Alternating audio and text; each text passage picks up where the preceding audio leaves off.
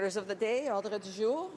Orders of the day, government orders, government bills, comments, resuming consideration at second reading of Bill C-86, the Budget Implementation Act 2018, number 2, and on the amendment of Mr. Poilievre.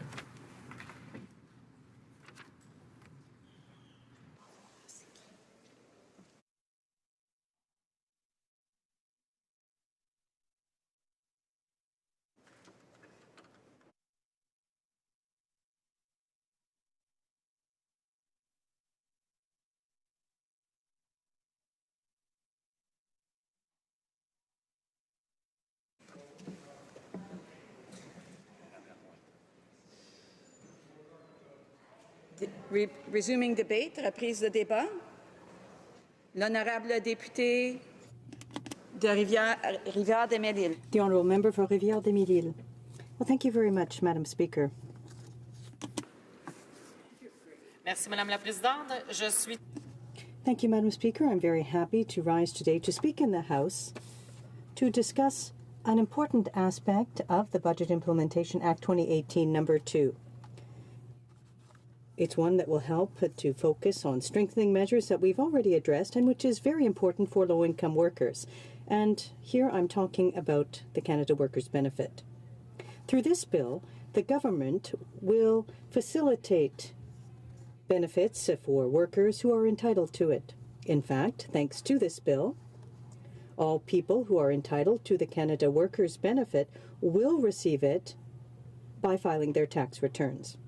Madam Speaker, our government knows that Canadians are working very hard to build a better future for themselves and for their families.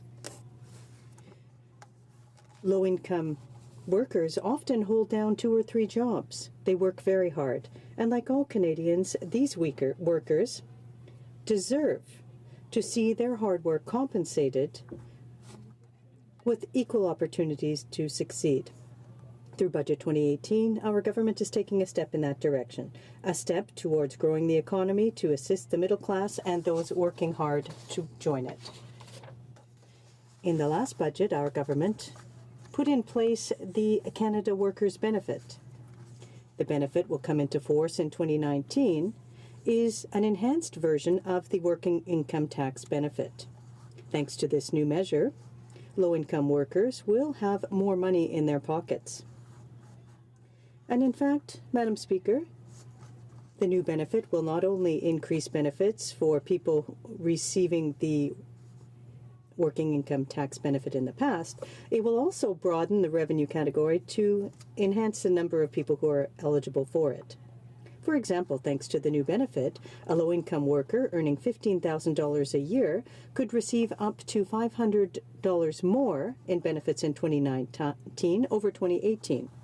Madam Speaker, this is real assistance that will help more than 2 million Canadians. In addition, this measure will help to lift some 74,000 Canadians out of poverty by 2020. But that's not all. Budget 2018 also put in place measures to increase the maximum amount of the Canada Workers' Benefit for persons with disabilities. This $160 increase will help Canadians living with a disability and who are facing obstacles to enter the workforce. Madam Speaker, and I forgot something very important, and I'd like to point out that I'll be sharing my time with my honourable colleague, the member for Scarborough-Guildwood. I'm getting better, though, Madam Speaker.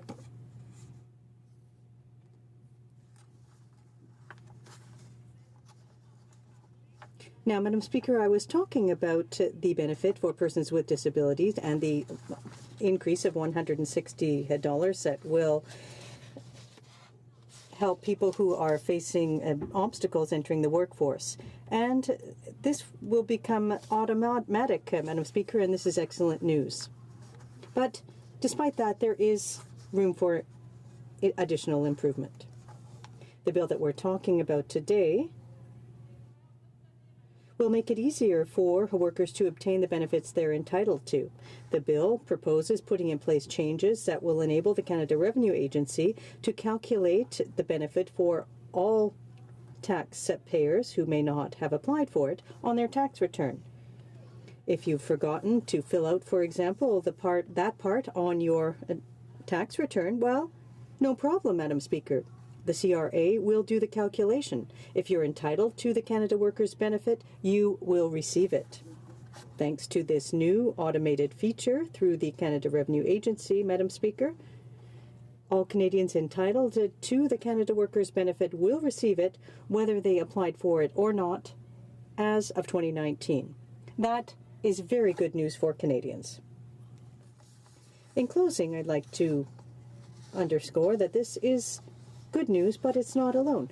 The Canada Workers' Benefit is one of the many measures the government is putting in place to help people in need.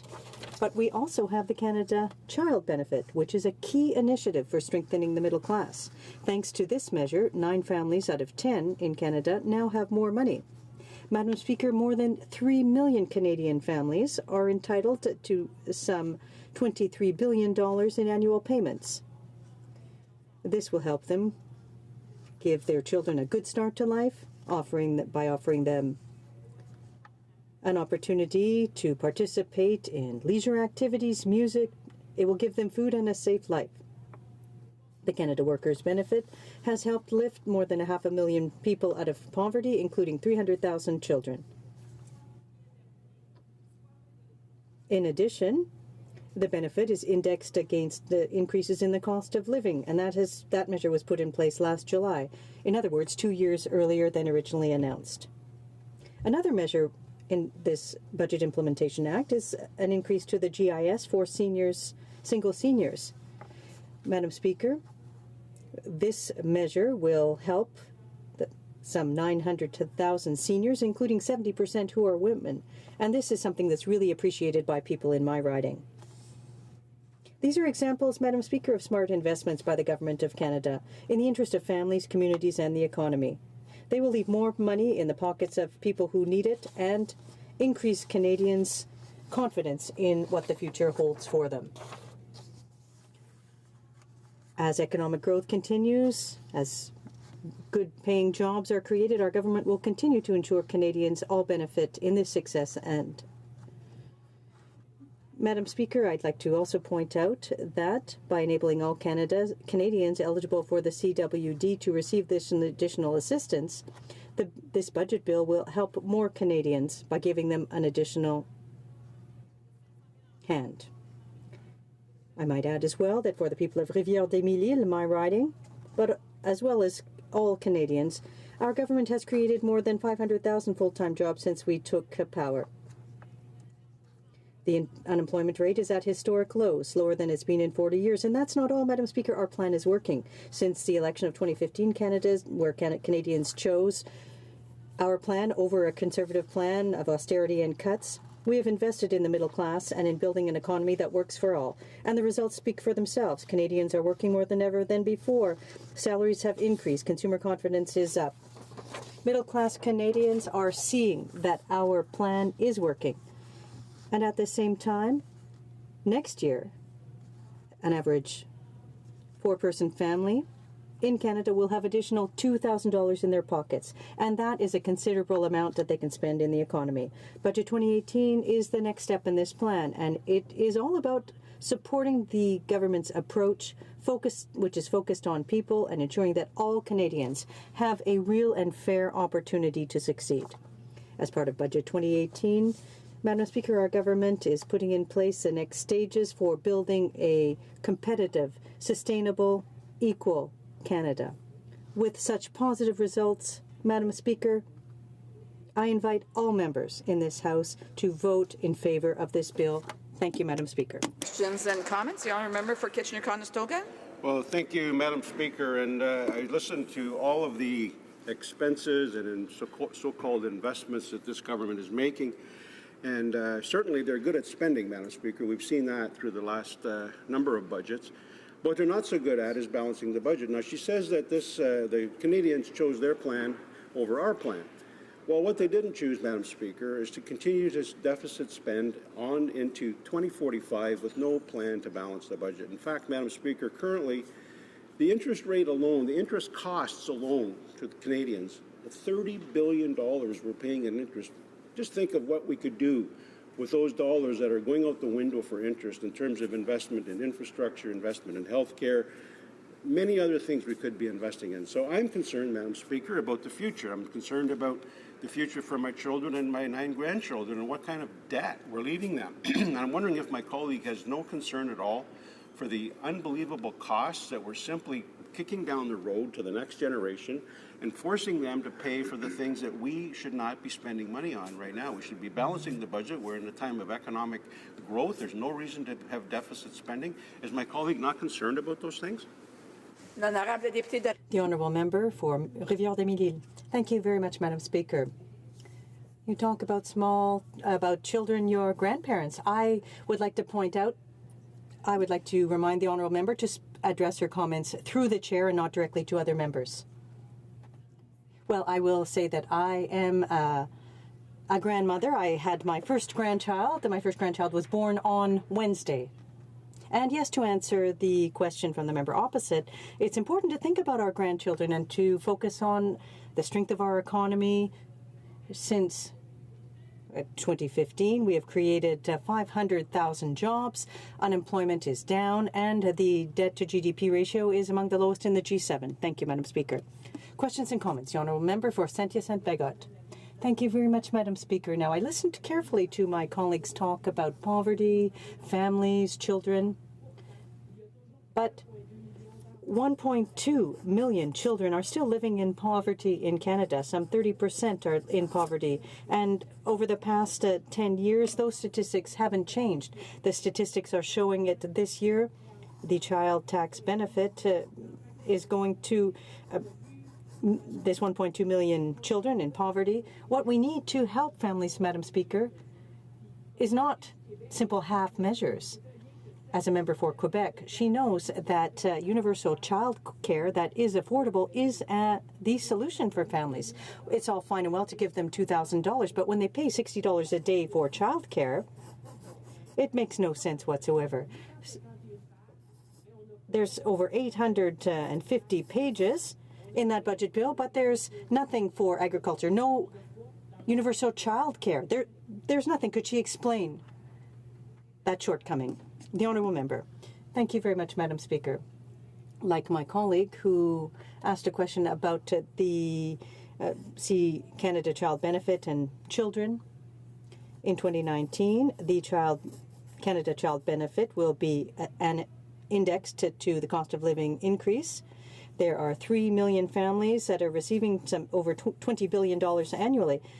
This helps families a great deal. Our economy is doing well. We've created 500,000 jobs over the past 3 years. The unemployment rate is at its lowest in years. The economy is doing well. I'm aware of this, Madam Speaker, because I'm aware of costs. In Quebec, we are fortunate. We have lower cost child care, but the Canada Child Benefit is a measure that helps all Canadian families. Thank you, Madam Speaker. Bref question. Time for one brief question. A very brief question. Thank you, Madam Speaker. In her speech, I want to pick up on where the member for Kitchener-Conestoga left off with the expenditure versus being able to actually balance a budget. I wonder if the member could comment among all the new expenditures that have been discussed, if she's aware that the budget that this Implementation Act is attached to predicted that the differential on Alberta crude would shrink to below $15 a barrel. This has a significant impact on future revenue for this government, and under the failures of pipelines, this has gone up to over $50 per barrel, not below 15. The honourable member for Rivière-des-Mille-Îles, a brief answer, please. Thank you, Madam Speaker. Madam Speaker, my colleague alluded to Alberta, but I'd like to talk about the cost of pollution, and that's something that goes together. Economic development. They haven't talked about it on the benches opposite. In my view, we need to foresee the situation for future generations. That's why our government has put in place steps to ensure that we are focusing on environmental issues. Resuming debate, the honourable member for Scarborough-Guildwood. Thank you, Madam Speaker, for this opportunity to participate in this debate. And I have to say that at times we actually don't recognize our blessings in this country for the way in which things are actually unfolding. And I would like to attribute it all to the government's wisdom and knowledge and political acumen, but that is, of course, a critical point. But nevertheless, we do, as a nation, have many blessings and many things to be thankful for, and we don't actually recognize some of the things for which we should be thankful. Madam Speaker, I thought I'd focus for the first part of my speech on the issues of trade. This government has signed 3 trade deals in the past while. The most recent of which was the CPTPP, an acronym that is challenging at the best of times. It includes 16 countries, 6 Asian countries, and we only had one previous trade deal with an Asian country, and it's like getting 6 new trade deals simultaneously. It reduces our dependence upon one market. We've seen what our dependence on one market can create for us, which is, in my judgment, in other oils, and we do sell at a significant discount. And the reason that we sell at a significant discount is that we are dependent entirely on one market for that product. So this deal is a good deal, and I'm glad to see that we've ratified it and moved it forward. And ironically, the U.S. is on the outside looking in. We have 16 nations who are now prepared to trade with each other on a fair trade basis, and it is a better situation for us all.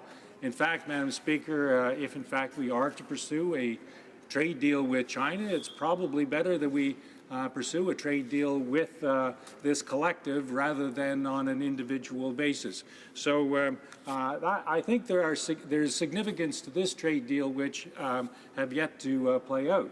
The second deal, of course, was the CETA deal, which is the European deal, and give credit where credit is due. The previous government did a lot of the heavy lifting with respect to that deal, and to the credit of them and to the then Minister of Foreign Affairs, she completed that deal, and it is now in place and accesses something in the order of about 300 or 400 million people and 20 plus countries. Again, a tremendous opportunity for us to diversify the market. And the third deal, of course, is the one that's got all of the ink, namely the USMCA. And the USMCA deal is, of course, always going to be a critical deal for us because of our relationship with the Americans on the North American continent. But I think if there's a lesson to be learned out of all of these trade deals is that we need to lessen our dependence upon one market and to get into other markets. And hopefully the combination of these deals will in fact get us into other markets, something in the order of possibly, certainly at least 1 billion people and possibly as many as 2 billion people, and certainly in the order of 40 plus countries.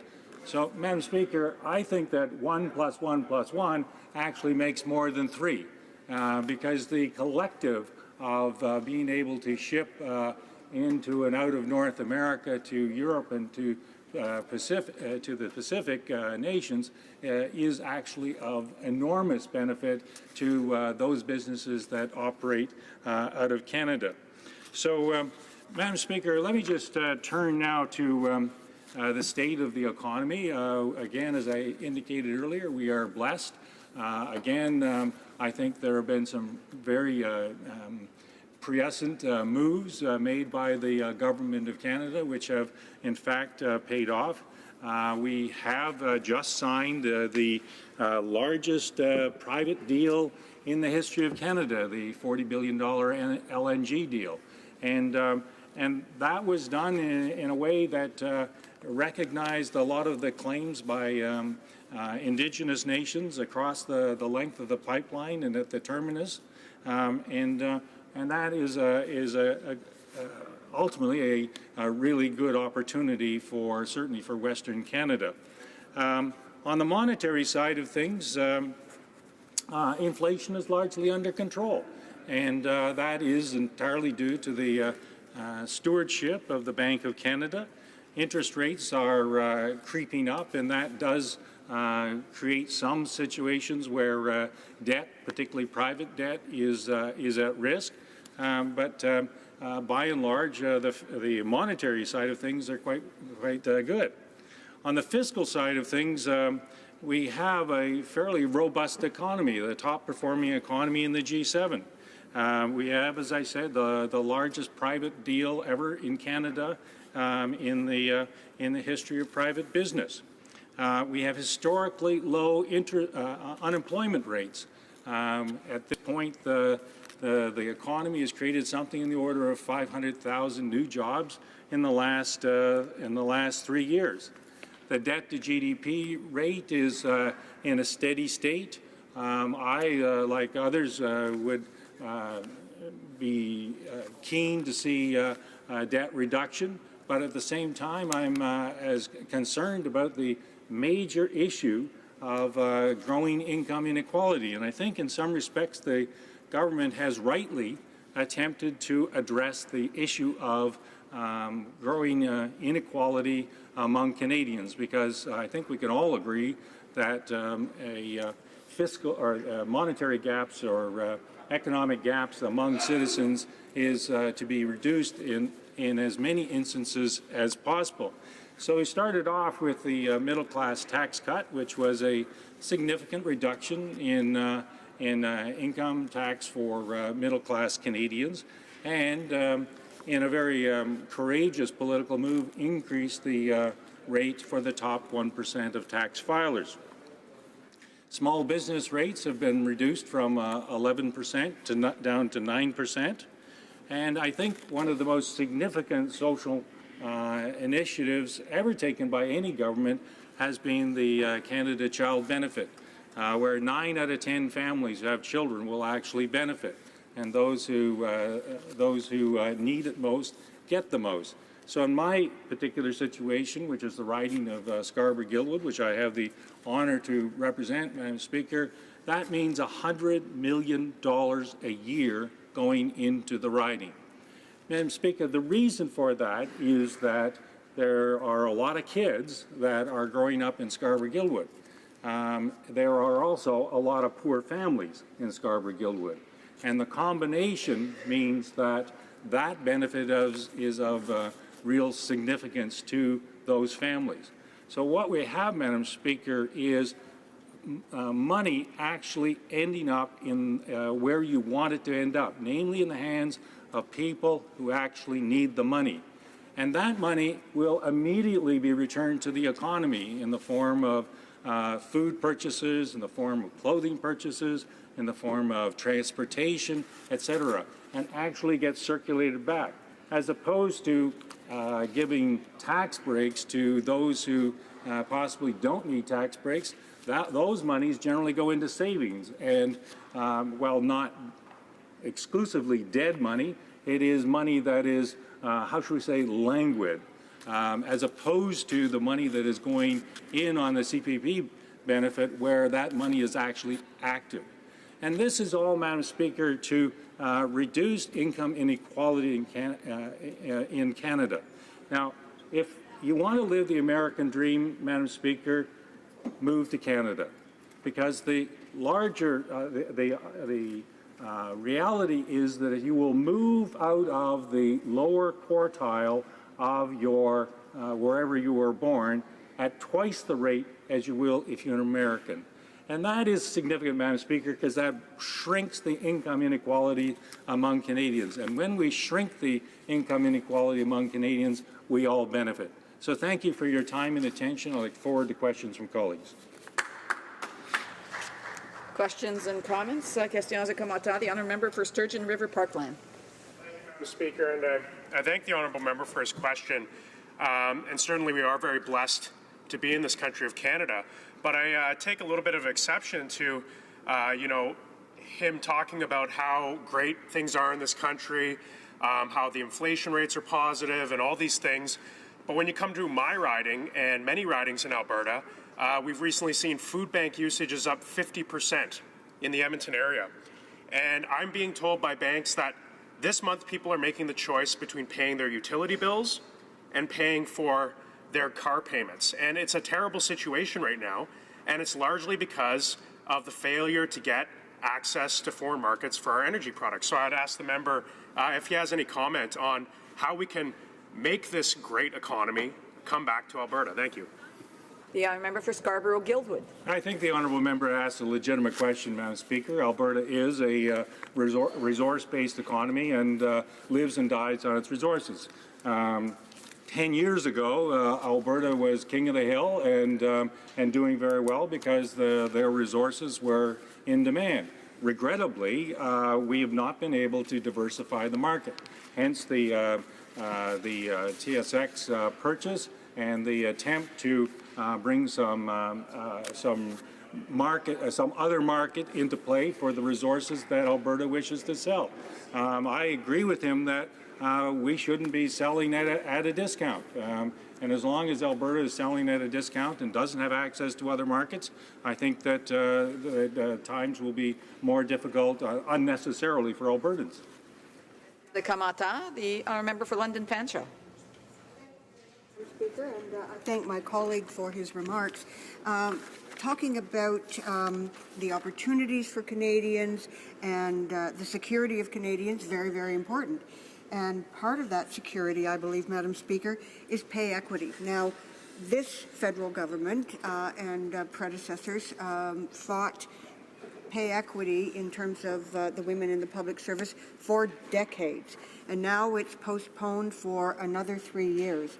My question is, where is this legal support center for non-union women as recommended in the 2004 task force on pay equity? 2004, that landmark task force, 14 years ago.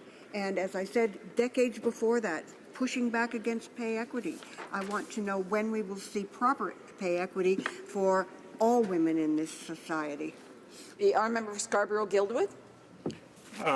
Madam Speaker, the honourable member asked the question in the context of a government that's done more on the feminist side of the concerns than pretty well any government in history, and that includes pay equity, and that includes the creation of moving, if you will, the status of women into that of a department. These are issues that have been historical injustices. The government has moved massively in redressing these historical injustices, and I hope that in a very short period of time the honourable member won't need to ask a question such as that. Questions and comments? The honourable member of Saanich Gulf Island, a brief. Thank you, Madam Speaker. And although we've been debating this omnibus budget bill, much of my colleagues' comments related to a false narrative, which has been spread so widely that I'm quite certain my honourable colleague doesn't know it's false, which is that there's a massive differential that costs Canadians money because Alberta bitumen doesn't get the same price on the world market as crude. Now, of course, the reason for that is that it's not worth as much because it's a solid. It has to be upgraded before it can be sold.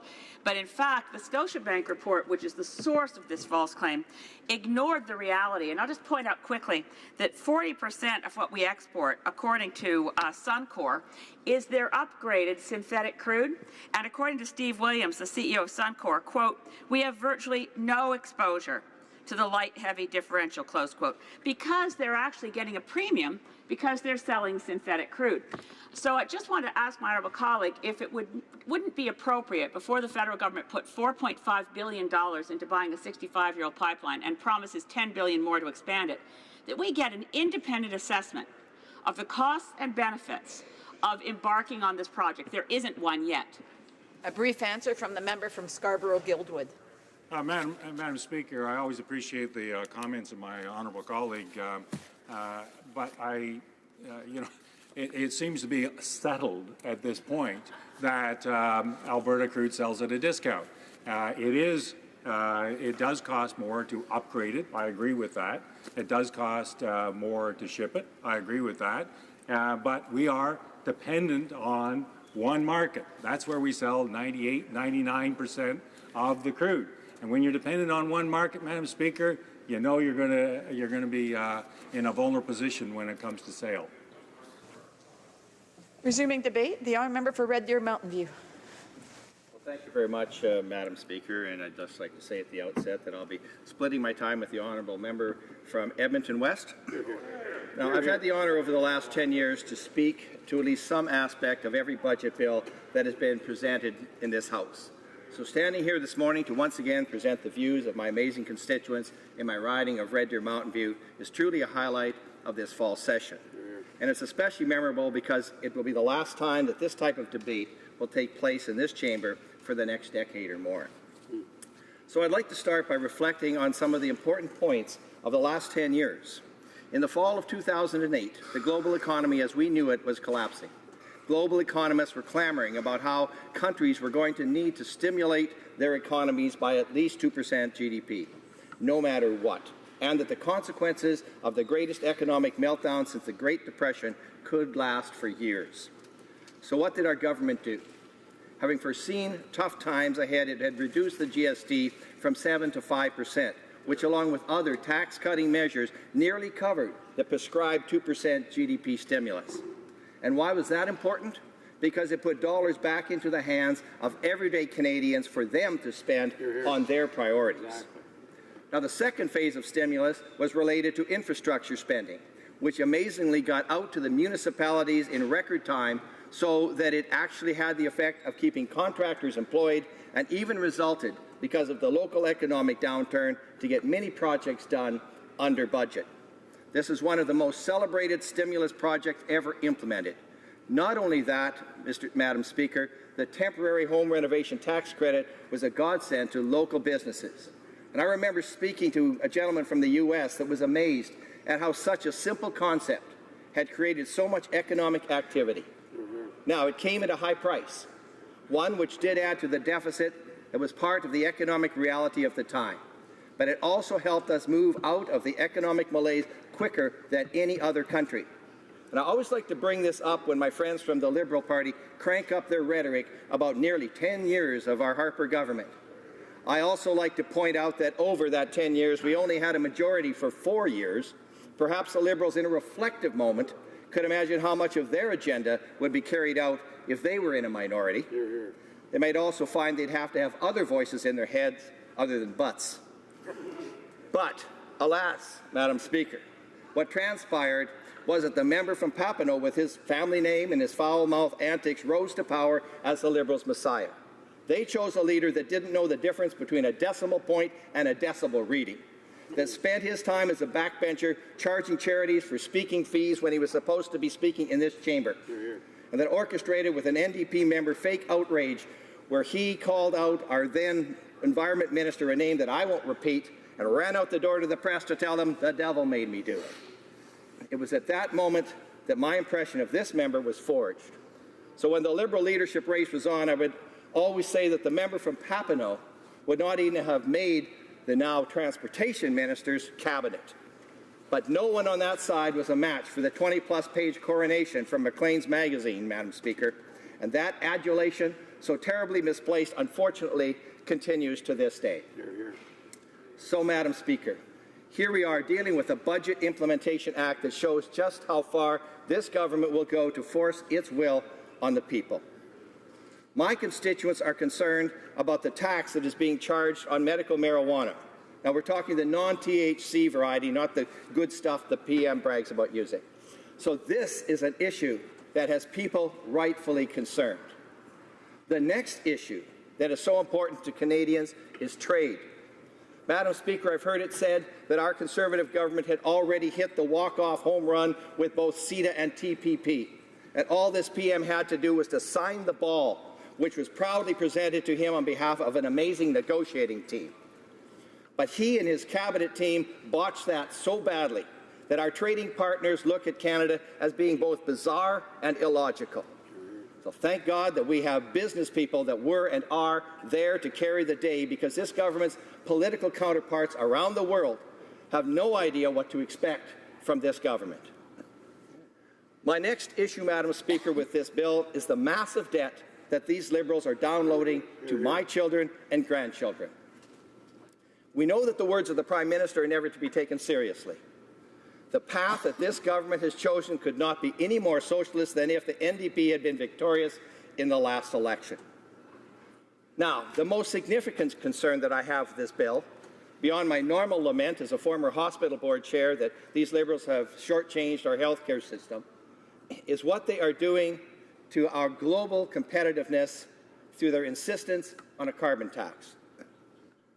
Now, most Canadians see this as something in the future, but there are Canadians that are well on their way to this government's initial goal of a $50 carbon tax. The one I'm most familiar with is my province of Alberta. As the real climate leaders in this country, we have been reducing our carbon footprint for years, long before the present NDP government signed on to the Liberal carbon tax plan. We Albertans were reducing our per-unit emissions not just by legislation, but because we felt it was the right thing to do. Absolutely. After all, wouldn't having a technology fund that encouraged greenhouse gas reduction with the possibility of selling that technology to places in the world that actually need the help be a logical business decision? Well, this federal government said, we don't care. It's our way or the highway, which is what they are now telling these provinces, those provinces that have chosen to stand up to their tyranny. So what are these numbers, Madam Speaker? I'm going to compare the average Alberta cropland, which in the next few months will be paying a $30 carbon tax, to the average PEI cropland farm, where my good friend, the Honourable Minister of Agriculture, is from, and I will use the same figures, recognizing that Alberta's reality in our bid for this elusive social license will be PEI's reality in a few years. So, using calculations from the the Agriculture Census 2016 and the National Inventory Report 2017, an Alberta farm, average farm of 855 acres at $25 per tonne is $6,631. While in PEI, on their average size farm of 323 acres, the cost would be $5,403. Adding the on-farm energy and transport emissions cost, again from those same reports, there's an additional $2,030 for Alberta and $820 for PEI. The total for this is $8,661 for the average Alberta farm and $6,223 for the average PEI farm. Now, Alberta will soon be paying, as I said, the $30 per tonne. The reality is that when we hit $50 per tonne, as is this Liberal government's initial figure, which of course is much lower than its environmental guru activists envision for any country so inclined, the costs would amount for Alberta $17,332 and PEI $12,446. Now, the occupants of the government front bench may not know this. Certainly the PM and the Finance Minister don't know this. But these tax-cheating farmers do not have the means to pass this cost on to the consumer. Kind of the situation that exists in agriculture when you buy retail and sell wholesale. And since I know this will come up, I'm looking forward to hearing from the Minister just how much the carbon tax exemption for marked fuel will reduce the cost for farmers. I'll be seeking those answers in the weeks ahead. So, Madam Speaker, in conclusion, let me say how honoured I was to scrutinize budgets in the past from a Prime Minister who, as an economist, understood not only Canada's financial realities inside and out, but also how Canada fit into the interrelated financial global markets. I also admire our Conservative team that respectfully and responsibly pursued trade deals where Canada's economic future was always considered first. And I stand with Canada's farmers who are going to be greatly impacted by this government's blindness to the role that our men and women of agriculture play in the preservation and conservation of the land that produces the safest, high-quality food on the planet. Madam Speaker, thank you for the privilege of allowing me to speak in the final days of this chamber on a subject that I and my constituents of Red Deer Mountain View are so passionate about. Thank you. Here, here. Questions and comments. The Honourable Parliamentary Secretary to the Minister of Families, Children and Social Development. listened with interest to the claim that the previous government took steps to reduce greenhouse gas emissions and was proud of its record. And if you look at what happened, there was a global recession and the economy effectively shut down. And you can see that as soon as the recession kicks in, Canada's greenhouse gas emissions start to go down. And then as soon as the economy starts to come back into gear, the greenhouse gas emissions start to go up again. The second thing that happened, though, was that Ontario got rid of its coal plants, and that also made a significant contribution. The Conservatives opposed that. In fact, they want to keep burning coal well into 2060, which is just not good for the planet. But the thing that really struck me is that they love this idea that recessions are good for the planet. In fact, they liked it so much they tried it twice and tried to create a second recession as they were leaving office. Is that really the Conservatives' plan? A rotating set of recessions that unemploy Canadians as a way of getting rid of greenhouse gases? Is that the only plan they have for saving the planet? The honourable member for Red Deer Mountain View. Madam Speaker, that comment that Canada created the recession of 2008 is the most irresponsible comment that I have ever heard. Exactly. Perhaps that member was not out there wondering how businesses were able to continue because banks wouldn't even lend to themselves. This was the scenario that had taken place there. Maybe in the bubble that member was in, he didn't see any issues. But the issues that had taken place back in 2008, these were serious, and this was global. And for him to suggest that that was something that was caused by a Conservative government, perhaps he wasn't listening to the way in which people around the world were talking about Canada as being the only ones that were able to get to that 2% reduction just on taxes, putting the money back into people's pockets, and then dealing with a situation where infrastructure got out probably to his city as well, as fast as it possibly could. Questions and comments? The Honourable Parliamentary Secretary, the Government House Leader. Yes, thank you, Madam Speaker. You know, the member is just virtually dictating what was no doubt some hot-off-the-press Stephen Harper speaking notes. You know, it's absolutely amazing in terms of just to what degree there's so many falsehoods in the statement. We can talk about trade, and he tries to give the impression that this government is not proactive on trade. Come on, Madam Speaker, who's he trying to kid? We have, whether it's CETA, TPP, these are agreements that Stephen Harper did not get over the finish line. And if it was not for a progressive government aggressive on the trade file, it never would have gotten across the goal line. Not to mention in terms of the trade agreement between our greatest partner sharing of the United States, Madam Speaker. You know, when it comes across as a deficit, maybe the member can explain why it is that under Conservative rule in Canada, 38% of the time, 150 years Canada has been a confederation, 38% of the time it's been under Conservatives, and during that period of time, 75% of the total debt has been created by incompetent Conservative governments. The honourable member for Red Deer Mountain View. Speaker, cleaning up Liberal messes is what we have to do. That is exactly what happened in the old Trudeau era as that massive debt was continued on for years and years, and that's how that had to be done.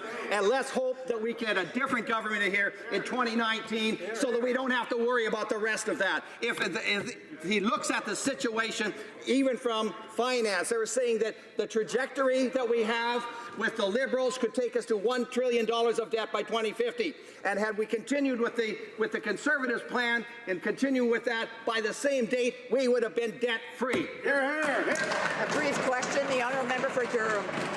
Thank you very much, Madam Speaker. You know, the House of Commons, some members come and bring tremendous experience.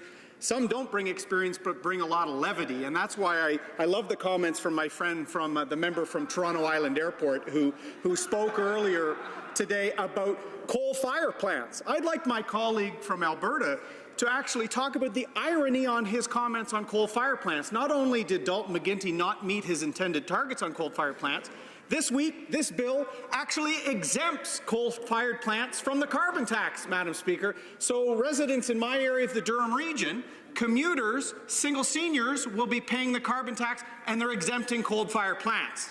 A brief answer from the member for Red Deer Mountain View. Well, thank you very much to the honourable member for the question. And yes, the hypocrisy under this situation is amazing. I go out to Sheerness, which is right close to my hometown in central Alberta, and that plant, a coal-fired plant, is running full bore, and you don't even know that it's on. And yet, that's the technology we should be selling around the world instead of shutting it down because of some types of plans that the former Liberal government in Ontario thought was important. Resuming debate, the honourable member for Edmonton West. Thank you, Madam Speaker. I rise on C-86, the Budget Implementation Act Part 2.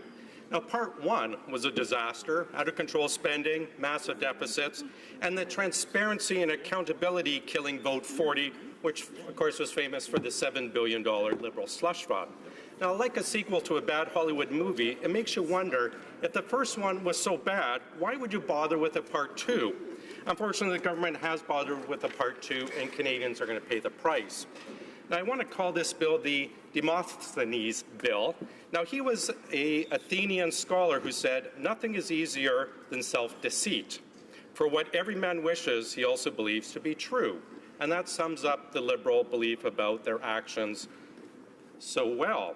Now, they'll sit out there and claim we have record investments across the country, employment growth here, employment growth there, this national strategy, that national strategy will fix everything. But let's look beyond the hyperbole. Let's look beyond the self-deceit and see what's really going on. Now, first, Part 2, like Part 1, is an omnibus bill. 4 different parts, 23 different divisions. Yes, 23 different divisions. Now, 5 different divisions of these 23 have multiple or amend multiple acts. So even the omnibus bill has omnibuses inside the omnibus. Now, what does liberal.ca, the website, which is still up, you can check, say about omnibus bills? It says, quote, "Stephen Harper has also used omnibus bills to prevent Parliament from properly reviewing and debating proposals. We will bring an end to this undemocratic practice." But have they? Of course not. It's quite remarkable, though, this party is so obsessed with the previous Prime Minister. When every sentence they have, if it doesn't mention the middle class or feminism, they mention Harper. It makes me wonder if little Liberals go to bed at night and check under the bed for the Harper boogeyman. Now, we all know omnibus bills are bad, so I want to quote a few members from across the way.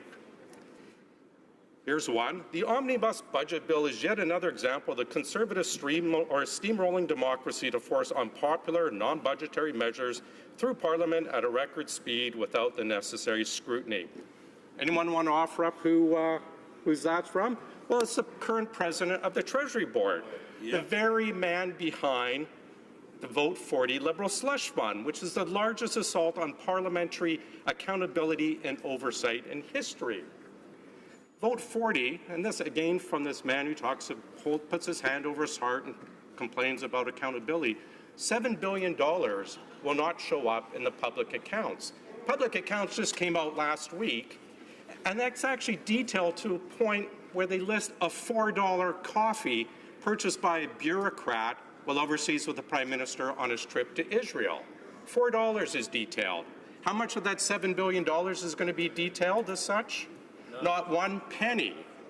A third of $1 billion set aside for Phoenix to fix, well, supposedly to fix Phoenix.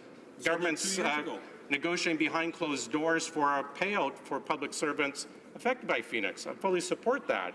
Is that money going to be used for that? They won't know, or they won't say, and Canadians will never know. All it will show is a lump sum line in the public accounts. I want to mention a few other people comments from the other side about omnibus bills.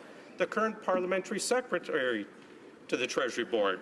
It's difficult, really, in this time to do justice to a bill like this because, once again, we have a bill that has a huge variety of measures. Some of them are new policy measures, and some are not even in the budget speech. To actually do justice is very difficult. Our colleague across the way, who I'm sure is going to get up and ask questions about this, from Winnipeg North, when we look at this massive budget bill, as I said earlier, the government is making changes to dozens of pieces of legislation through the back door by passing it through a budget implementation bill when in fact it should be standalone legislation. Omnibus bad? unless you're Liberal, in which case omnibus good is because, you know, they're the good guys. Now, I want to look at their self-deceit over their claim about how good the economy is. The Parliamentary Budget Officer recently released his economic and fiscal outlook. I want to talk about this quickly about another part of Liberal self-deceit about their transparency. The PBO has asked repeatedly for access to the request for proposal, the RFP, for the combat ship program that Irving is doing. We asked yesterday to the Treasury Board President, who oddly, of course, is under a dark cloud over his interference on behalf of the Irvings with the shipbuilding program, will you release the RFP? Now, the PBO is not asking for anything special. They are allowed to access that under Act of Parliament. Treasury Board, will you release it? Treasury Board President, I don't know, I'll have to check with someone else. We asked the Minister of Public Services and Procurement in committee, will you release it? Don't know. We asked the Minister of Defense in committee as a whole, will you release it? Hand over heart, we don't know. The PBO says this is going to cost $60 billion to taxpayers. Other insiders are saying it could cost as high as $100 billion, and yet this openness is default government won't release what is required. Shameful. I want to go on to back to the economic and fiscal outlook. It notes GDP is actually dropping next year to 1.8%, years after that to 1.5%. That's half of the global GDP growth. So we're lagging the rest of the world by half. We're behind the U.S., we're behind our allies, we're behind the advanced economies as noted by the IMF. He also notes that residential investment is what is driving our economy, but he also expects a significant correction to residential investments in the coming years. Now, labor market report he puts out, workplace participation, amount of people who are working, has actually dropped as a percentage since they came to power. Both men and women, workforce participation has dropped under the Liberal government. Our unemployment level, yes, it's a record low, et cetera, but we're underperforming our allies. We're underperforming Trump's USA, big bad Trump. The Liberal government is doing worse than him. We're underperforming our G7 allies and the other advanced economies, as well as we're below the OECD average. OECD covers a bunch of basket case countries as well, and we're actually below the average for unemployment. Now, over half the jobs created in the country this year, well over half, were in the public service. Now, public sector jobs are valuable, they perform valuable work, but it's not a sustainable path. Now, getting back to our unemployment, we are 49% higher than the U.S. rate right now. We're 29% above the G7 rate for unemployment. Now, of course, from this government, we hear middle class everything.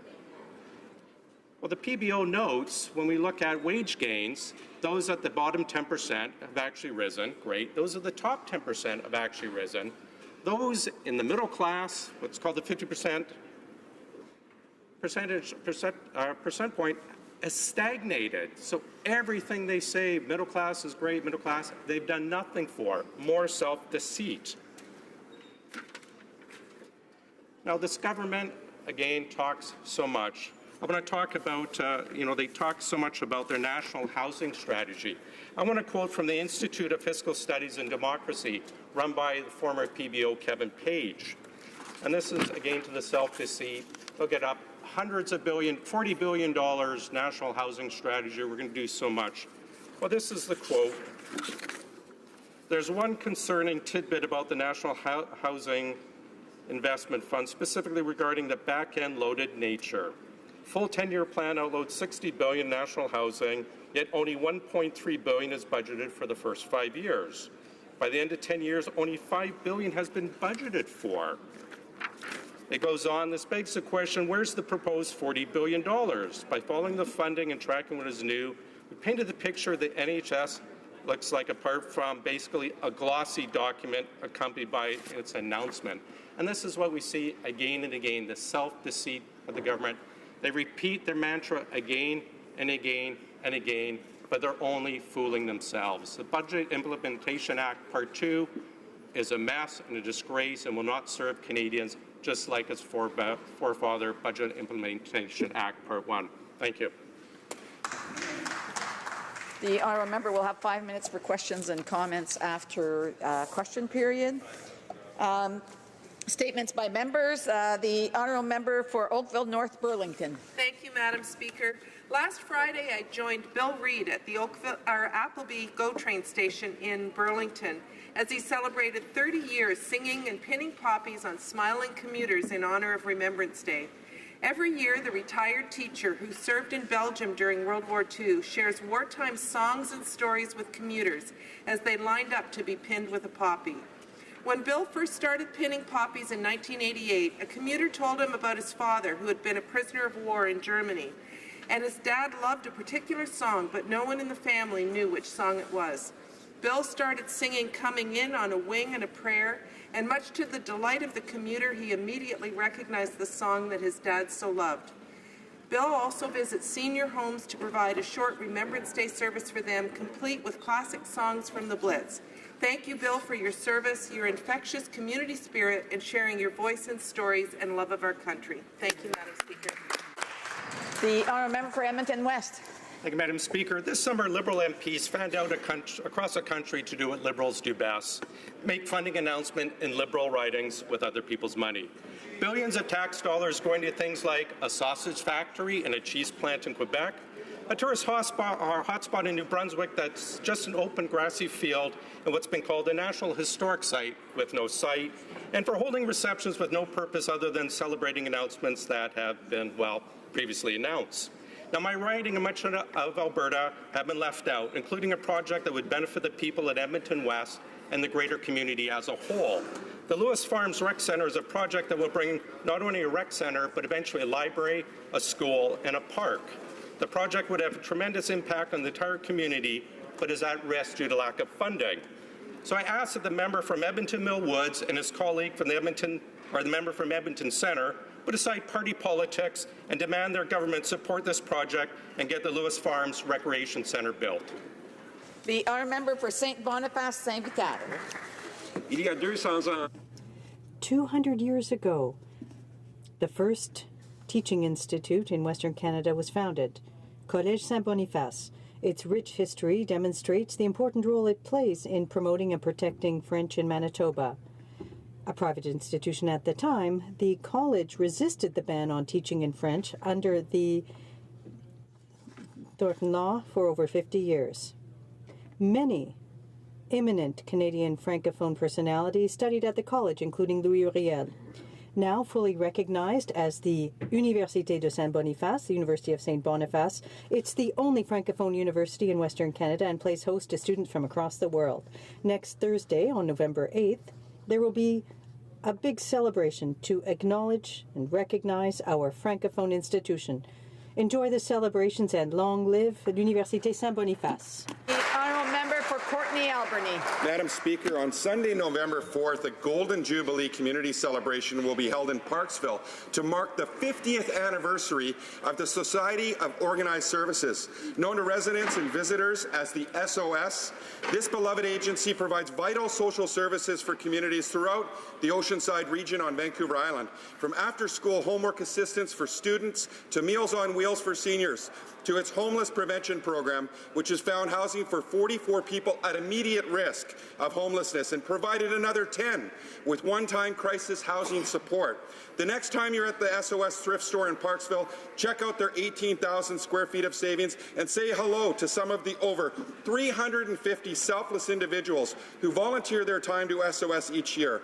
SOS continues to lead the way in assisting the most vulnerable in our communities and will continue to do so, I'm sure, for another 50 years. Hear, hear. The honourable member for Cumberland Colchester. Oh. Hein? Vous avez la méchance sur la chose. The honourable member for Charlottetown. 74 southern resident killer whales remaining in the wild. These highly social animals are facing an imminent threat to their survival and recovery. We need to act now to protect them. Since taking office, we've taken action to protect critical food sources and safeguard habitat. our government has been working with industry scientists, advocacy groups, and Indigenous communities to try to reverse the alarming decline of the southern resident killer whale population, because we believe that only by working together can we tackle this problem. This week, our government introduced further measures to protect the whales, including the creation of new whale sanctuaries to give them space to live together, to feed, and to raise their young. This past summer, we have also put in place new rules to keep vessels at a safe distance. After a decade of lost time under the previous government, I believe we owe it to our kids and grandkids to protect our nature and the wildlife that depends on it. Thank you, Madam Speaker. The honourable member for Calgary Nose Hill.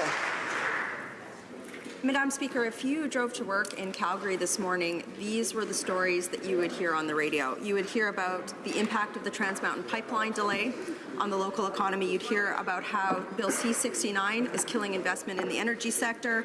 You'd hear about how the impact from the price differential on oil is killing the energy sector. You'd hear about stagnant wage growth in the city, and you'd hear about high unemployment numbers that are continuing. My constituents and my province need this government to immediately kill Bill C-69. This is a key determinant to investment fleeing the province, and it needs to stop today. They need to invoke Section 9210C of the Constitution to ensure that the Trans Mountain Pipeline is completely within federal jurisdiction, and they need to scrap the carbon tax. Most importantly, this government needs to stop treating Alberta like a colony whose only purpose is to be milked for equalization payments. The honourable member for Hastings, Lennox and Addington. Madam Speaker, when I first entered into municipal politics in 1998, it was under the leadership of Tyendinaga Township's first female reeve and Hastings County's first female mayor, Margaret Walsh. She has been a great mentor to me and helped shape me into the politician and community activist that I am today. As a rural MP, I have the honor to serve 19 municipalities and 1 First Nation reserve in my riding, and I'm proud to see over 30 female councillors or heads of council elected this year out of over 100 positions. This includes the town of Greater Napanese first female mayor, Marg Isbester. But Madam Speaker, 30% is not nearly enough. And we all need to do our part to set the conditions for more women to want to be engaged in politics, to support them, and to vote for them. Congratulations to all the women and men elected, and I look forward to working with you to serve our constituents. Thank you. Awesome. The honourable member for Durham. Oh, excuse. Yeah, the honourable member for Durham. Madam Speaker, next week is Remembrance Week, and this year we mark 100 years since the end of the First World War. As a veteran, I also want to recognize groups that have been helping our veterans. Thank you to the War Amps for their 100 years this year of supporting our veterans. I'd like to thank the War Amps for all of the work that they've done for our veterans. There was a Veterans Affairs Canada, Madam Speaker. There was the War Amps. In 1918, they were veterans helping one another adapt to their new challenges and advocate for others. And advocate they have, Madam Speaker. They've led the way. In 1932, they brought together all groups for the National Council of Veterans Associations. In 1962, they began helping child amputees with their Champ and Play Safe program. In 1980, they helped Terry Fox, Madam Speaker. From POWs to Indigenous veterans to the Merchant Navy, they've been at the forefront.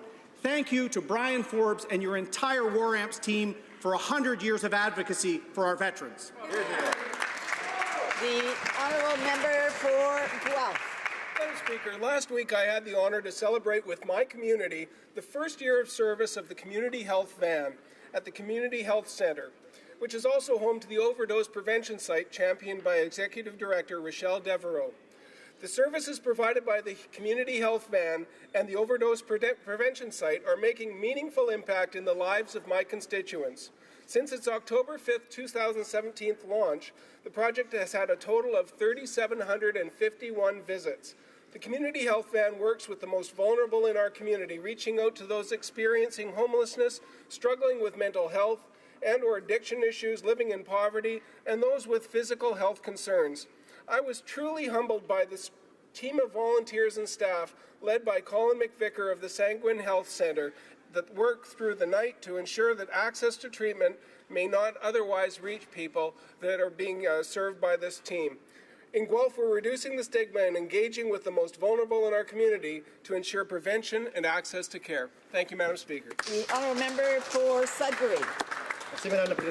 Thank you, Madam Speaker. Today is November 2nd, and it's the second day of Movember. Awareness for prostate cancer, testicular cancer, men's mental health, and men's suicide prevention. These are important issues for everyone, considering that 1 in 8 men will be diagnosed with prostate cancer in their lifetime.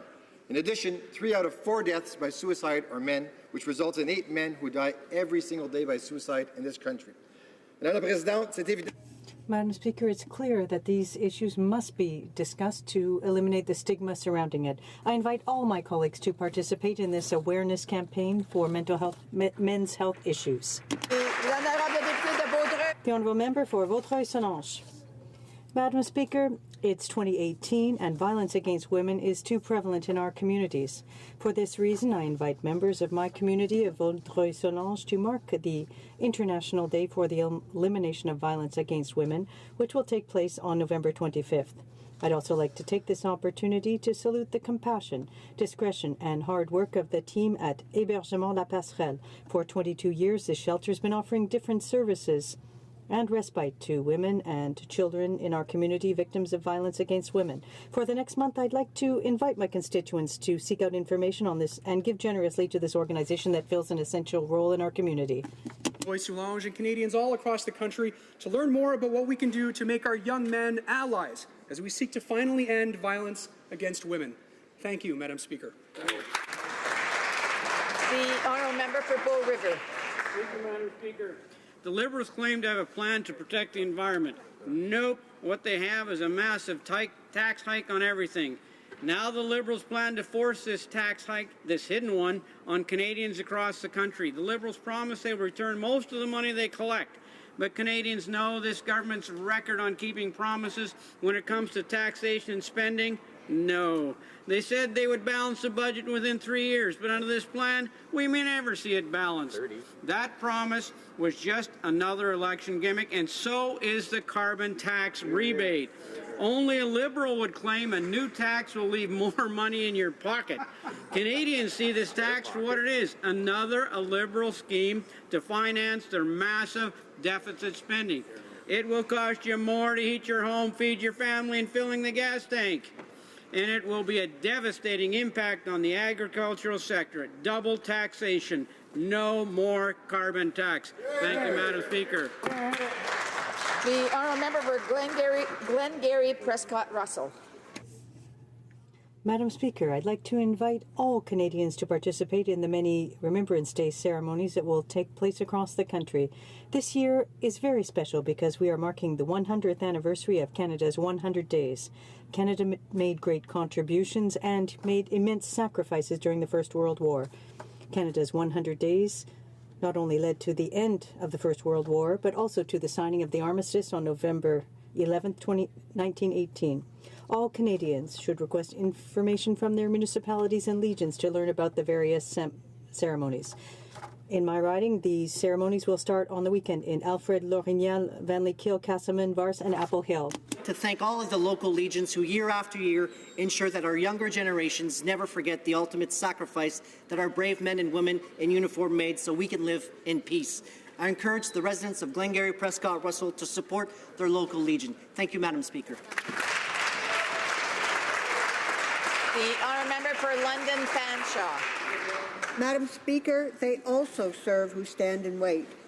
In this month of remembrance, I pay tribute to Mel Heimers, a friend, a veteran, and an exceptional human being. Mel was an airplane mechanic in the Royal Canadian Air Force, stationed in Newfoundland during the Second World War. He would sometimes say that he did not make a real contribution to the war because he stayed back. But we know the importance of Mel's contribution. He kept the planes flying and the airmen safe. Mel's military service was a source of great pride for him. He loved his family, he loved fiddle music, and he loved to fly. At 90, Mel was determined to be part of the first manned mission to Mars, and he was approved for that mission by NASA. It has been my great honor and privilege to know him. Mel passed October 10th at the age of 100, surrounded by his loved ones and listening to violin music. Godspeed, Mel. We wish you high flight. Watch over us from Mars. The honourable member for Kitchener-Conestoga. Madam Speaker, there are many things this Liberal government has failed on. Balancing the budget, cutting taxes for the middle class, maintaining Canada's strong presence on the world stage. What they haven't failed on, Madam Speaker, is standing up for the rights of criminals over the rights of victims. Bill C-75, the Liberal 300-page omnibus justice reform bill, waters down penalties for very serious crimes. If passed, criminals could get sentenced with as little as a fine for serious offences such as human trafficking, using drugs in the act of sexual assault, and impaired driving causing bodily harm. Madam Speaker, Canadians can always count on the Conservative Party to put the rights of victims before the rights of criminals. That is why we introduced the Victims' Bill of Rights, introduced mandatory minimums, and campaigned on Life Means Life legislation. Today, as the father of Tory Stafford and hundreds of others are outside these walls protesting this Liberal government, I call on this government to put their ideology aside, do the decent thing, and stand up for victims of crime. Thank you, Madam Speaker. The honourable member for London West. Madam Speaker, violence against women and girls is a terrible and tragic reality, and it's important to shine a light on this ongoing abuse. This month marks the London Abused Women's Centre's 9th annual Shine the Light campaign.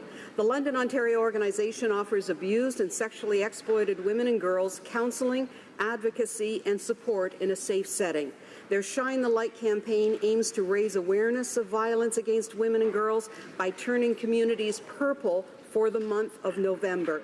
Our government strongly supports gender equality and condemns any type of violence against women and girls. As Canadians, we need to do more to create a culture of non-violence and respect for women and girls. This month, let us stand in solidarity with victims, their families, and loved ones, and recognize their courage and survival. Thank you, Madam Speaker. Excellent. Oral questions, questions orales. The honourable member for Barrie Innisfil.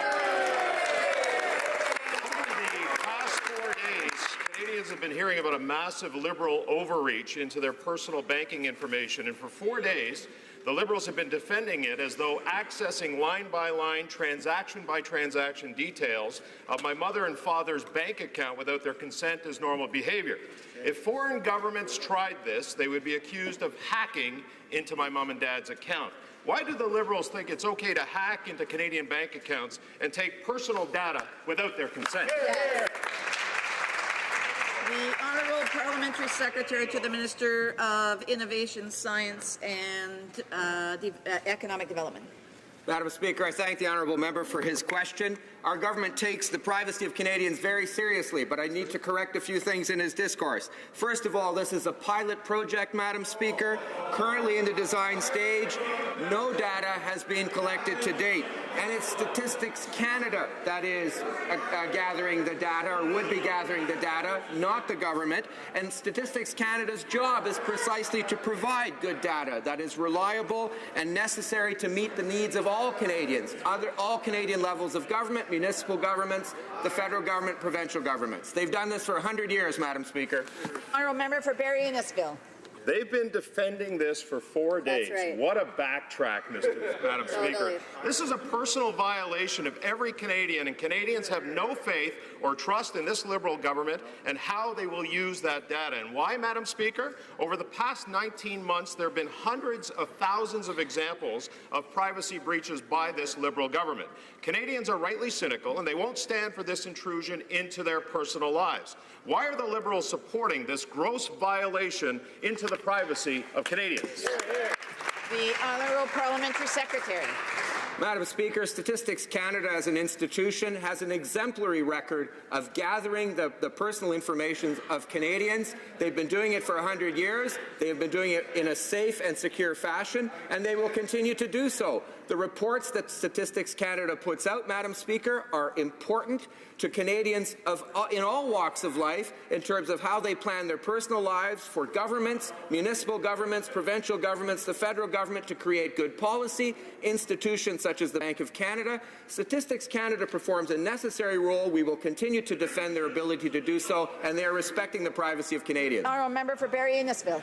And now they're hiding behind Statistics Canada when it was their idea to invade Canadian privacy. This is why the personal violation and breach of the trust becomes important. If mom or dad transfers $15,000 to their son and daughter-in-law to help with the purchase of their first home, should they expect a call from the government asking them why? Will the government call a new Canadian after they transfer money back home to their family in the Philippines asking what that transfer was for? The potential for abuse is real. This personal violation of privacy is wrong on every level. Why can't this Liberal government see that? The Honourable Parliamentary Secretary. Mr. Speaker, no government and no Canadian will have access to the personal information of Canadians.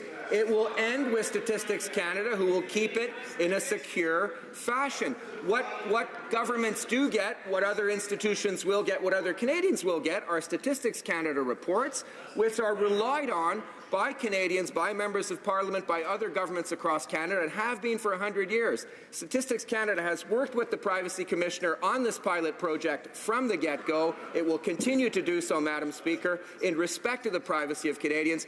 Canadians do not need to be worried, Madam Speaker, about their information. The Honourable member for Louis Saint-Laurent. Madam Speaker, the situation is clear for millions of Canadians. Statistics Canada has no business snooping into the bank accounts of Canadians. That's clear. Pilot project or not, that's a fundamental principle that we defend. Yes, Statistics Canada does consultations, but they normally do it with the consent of Canadians. And in this case, Canadians are having their bank accounts snooped into without their consent. It makes no sense. Why are the Liberals still doing the indefensible? The Honourable Parliamentary Secretary. Madam Speaker, our government takes privacy issues very seriously. Let's be clear. This is a pilot project that is currently in the design phase. No data has been collected to date. The work of StatsCan is to provide reliable and necessary data to meet the needs of Canadians, companies, and communities. By working on designing this project, StatsCan has worked from the very beginning with the Privacy Commissioner, and StatsCan will continue to do so. The Honourable Member for Louis Saint-Laurent. Well, Madam Speaker, the problem is that this is a pilot project. Could the government make the pilot land the plane? Because this doesn't make any sense. Now, there may be breaches of confidentiality here. That's the problem. Over the last 19 months in Canada, there have been over 1,000 situations where there were confidentiality breaches and where private information was leaked.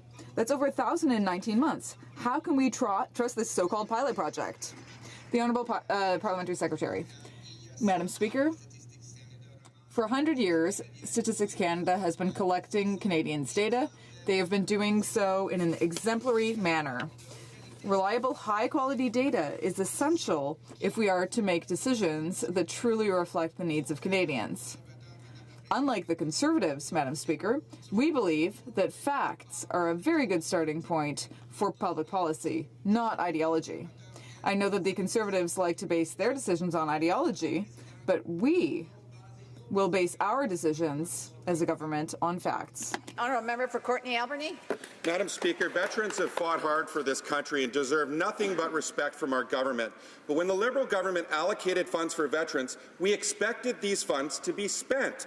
The government is doing what it said it would never do, authorize funds for veterans and fail to use them. The Liberals are not honouring their promise to respect veterans and to make sure every dime allocated is spent. This is unacceptable. When will the Liberals show veterans the respect they deserve and make sure that every dollar allocated by this House is spent? The Honourable Minister of Veterans Affairs and Associate Minister to the National Defence. Madam Speaker, our benefits are demand-driven, so whether there are 10 veterans or whether 10,000 eligible veterans come forward, they receive benefits, and they are based on estimates, and they provide us some guarantees. Whether a veteran comes forward this year or the next year or the year after, we will always have the resources available for veterans. When we took office, we immediately increased financial supports by putting more money in veterans' pockets, increasing mental health supports, delivering on the promises that we made to veterans and their families. Thank you. The Honourable Member for Jonquière. Madam Speaker, the Liberals make promises to our veterans that they can't even keep. They authorize spending, but they're not getting the money out the door. They left $80.9 million sitting in coffers in 2016, $143 million in 2017, and $148.6 million in 2018. Without this money, veterans don't have access to the services they are entitled to. Will the Liberals finally keep their promises, or will they abandon our veterans? The Honourable Minister. Madam Speaker, the benefits depend on the number of requests. All eligible veterans will receive these benefits. We estimate the number of people who will make a request for benefits will be dealt with. The Honourable Member for Jonquière. Madam Speaker, for the men and women working in steel mills in Hamilton or in small businesses in Saguenay-Lac-Saint-Jean, the USMCA negotiations are not just a game to be won. The Americans' unfair steel and aluminum tariffs could make them lose their jobs, and they could cause serious harm to my region.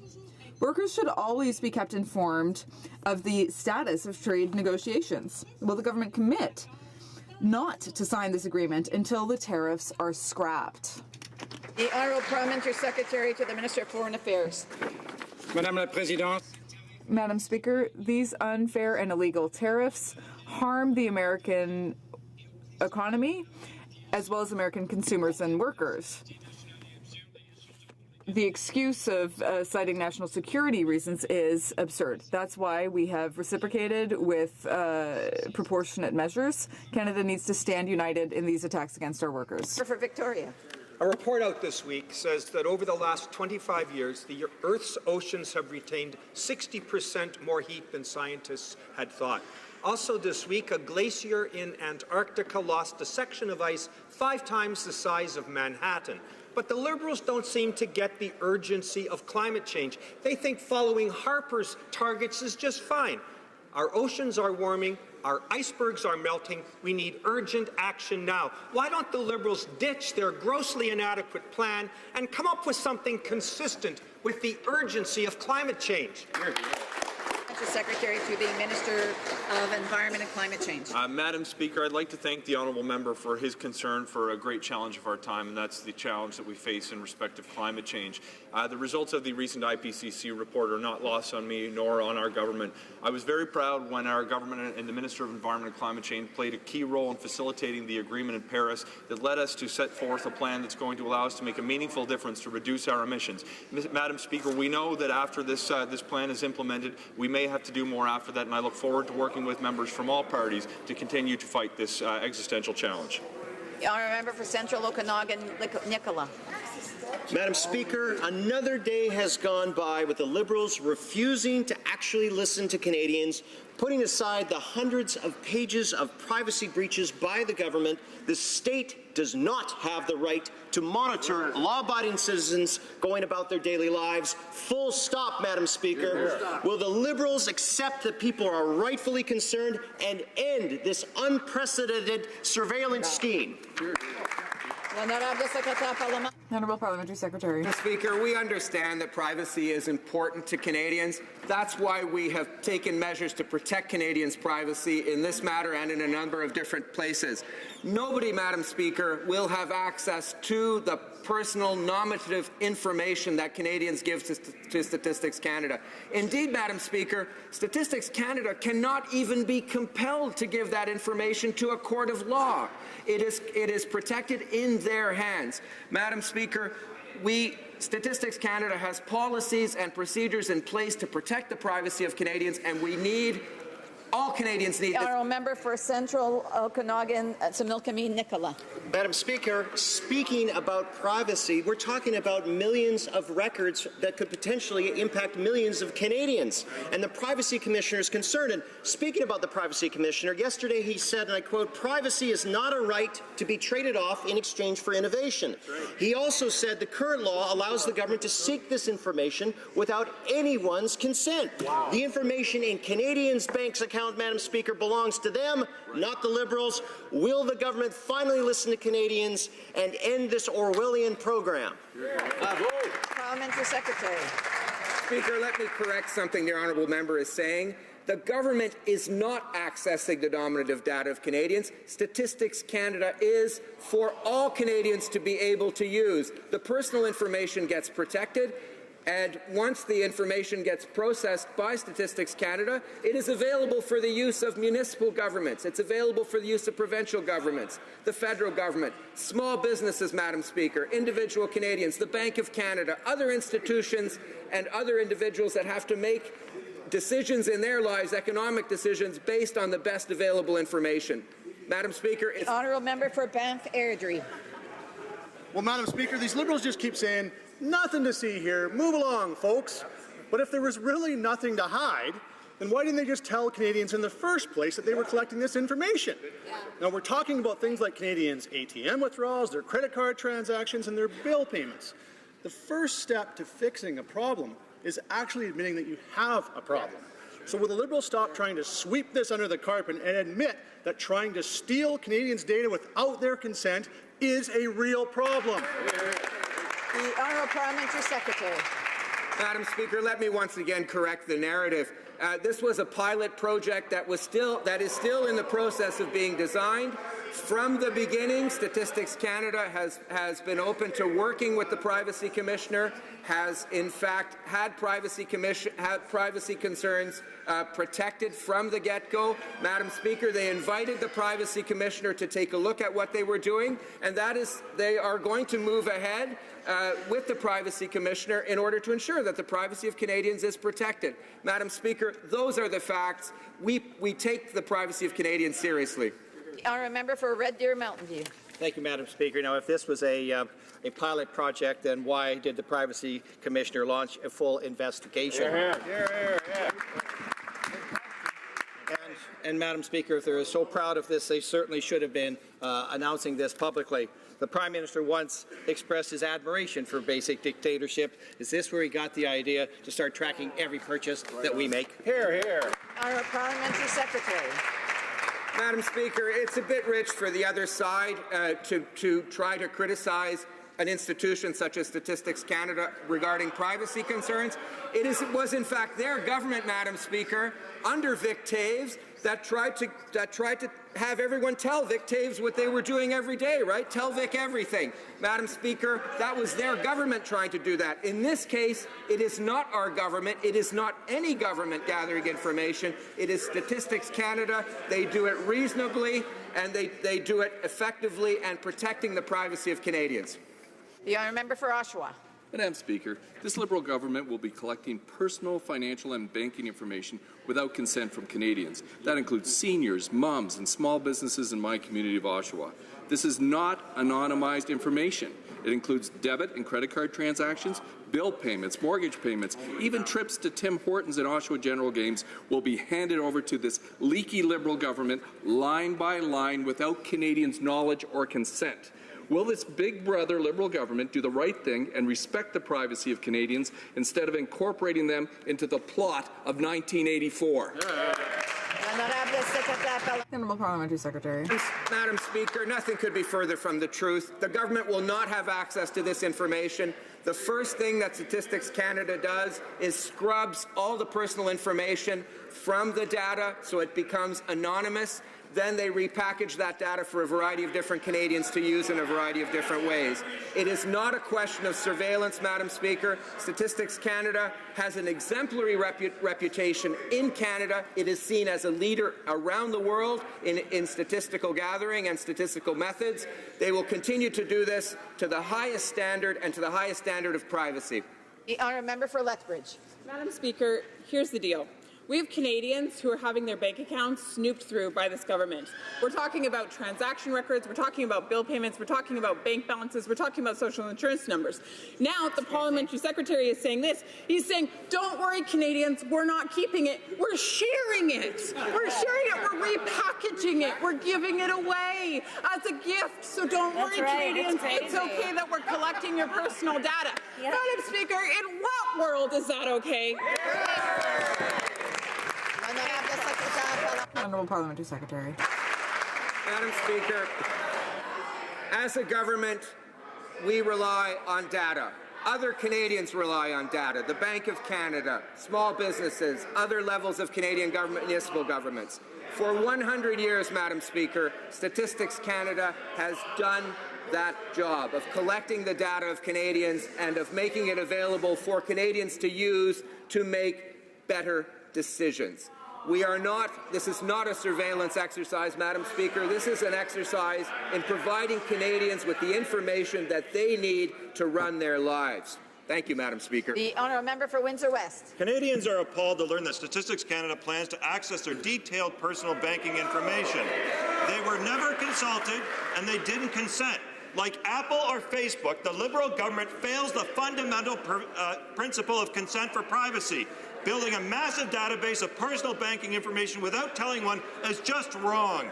This banking data breach is only the tip of the spear of the new Liberal Census Canada scheme. It's not a pilot project, it's the actual new regime they've put in place. Will the government halt this from running wild in their data collection until it's investigated, there's consultations, and consent is obtained? The Honourable Parliamentary Secretary. Madam Speaker, I thank the honourable member for his question. I thank him for his work on the Indu Committee, and like him, I share his concern with the privacy of Canadians. Madam Speaker, some of the information that Statistics Canada will gather is interesting to that side of the House. For example, in 2017, Statistics Canada reported that Canadians were spending more than 30% of their income on housing. And that led us, Madam Speaker, to develop a social housing policy in Canada that will address the issue. It is these kinds of statistics and data that will help Canadians of all stripes. The honourable member for Saint-Hyacinthe-Bagotte. Madam Speaker, since the latest Liberal agreement, millions of tons of American chicken, eggs, and turkey are ready to enter the Canadian market. Pierre-Luc Leblanc, the president of the Quebec Poultry Farmers Association, says that while this may appear harmless today, in 5 or 10 years, it may seriously start harming poultry producers.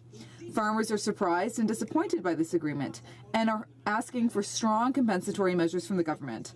So on their behalf, I ask the Minister of Agriculture and the Prime Minister, when will they listen to what farmers have to say? The Honourable Parliamentary Secretary to the Minister of Agriculture. Madam Speaker, we've defended our supply management system, and the Americans' aggressive efforts to dismantle it did not work.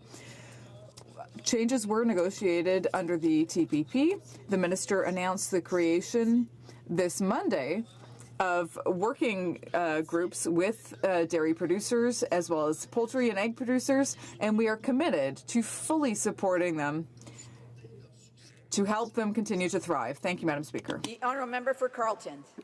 Madam Speaker, the government admits that its new carbon tax will add at least 11 cents a litre to Canadians when they gas up their car, but a government analysis quietly posted online this week showed that after the next election, they plan to increase that tax even further. How much? Well, an earlier ministerial briefing note said it would have to go up 6 times as high as the government currently admits, and one UN report cited today by the government says it would have to be 100 times higher than the government is currently admitting. Will the government today confirm it will not increase the tax after the election? The Honourable Parliamentary Secretary to the Minister of Environment and Climate Change. Madam Speaker, climate change is real, and those of us who have a platform in this House have a responsibility to do something about it. We campaign on a commitment to protect the environment and grow the economy at the same time. Part of our plan to protect the environment includes putting a price on pollution that's going to actually see polluters pay more and make middle-class families better off. I'm curious when the Conservatives are actually going to come up with their plan, because so far as I can see it, their only plan to date is to make pollution free again. The honourable member for Carleton. Well, the Liberal plan does make pollution free for large polluters. They don't pay the tax. But back to the question. The government admits that it will increase taxes on gas per litre by 11 cents. But a document released this week says that in 2022, after the election's over, they plan to increase it further. One ministerial briefing note says that would have to go up 6 times. what the government promises. That's 60 cents a litre. A UN report cited by the government says it would have to go up 100 times more than the government admits, $10 a litre in new taxes. Will the government confirm whether it will increase the tax further? The honourable member, Parliamentary Secretary, Minister of Environment and Climate Change. Madam Speaker, again, we were elected on a commitment to protect the environment and grow the economy at the same time. We've been transparent with our plan to put a price on pollution that will increase over time by 2022 to being $50 a tonne. Madam Speaker, again, I'm curious why the Conservatives refuse to put forward a plan and instead of actually coming forward with productive ideas in the conversation, seem committed to adopting the approach taken by Doug Ford in Ontario, which is to do absolutely nothing. Right. The honourable member for Carleton. Madam Speaker, I asked twice now whether or not the 11-cent a litre tax the government promised is the final price. And twice that member has refused to answer. That suggests this government has a hidden agenda to increase the tax even more than it already has admitted. This document released this week does not even talk about increased rebates, just increased taxes. Will the Parliamentary Secretary confirm if the tax will ever go above 11 cents a litre for gas?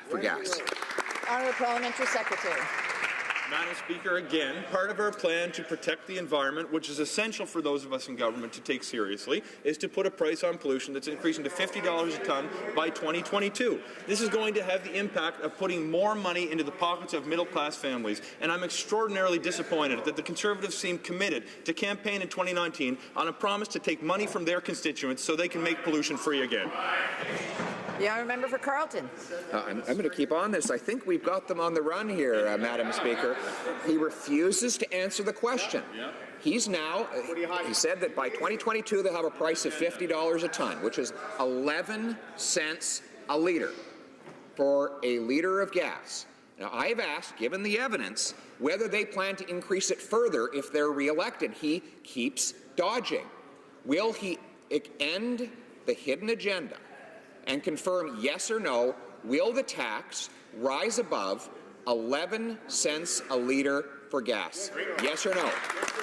The Honourable Parliamentary Secretary. Madam Speaker, again, we have to take protecting the environment seriously. The only plan we put in place is the one we've been telling Canadians about for a significant period of time now, which is to have the price on pollution that we've laid out in public leading up to 2022. Madam Speaker, I'd like to take this opportunity to reiterate that all the revenues generated from this are going back to the citizens who live in the provinces where it's collected, and it's going to have more money put into the pockets of middle-class families. One final time, Madam Speaker, I'm pleased to share that I'm disappointed in the Conservatives that they seem committed to campaigning on a promise to take that money from their constituents to make pollution free again. The honourable member for Saskatoon West. Madam Speaker, Canada's post-targeting of vulnerable postal workers is shameful. First, they cut off short-term disability payments, then long-term disability payments. Then they went after people's maternity leave benefits. This is a morally bankrupt tactic by Canada Post, and so far the government has chosen to be complicit. Cutting benefits is not good faith collective bargaining. What is this government doing to stop this brutal assault on workers' rights and encourage Canada Post to bargain in good faith? The Honourable Minister of Public Services and Procurement. Thank you, Madam Speaker, and I thank the honourable member for her question so I can clarify. We understand absolutely the impact the work disruption is having on employees and their families. That's why our government has been encouraging both sides to reach a fair agreement as soon as possible. Unfortunately, when a strike occurs, the expiry of collective agreement affects some of the benefits of Canada Post employees, but not all. And I'll give you an example. Prescription drug, for example, will continue for our employees. And I can assure this House that, in fact, employees will maintain full access to their EI benefits, which includes maternity and parental benefits. And Canada Post has put in place a request for a compassionate ground exception to this, and they're taking those requests seriously and addressing them very quickly. Thank you. The honourable member for Hamilton Mountain. Madam Speaker, I don't know how many times we need to stand in this House to make this government understand that our workers' pensions are vulnerable under bankruptcy laws. Steel workers are disappointed to see the lack of will from the Seniors Minister to take action. She has not taken their livelihood or their years of hard work seriously. They deserve better. Now that 3 years have passed, can she tell us what is she waiting for? When will the minister get to work to change the bankruptcy laws and to stand for workers and retirees? This is the right thing to do. The Honourable Minister of Seniors. Speaker, the accusations made by the member are completely inaccurate and wrong. There is not a file that's closer to my heart than this one. From the day I was elected, I have been working on this. As the daughter of a proud steelworker and a lifelong Hamiltonian, I can tell you that this file is extremely important. And consultations have been and will continue to take place. In our 2018 budget, as well as my mandate letter, I've been tasked with this. I have consulted. I will continue to consult. The member knows this is a decades-old problem, and it's our government that's going to solve it. And no matter what misinformation he gives, won't stop me or our government. Honourable member for Dartmouth Cold Harbour. Madam Speaker, it's hockey season, and kids of all ages in Dartmouth Coal Harbour and in fact across the whole country are buying new gear and hitting the ice. Now, as a hockey dad, I know very well that parents want to make sure that their kids are safe, and I know that concussions are of great concern to parents. Could the Minister of Science and Sport please tell us what our government is doing to make sports in Canada safer and to perhaps reduce concussions? Good question. The Honourable Minister of Science and Sports. I'd like to thank the member for Dartmouth Coal Harbour for his important question. Our government takes sport-related concussion very seriously. Far too many youth and athletes experience concussion during sport and recreation activities. That's why we've released the new Canadian guideline on concussion in sport and are working to harmonize an approach on concussion awareness, prevention, detection, management and surveillance. We are pleased that Parliament's Health Committee has created a subcommittee to study concussion, and we look forward to their work and their report. The member for Charlebourg, Haute-Saint-Charles. Madam Speaker, the Minister for Border Security does not realize that the number of illegal migrants is increasing in Canada, yet the RCMP's numbers are available to its officials and policy advisors.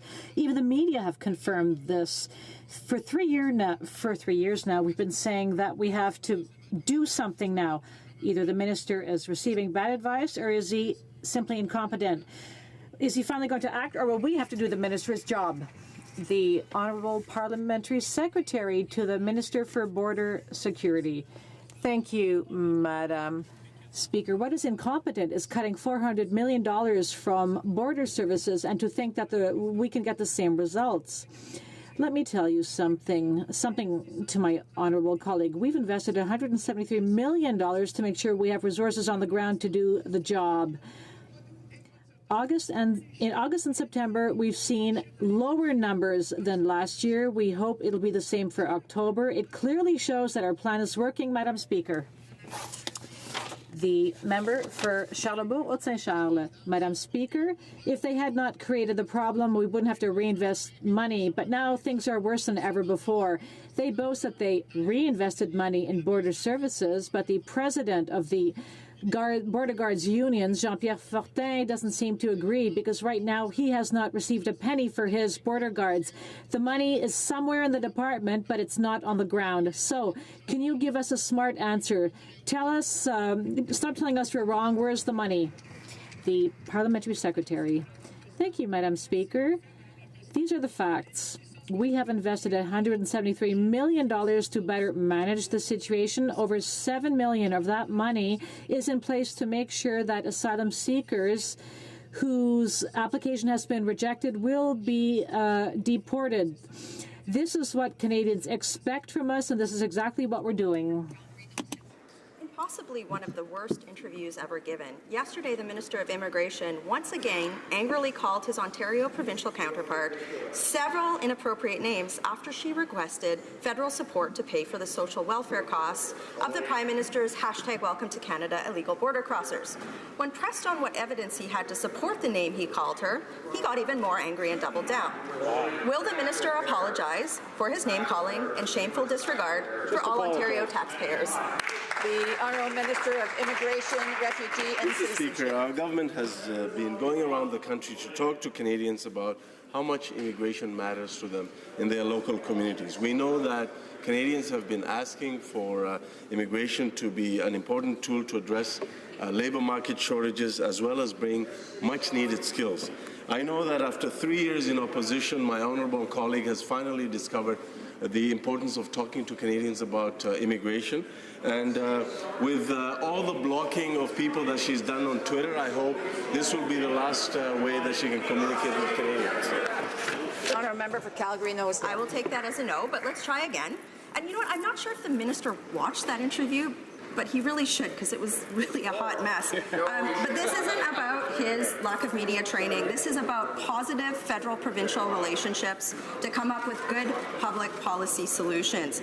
Will the minister humble himself and apologize to one of the strongest women I know, Lisa MacLeod, for his shameful, inappropriate name-calling and outbursts? The Honourable Minister of Immigration, It's important to Refugee and note that Citizenship. immigration continues to be a tool for Canadians to address labour market shortages. We rely on immigration to make sure that we continue to be a leader in the G7 in terms of making sure that investment follows talent. We've attracted a huge number of skilled labor through the global skills strategy and the changes we made to the express entry system. The announcements that we made yesterday with our new multi-year plan will ensure that Canada continues to prosper through immigration, a lesson that the party opposite wish to learn. The Honourable member for Nanaimo Ladysmith. Vancouver Aquarium Research just warned that climate change threatens our coast even more than before. Climate plans fall well short of what's needed. Oceans are warming and sea levels rising much faster than anticipated. Alarm bells are ringing for our coast, but this government just bought a leaky old pipeline. The government just called this an existential crisis.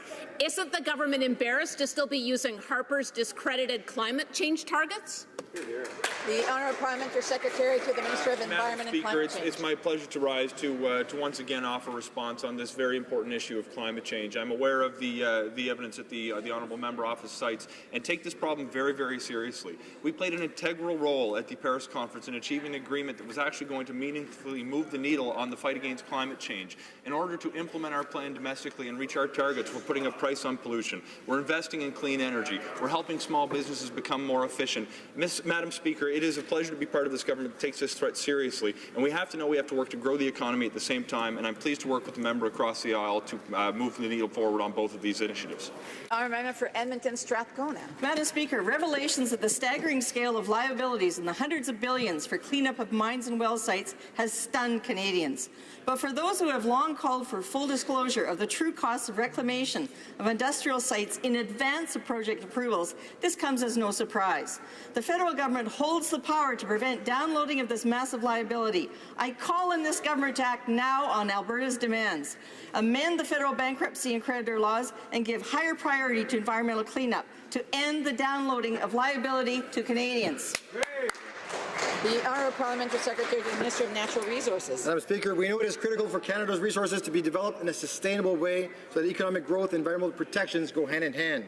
Provinces manage their own environmental liabilities. They are responsible for having the tools to mitigate potential risks associated with upstream oil and gas development.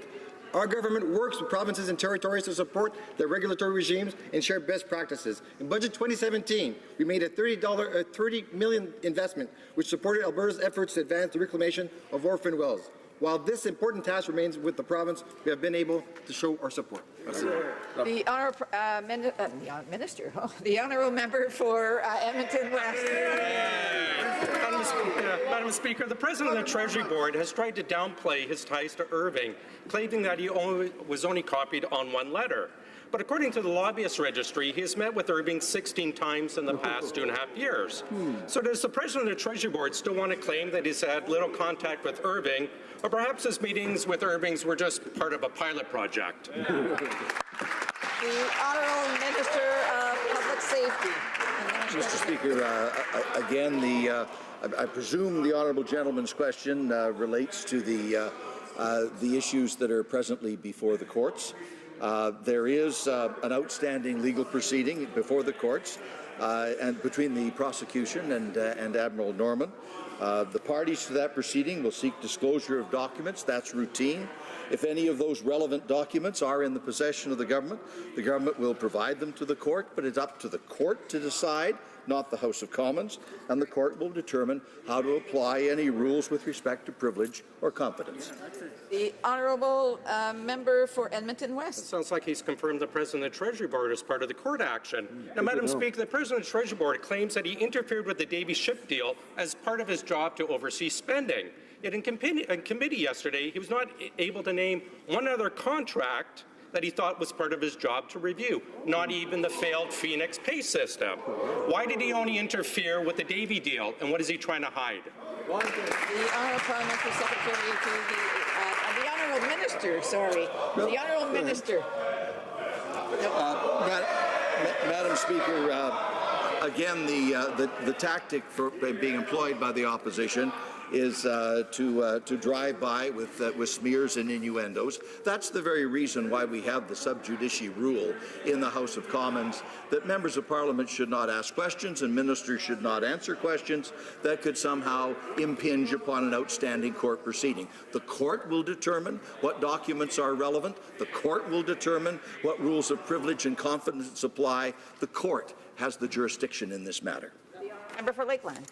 Madam Speaker, Liberals always put criminals ahead of victims and law-abiding Canadians.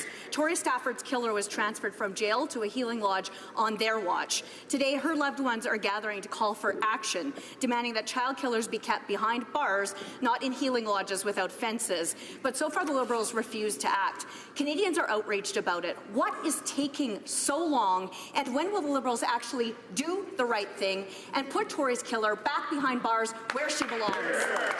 The Honourable Minister of Public Safety. Mr. Speaker, Madam Speaker, all members of this House would share the deep angst of the families who have tragically lost children to crime. And that's why I asked for a thorough review by the Corrections Commissioner to ensure long-standing policy in these matters has been followed and to reassess the appropriateness of those policies to determine that they are, in fact, the right ones.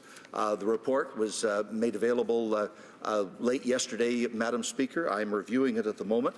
We all want this system to be as good as it can possibly be for the protection of the public. Member for Vimy. Madame la Présidente. The member for Vimy. Madam Speaker, yesterday, the Minister for Employment, Workforce Development and Labour announced amendments to the Canada Labour Code. We all heard about what happened to the Sears workers, and in my riding, these workers were affected as well. Middle-class Canadians felt hard done by conservative policies which only benefited the most well-off. Can the parliamentary secretary inform this House what this government is doing for the middle-class families in my riding?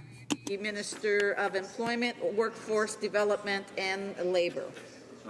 Madam Speaker, I'd like to thank the member for Vimy for her question and for her hard work on behalf of those Sears workers.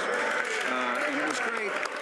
We can all agree here in this House that Canadians benefit when there's growth in the economy. Where we differ here from the Conservative opposition is that we don't believe it should take place. Any growth should take place on the backs of workers. We want workers to get a fair shake in this country. And that's why we announced yesterday the doubling of the benefits in the Wage Earner Protection Program. And that will benefit the workers, her Sears workers, and that. I'm proud to be part of a government that actually takes action for Canadian workers. The honourable member for Sturgeon River Parkland. Madam Speaker, this week we learned that the Liberal government would give a carbon tax exemption to New Brunswick's Belledune coal facility. Now, the Liberals have admitted that their carbon tax on large emitters will kill jobs. But the fact is that this carbon tax is already costing jobs in my community. Why does this Liberal government give exemptions to Liberal ridings while punishing hard-working Canadians? The Honourable Parliamentary Secretary to the Minister of Infrastructure and Communities. Madam Speaker, we look forward to working with the Government of New Brunswick to protect our environment and grow our economy. New Brunswickers, like all Canadians, know that we need to take action on climate change. That's something that my Conservative friends haven't yet realized, Madam Speaker. We will continue to work with the Government of New Brunswick and our Liberal New Brunswick caucus, of which we are very proud, to promote clean growth, to strengthen the middle class, and to continue delivering for all Canadians. Exactly. The honourable member for Fleetwood Port Kells. Thank you, Madam Speaker. Our government knows the importance of taking action to protect our species and wildlife, and that's why this week we're taking unprecedented new measures to further help the recovery of BC's southern resident killer whales. The new measures include $143 million invested in critical steps to protect this West Coast icon. Can the Parliamentary Secretary to the Minister of Environment please further explain the steps the government is taking to protect our southern resident killer whales? Parliamentary Secretary to the Minister of Environment and Climate Change. Madam Speaker, I'd like to thank the member for Fleetwood Port Kells for raising this important issue and his advocacy to protect this iconic species. We take our role to protect the southern resident killer whale very, very seriously, and that's why I was incredibly proud to stand aside the Minister of Transportation and the Minister for Fisheries and Oceans this week to announce new measures to protect this species. These measures include an investment of $61.5 million that includes funding to support marine habitat restoration, and importantly, we're also going to be strengthening controls on 5 harmful contaminants that we know has an impact on this species at times when their food resource is scarce and interferes with their reproduction. We're going to continue to protect nature and wildlife, and these species depend upon it. The honourable member for Calgary, Rocky Ridge. Madam Speaker, the Minister of Revenue keeps claiming that service is her priority, yet under her watch, service continues to get even worse, despite the budget increase.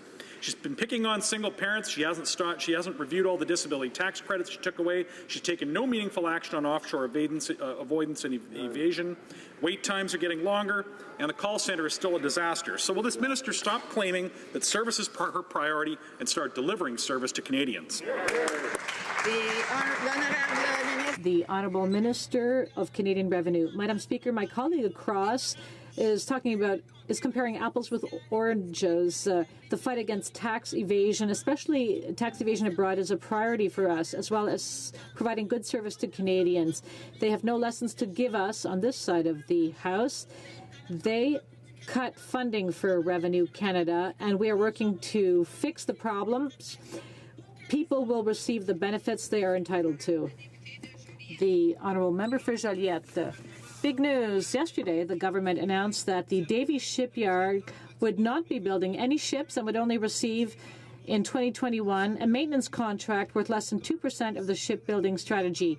Irving and Seaspan are experiencing delay after delay, and the Asterix is the only ship which has been delivered to the government. Davie, the best shipbuilder in America, delivered on time and on budget. Yesterday, despite the success of the Asterix, the government is dragging its feet on awarding it the Obelix, whereas the wealthy Irvings are being given risk-free guarantees. Can the minister tell us why he is undermining the Davie Shipyard? The Honourable Member for Public Service and Procurement. Thank you, Madam Speaker. We recognize the excellent work carried out by the Davie Shipyard. Yesterday, we awarded a $7 billion contract to all 3 shipyards, including the Davie Shipyard.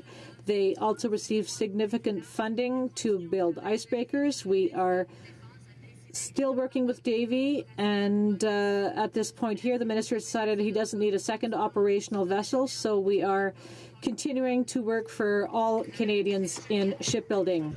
The Honourable Member for Joliette. We're still talking about only 2% of the contract. This week, we learned that when Governors General ended their well-paid mandates, eating hors d'oeuvre at taxpayer expense, well, after their mandate, they still get their office expenses paid for life.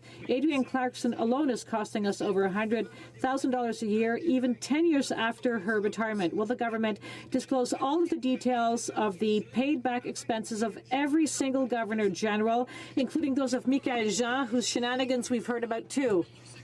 Minister of Fisheries, Oceans and the Canadian Coast Guard. Madam Speaker, Canadians can be proud to be represented by Governors General as inspiring and dynamic. They are providing great service to Canadians, and that's why they benefit from support in the years following the end of their mandate. It is clear that Canadians expect transparency and accountability when public funds are spent. We are going to take a close look at this file, and we will ensure that best practices are followed, and in order to meet the expectations of Canadians. The Honourable Member for Mirabel. Madam Speaker, we know that a Governor General does not serve much purpose, so why should taxpayers pay for them? but it's beyond the pale that their office expenses are paid for the rest of their lives. And these aristocrats don't even have to justify the expenses. The Prime Minister said he expects greater transparency. So will he open the books instead of opening his pocketbook to these parasites? Madam Speaker, as I've just said, we are very proud of our Governors General who represent our country. We are in the process of reviewing the policy on expenses to ensure a level of transparency which Canadians expect. Thank you, Madam Speaker. Saanich Gulf Islands. Madam Speaker and friends, a month from today, the climate negotiations will begin in Poland at COP24. The agenda will be the IPCC report on 1.5 degrees and a review of every government's actions and whether we're on track. We know that some countries have done a huge amount, but collectively we're off course. We are headed for the risk of global extinction. This is not a joke. We are running out of time. We have one chance only. Can Canada show leadership and go accepting the target 45 degrees by 2030, or do we give up on our children? The Honourable Parliamentary Secretary to the Minister of Environment and Madam Climate Change. Speaker, I'd like to thank the honourable member from Saanich Gulf Islands for her question today and for her work on this file over the past number of decades. This is a threat that we need to take extraordinarily seriously, and I've read through the IPCC report and know that we need to take action and take action immediately. Madam Speaker, we campaigned on a commitment to protect the environment that included putting a price on pollution and a number of other measures. We played a key role in facilitating the Agreement of Paris, and our government is committed to making our targets. If we need to do more after that, Madam Speaker, I'd be pleased to continue to work with the honourable member to protect our environment for our kids and grandkids.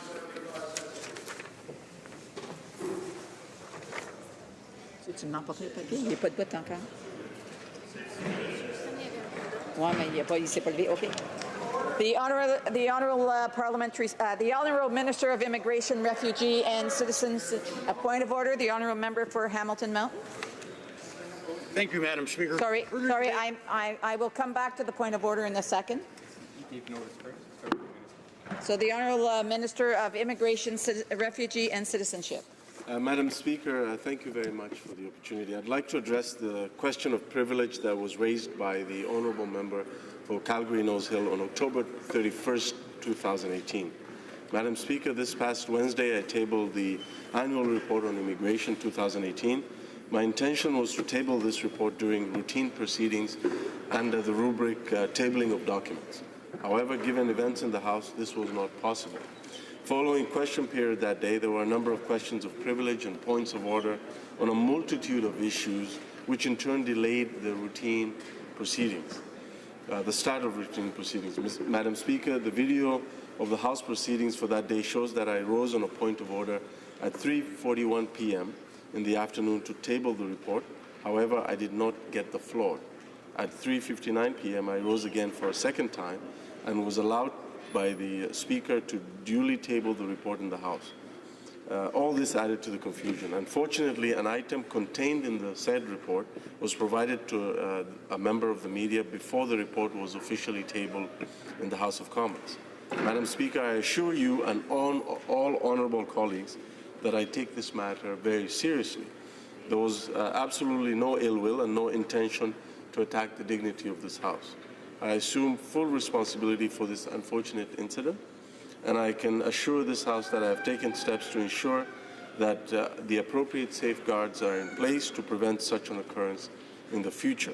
Out of respect for this House and to each and every member of Parliament who sits in this chamber, I offer my unreserved apology. Thank you, Madam Speaker. The Honourable Member for Calgary Nose Hill has a point of order on this. Madam Speaker, I would, just for the record, like my point of privilege to stand for the following reason. As I read into the record when I made the additional information and submission on the point of privilege, the conversation that my staff member had with the reporter stated that the information was provided so that they could get a story under the wire. And what this means, of course, is that I was going to be asked for comment on a 43-page document at the end of a news cycle with no time to be able to respond to it, or any other member in this place if they wanted to do the same. While the minister can stand and apologize, it still is incumbent upon yourself, Madam Speaker, and the Speaker to ensure that this does not happen. We've seen many instances in this Parliament, as I stated, where this government has been repeatedly found to have done the exact same thing. So I think that my problem is, it's all well and good for the minister to stand up here because he got caught, but the reality is I was still in a position where I was being asked for comment from a journalist because they had been given information prior to the House being able to consider it, and that's wrong. That's not right. Frankly, Madam Speaker, I don't think that the amount of time that was spent on points of order or whatnot in the House should be given any consideration in terms of the fact that I still did not have the ability to comment on that particular story or that particular piece of business that was put in the House that day.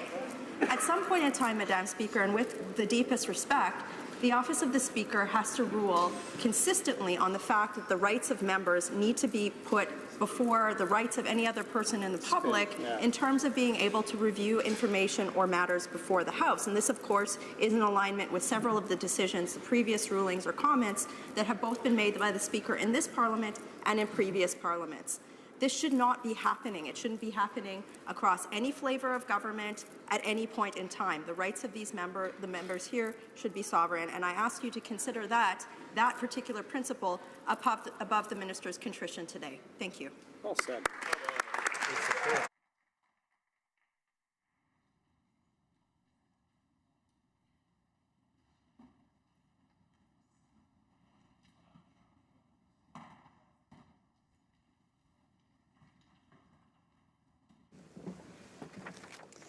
I thank the Honourable Minister of Immigration, Refugees and Citizenship for his explanation and apology regarding the circumstances of his tabling the document entitled 2018 Annual Report to Parliament on Immigration 2 days ago. And I do thank the Honourable Member for Calgary-Nose Hill for the additional comments that she has just made. The question of privilege raised by the Honourable Member for Calgary-Nose Hill that same day was an important reminder that all members are entitled to receive timely and accurate information, and she reinforced this again today. The Chair was concerned with the member's assertion that the report was released to the media before it was tabled in the House. As a result, members of the House found themselves in the position of having to play catch-up with members of the media. Or, en l'espèce, la ministre... In this case, however, I appreciate the minister's apology, and as practice and precedent dictate, I'm bound to accept his word.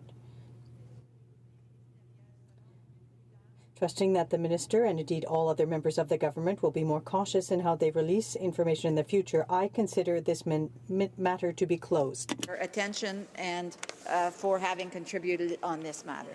Thank you. Sorry, I do have another point of order. The Honourable Member for Calgary, for Hamilton Mountain. Thanks, Madam Speaker. Earlier today in the question period, I stood and asked a question on a very important issue about bankruptcy laws. The senior ministers responded to me that I was giving mis or false information, and I take very, very offensive to that, and I strongly encourage her to retract that statement and apologize for making that statement about my integrity or my characterization.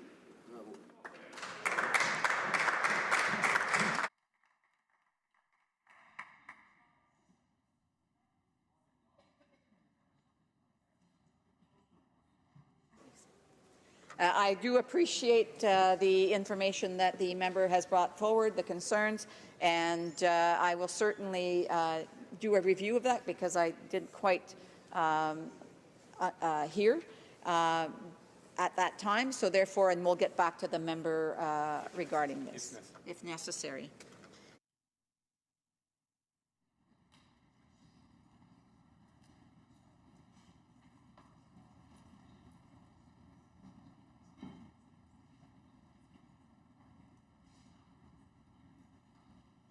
The Honourable Member for Calgary-Nose Hill has a point of order. Yes, thank you, Madam Chair. I would like to note that there has been several instances in this Parliament where the Chair has ruled in an instance where the government has very clearly provided information to the media ahead of members of Parliament. And I guess my question for the Chair, Madam Chair, is at what point will the Chair consider members' privilege to be breached when there's a clear instance? There's been many times, Madam Chair, where I'm saying where the Chair has essentially given the government a slap on the wrist for the same instance. And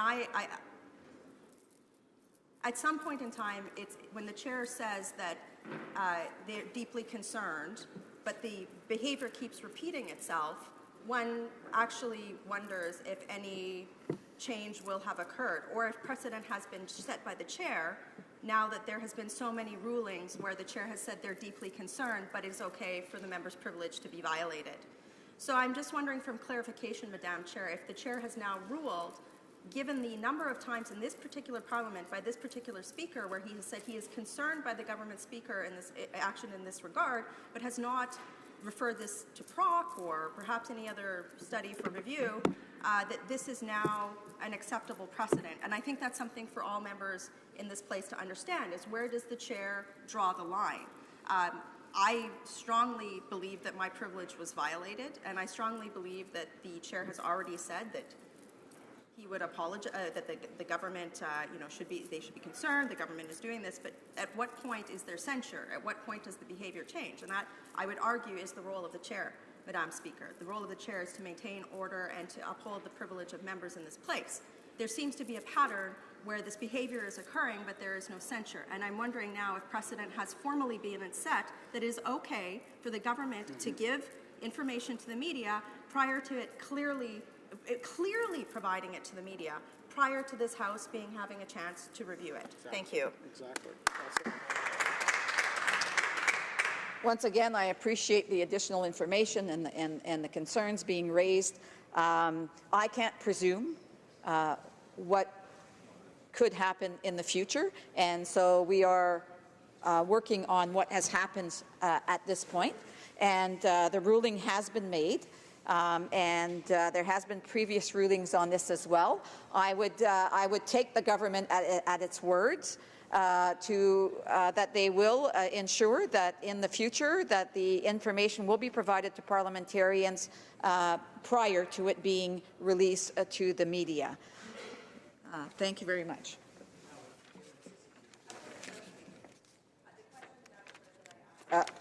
The honourable member for Calgary-Nose Hill, and then this will be it, because we have had the conversation on this. Thank you. Just to clarify the question that I asked, was if the Chair has now set precedent, given that there are several instances in this Parliament where the Chair has in fact said that the government should, there's a clear instance where the government has provided information to the media, and he's deeply concerned, but has decided not to provide censure. I am wondering, not future actions, what precedent has been set? Is it now okay, is the Chair now saying, given his once again looking over the actions of the government, if the Chair has formally set precedent that it is okay for this government to give information to the media prior to members in this House being able to review it? Because that is deeply concerning. So again, thank you very much for for the concerns that the member raises, and they are duly noted. I will not comment on the ruling itself, and we are continuing on with orders of the day. Orders of the day, ordre du jour. Oh, sorry. I'll take comments. Yes. The Honourable Parliamentary Secretary to the government. Yes, thank you, Madam Speaker. Pursuant to Standing Order 36, Bracket 8, I have the honour to table in both official languages the government's response to 31 petitions. Introduction of government bills. Oh, sorry. Does the honourable member for Victoria have a point of order? It's after. Okay. So introduction of government bills. Déclaration de ministre. Statements by ministers. Reports from interparliamentary delegations. Presenting reports from committees. The honourable member for Victoria. Merci, Madame la Présidente. Thank you, Madam Speaker. I have the honour to present in both official languages the 22nd report of the Standing Committee on Justice and Human Rights. dealing with Bill C-75, an act to amend the Criminal Code, the Youth Criminal Justice Act, and other acts, and to make consequential amendments to other acts. The committee examined the bill and is reporting it back to the House with amendments. Presenting reports from committee. Introduction of private members' bills. First reading of Senate public bills. Motion. Motions. Monsieur Paulus, seconded by... Mr. Paulus, seconded by Mr. O'Toole, move that instruction be given to the Standing Committee on Public Safety and National Security that during its to amend the Corrections and Conditional Releases Act and another act, the committee be granted the power to expand the scope of the bill in order to forbid those convicted of the murder of a child from serving any portion of their sentence in the Healing Lodge. Debate. L'honorable député de Charlebourg-Haute-Saint-Charles. The honourable member for Charlebourg-Haute-Saint-Charles. Thank you very much, Madam Speaker, and I'll be sharing my time with the honourable member for Durham.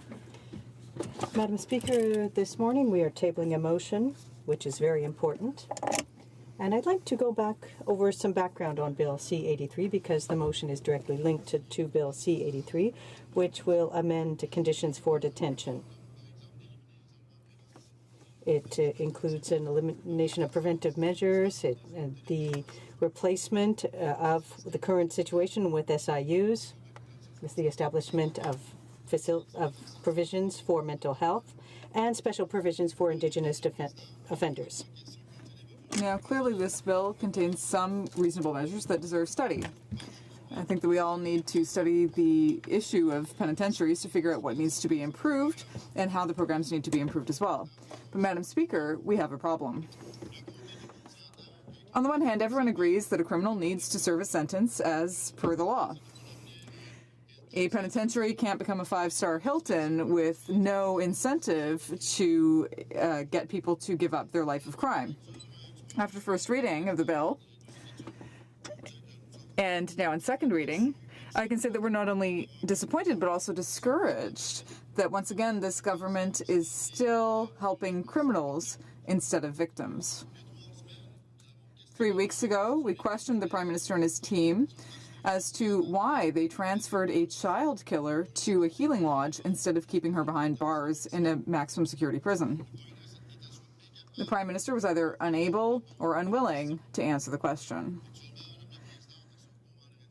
Currently, on this rainy Friday on the Hill, there are hundreds of people outside asking the same question. These are people who don't understand why this child killer has ended up in a healing lodge in Saskatchewan.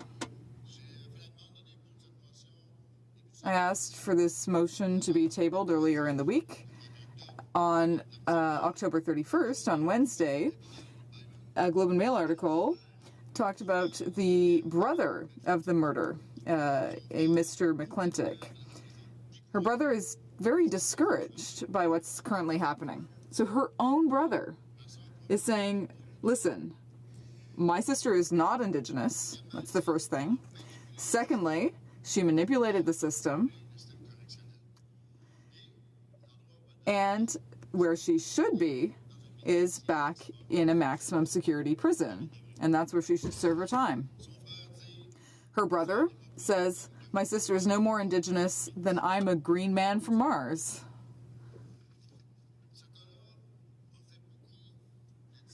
This case has generated a lot of discussion in the House of Commons.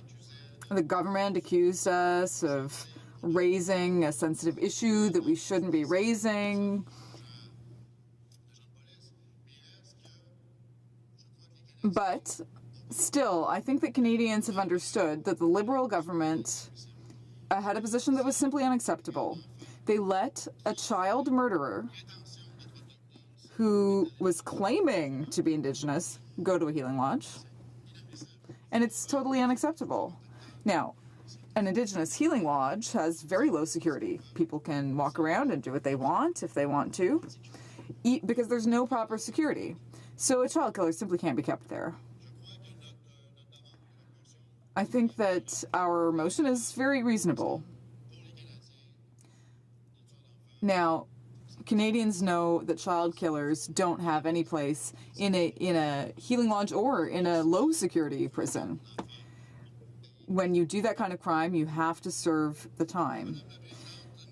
Furthermore, Madam Speaker, we've just learned that the Minister of Public Safety received a report from Correctional Services Canada with the results of an investigation into Ms. McClintock's situation and into her transfer to a healing lodge. So I would ask the Minister to table this report to the committee so that we can consult it and so that we can see the recommendations in it so that we can apply those recommendations to C-83.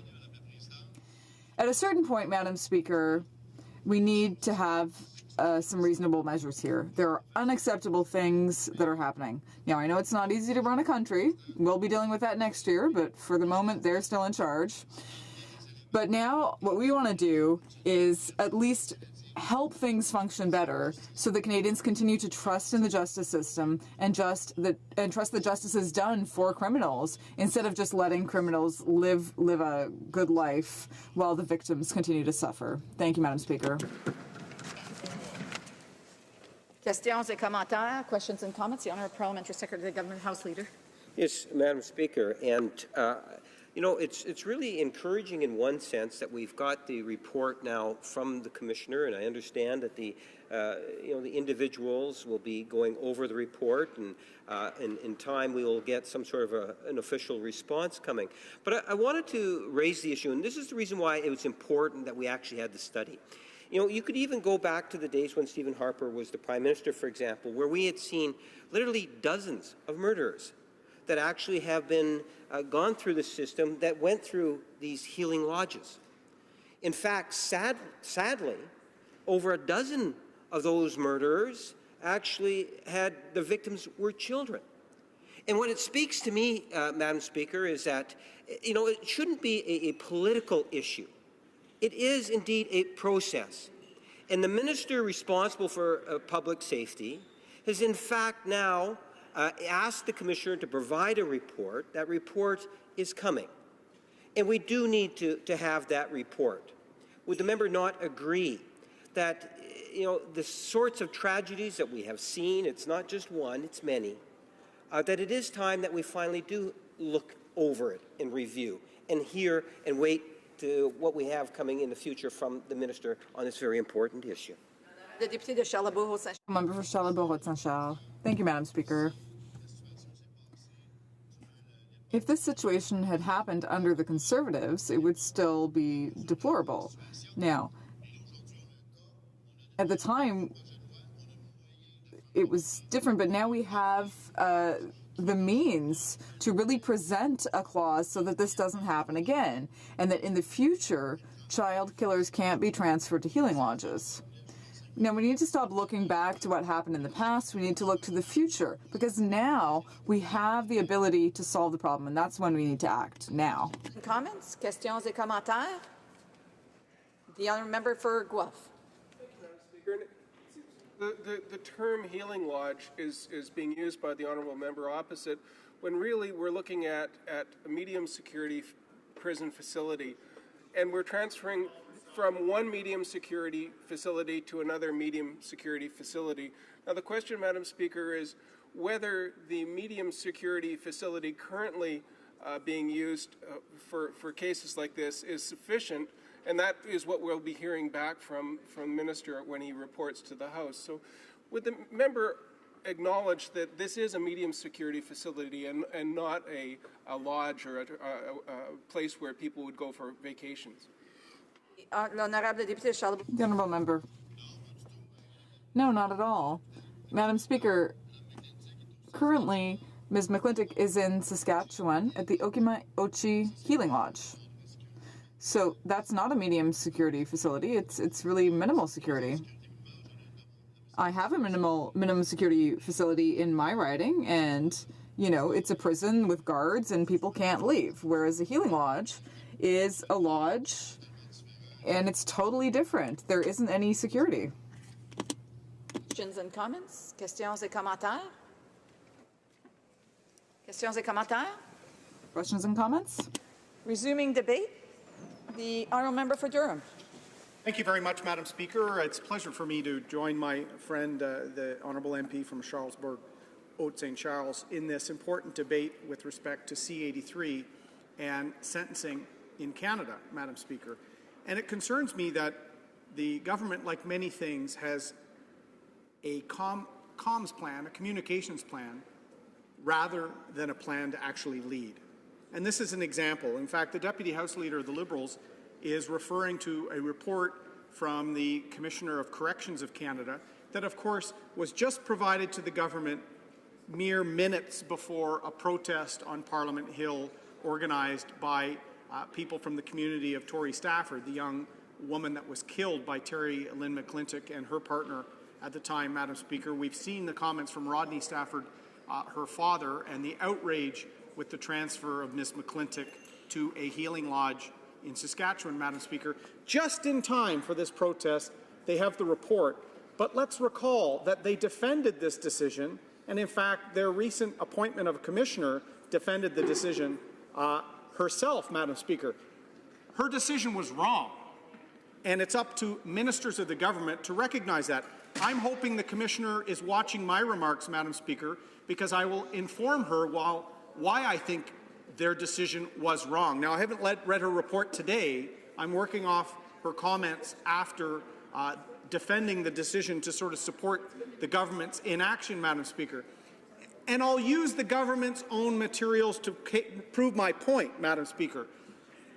I learned a lot about restorative justice principles in law school at Dalhousie, Madam Speaker. And restorative justice can be used in certain circumstances.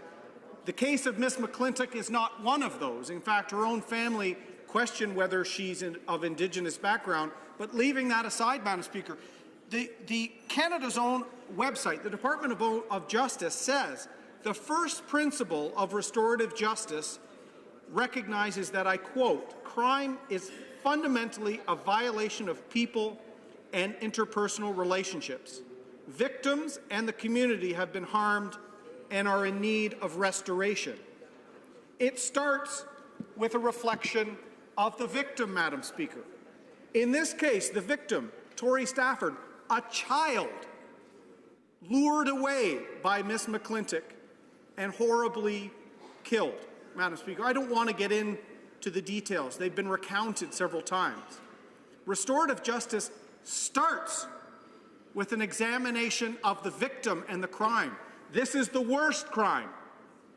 This is a victim and their family that have suffered the most horrendous circumstances imaginable under our criminal code, Madam Speaker. This is not a crime of poverty or of circumstance. This was a premeditated act. The vision of Ms. McClintock luring young Tory Stafford away, caught in videotape, is seared in the minds of people from that part of Ontario, Madam Speaker. The ministers involved here should review that tape, review the file. The Commissioner of Corrections should review it as well, Madam Speaker, because here is a primer. After they look at the Department of Justice own materials on restorative justice, they should also look to the criminal code, Madam Speaker. Section 718, which outlines sentencing and the sentencing principles and purpose. This, I invite all Canadians, this is the underpinning of our justice system, Madam Speaker, particularly when it comes to a crime committed against one Canadian by another. In this case, a minor, a child, Madam Speaker. What are the principles, or what is the purpose of sentencing? These are found in Section 718 of the Criminal Code. Some of my Liberal friends are in the House. Some of them are lawyers. They may think back to criminal law at law school. I refer them back there. I refer the Commissioner as well. What are the purposes of sentencing? First, denunciation. Denunciation of conduct, Madam Speaker. The killing of a child deserves the highest denunciation possible. Second, deterrence, Madam Speaker. Deterrence, the worst of crimes. Violence against other people in our civilized society, Madam Speaker. Separation of offenders is the third purpose. That is the protection of the public, Madam Speaker, which, when someone has been involved with the worst of crimes, should be a high priority. Fourth is rehabilitation. That is where you want to not give up on anyone, Madam Speaker. The fifth is reparation, to make amends to the victims and the people impacted. And the final purpose of sentencing is promotion of responsibility, Madam Speaker. Ms. McClintock is responsible for her role in the death of Tori Stafford. She should be making reparations both on a restorative level and a criminal code level for that crime. She must be separated from the public for her involvement in the worst of crimes. We must have deterrence and we must have denunciation. In the worst of crimes, Madam Speaker, those take precedent over rehabilitation.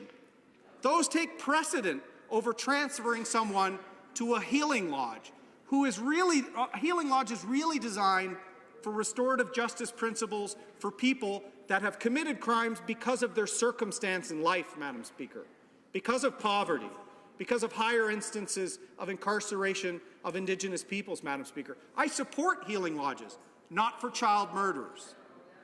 Let's continue from 718 of the Criminal Code to Section 718.1 and .2, Madam Speaker. It begins with the principle that a sentence must be proportionate to the nature of the offense, Madam Speaker. I remind you, I remind my friends, I remind the Commissioner of Corrections, this is the worst crime our society faces. The worst. There is no need for a balancing test. This is the worst. The proportionate nature of the offense means that Ms. McClintock should serve her entire sentence in a maximum security prison, in my view, Madam Speaker. Certainly the restorative healing lodge approach generally saved for Indigenous offenders should not be available for first and second degree murder cases, Madam Speaker. They should not, period. That should be a policy they should be bringing to this chamber immediately. That's what Canadians expect. There is no way under the Criminal Code, under the Justice Canada's principles of restorative justice, that you can defend the transfer of Ms. McClintock to a healing lodge. There is no way to defend it. But what's more troubling than the decision itself, Madam Speaker, and the Liberals' shell game of having a report from the commissioners show up the day that people are protesting on Parliament Hill, what is worse is this is another example of a government that is actually impotent to act. There is an org chart. The minister is at the top of their org chart, his or her department. The Prime Minister is responsible for each minister, Madam Speaker. And we see countless after countless cases where there's an inability to take action and acknowledge errors made by their department, Madam Speaker. The Statistics Canada stats grab that's going on right now that, Canadians find obscene, that is when the minister responsible should say, Statistics Canada, hands off. When Veterans Affairs finds out that a convicted murderer who developed PTSD from killing a police officer in Nova Scotia, they find that Veterans Affairs funding for our veterans is being used for the murderer who never served. That's a mistake that should be rectified, Madam Speaker. The McClintock case is probably the best example of a mistake that should be rectified, Madam Speaker. There's no excuse for it. I would like the minister, I would like the Commissioner of Corrections to go through the same analysis I just did, Section 718 of the Criminal Code and the principles of restorative justice, and give me one reason why Ms. McClintock should be transferred to a healing lodge. It's time for them to step up and show some leadership, Madam Speaker, and our job in this House as the loyal opposition is to bring the concerns of Canadians to this Parliament.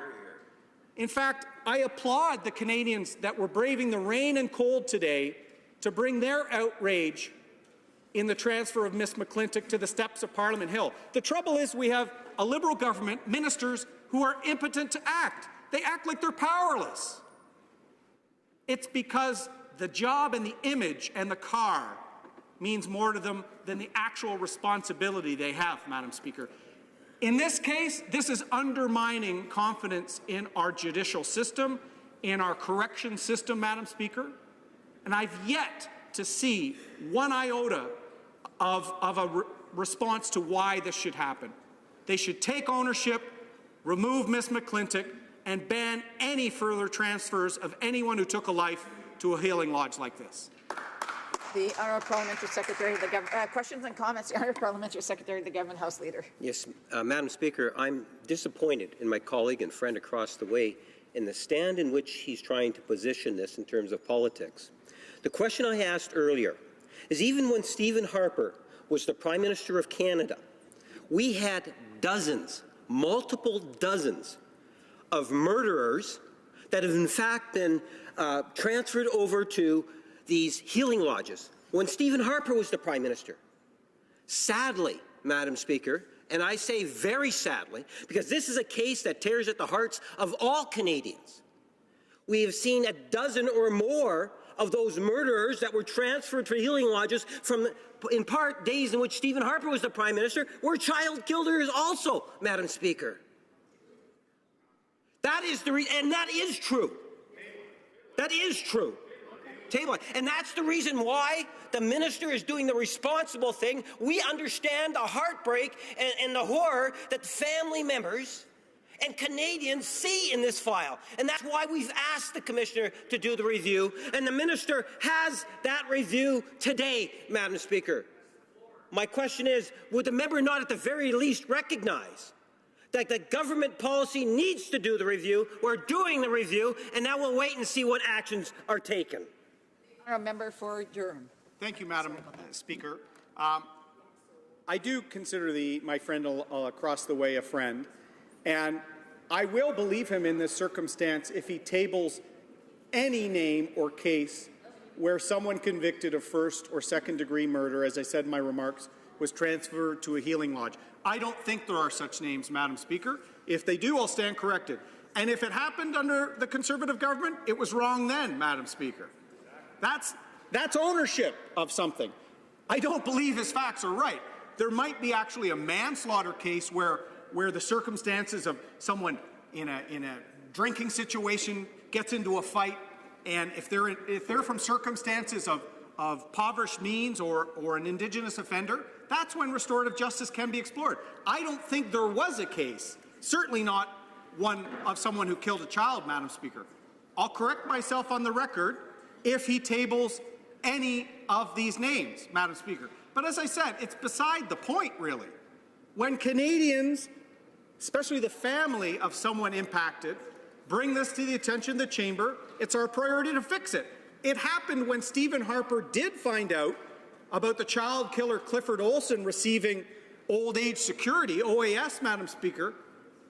The Conservative government took the time to pass a bill to change the law to stop that, Madam Speaker. That was when something happened under our watch that was inappropriate, that was undermining public confidence. We stood up, agreed, and changed it. That's what I want them to do.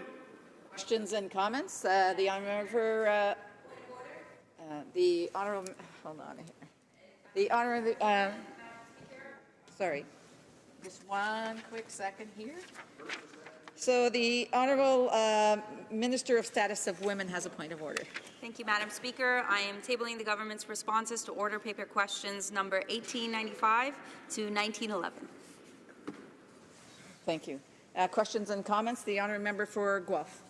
Madam Speaker, it seems that the opposition is bent on making this as political as possible, when in fact this is something that Corrections Canada has under consideration. My previous question about healing lodges was answered in a way that wasn't accurate, Madam Speaker. Of the 9 healing lodges that we have in Canada, 2 accept medium security inmates. This is one of the 2 that we're discussing today. Corrections Canada worked within the guidelines they were given. Our minister has asked, first of all, how the decisions were made, and second of all, whether the process is correct. And that's the report that the minister has now, that he will be considering and bringing back to the House.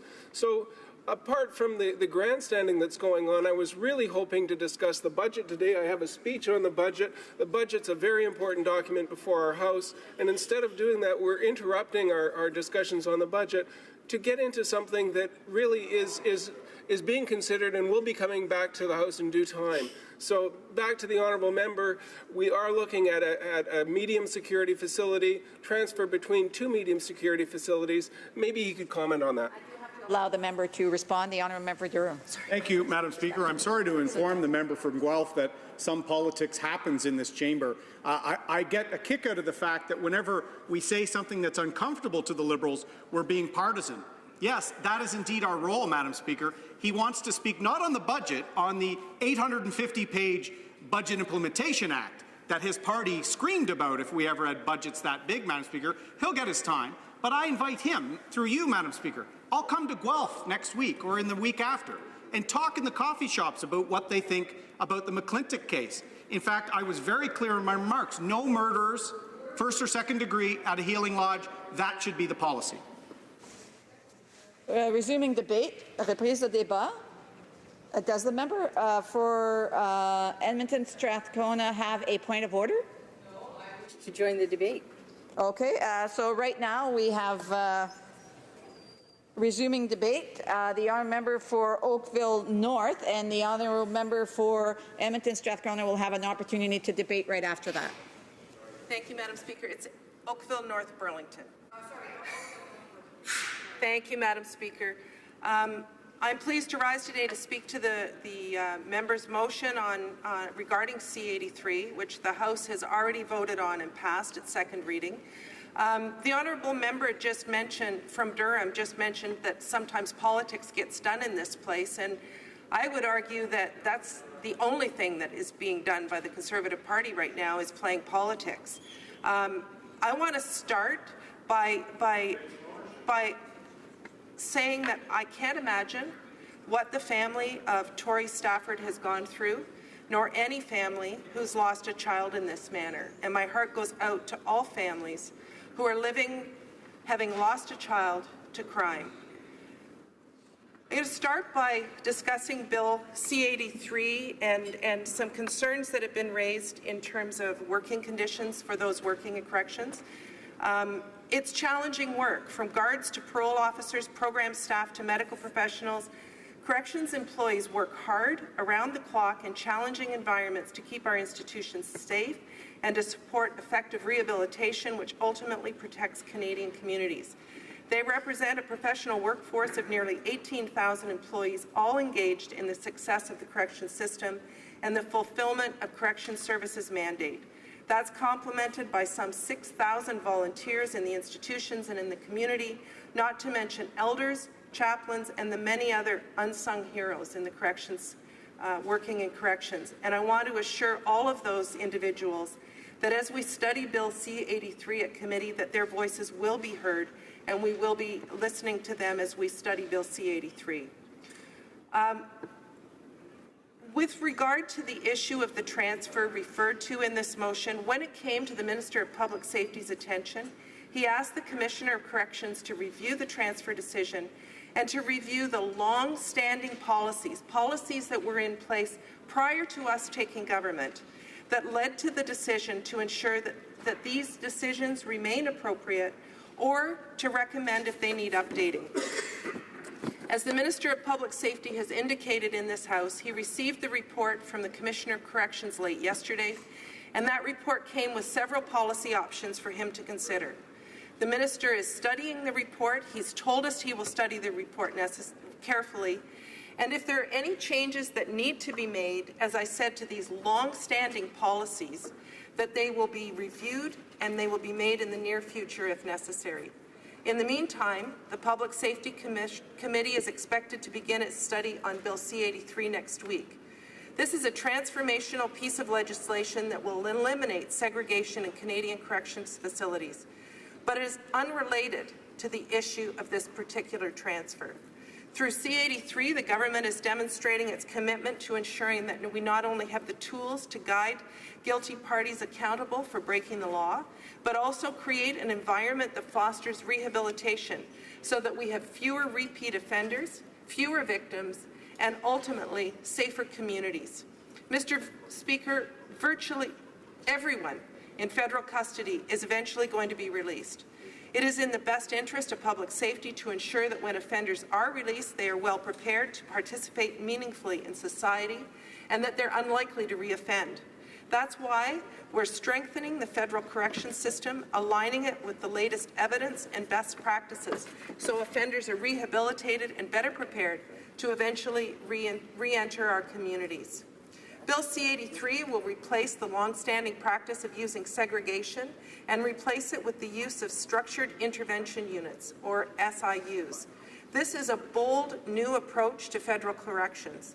An offender may be placed in an SIU when there are reasonable grounds to believe that they pose a risk to the safety of any person, including themselves, or to the security of the institution.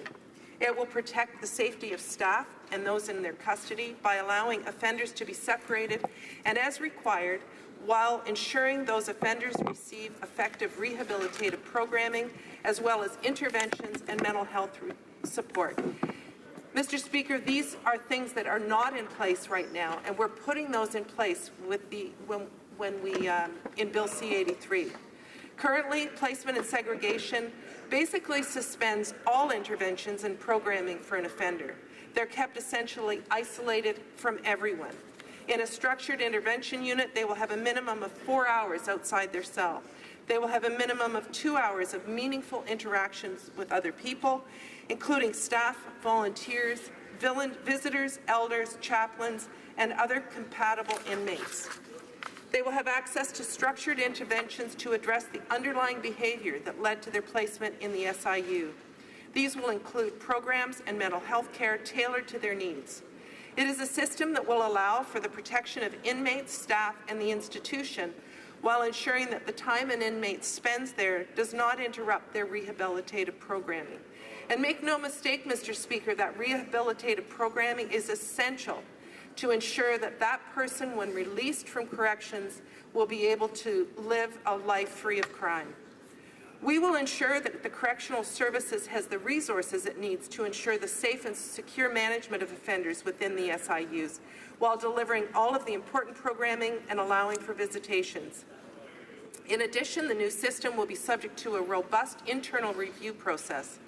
By the 5th working day after movement to an SIU, the warden will determine if the inmate should remain there, taking into account factors such as the inmate's correctional plan and medical condition.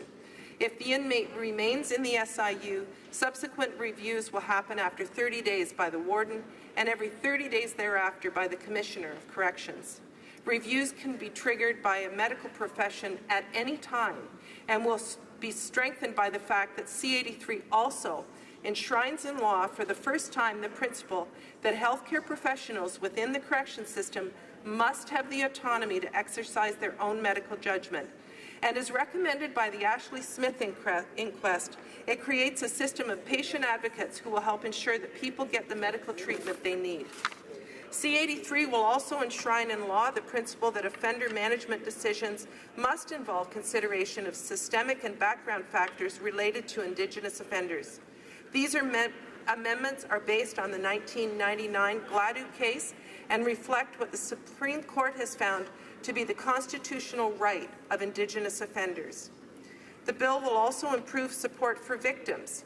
Currently, victims may attend a parole hearing for the perpetrator of the crime of which there was a victim. Alternatively, victims can request audio recordings of the parole hearing if they're unable to attend. Unfortunately, due to a glitch in the existing Act, if a victim attends in person, they are not able to receive an audio recording. We have heard from victims that parole hearings can be such an emotional time that afterward the victim often can't remember the full details of what transpired. C-83 will ensure that even if they attend in person, they are able to get a copy of the recording. The legislation will also allow CSC to use body scanners for the first time. These scanners are a less invasive way of searching inmates and visitors to a penitentiary while ensuring correctional staff have the tools they need to detect and prevent contraband. Madam Speaker, during Stephen Harper's time in office, there were many inmates in healing lodges who had committed very serious crimes. In fact, Madam Speaker, dozens were convicted of murder, and at least 14 were convicted where the victims were children. They were sent to healing lodges under the Harper government because Apparently, the Harper government understood that healing lodges were in the interests of rehabilitation and public safety. In fact, Madam Speaker, I would like to read a quote from the member for Moose Jaw Lake Centre Lanigan, who said, healing lodges developed in collaboration with Aboriginal communities provide supportive healing and reintegration environments. In our country, Madam Speaker, we rely on our courts to deliver sentences and the correction system to supervise offenders, uphold public safety, and rehabilitate those in their care. We do not have a vigilante system in Canada. We do not allow public opinion or political rhetoric to determine the penalties dealt to individual offenders. And yet the opposition has been playing political games with this case and with our entire justice system during the past weeks. Let us be clear. There is no doubt that this offender should be in prison. There's no doubt she remains in prison. The facts of the case are well known, and they shake us to the core. She was tried and sentenced to life without eligibility of parole for 25 years. She's been in the custody of Correctional Services of Canada since sentencing. But let me reiterate that she still is in prison, and she continues to be supervised while incarcerated and will remain under supervision for the rest of her life. The Minister of Public Safety nor the House has the ability to overturn the decision of where that individual offender should be serving her sentence. And to make the public believe that we do is irresponsible for the opposition. And I, for one, do not want to live in a country where our justice and correction system rely on political rhetoric and public opinion for their decision-making process. Recently, we had the new Commissioner of Corrections at the Public Safety Committee, and she stated several times, as the Minister of Public Safety has here as well, that she was asked to review the circumstances surrounding this transfer decision, as well as the policies, long-standing policies, regarding transfers in general. And as I mentioned earlier, Madam Speaker, the Minister for Public Safety received this report late yesterday and is in the process of reviewing it. Both committees on which I sit, Madam Speaker, the Status of Women in Public Safety, tabled reports in June on the correction system and in particular on Indigenous people in corrections. The Public Safety report was unanimous and called for additional funding for healing lodges. Members from all parties heard from witnesses and agreed that healing lodges were doing excellent work and should be expanded and supported. The Conservative member of the committee agreed with us that they played an integral role in our correction system. On the Status of Women Committee, we also recommended additional funding for healing lodges and heard extensive testimony on their benefits. I'm wondering how many in the opposition benches have actually visited a women's medium security institute or a healing lodge. I visited both, and I suspect most people, including those in this House, expect prison to look much more like what they see on television and in movies. But they might be surprised to see what a medium security institute like Grand Valley actually looks like. And let me make clear, Madam Speaker, a healing lodge is still a secure corrections facility. Perhaps if it was called a women's Indigenous corrections facility, we would not even be debating this issue nor having the motion that is before us today. It's not a spa, it's not a summer camp, and there are no luxury linens. Prisoners follow the rules if they want to stay there. A healing lodge is different from what Canadians might expect a prison to look like, but these institutions are also very different with respect to outcomes for prisoners, and in turn, better for Canadians and for public safety in the long run. In fact, Madam Speaker, I would argue that that is why the Harper Conservatives sent individuals who had been convicted of murder to healing lodges, because they recognize the benefits for offenders when they spend time in these institutions. Claire Carefoot, Executive Director of the Buffalo Sage Wellness House and Edmonton Healing Lodge, has 29 years' experience in corrections. She appeared before the Public Safety Committee during our study, and she has stated it's not a get-out-of-jail-free card. We have the same kind of supervision and restrictions they have in a prison. only we're doing it in a healing way. They have to accept responsibility for their offenses, for their victims, and they have to accept responsibility for their own behavior.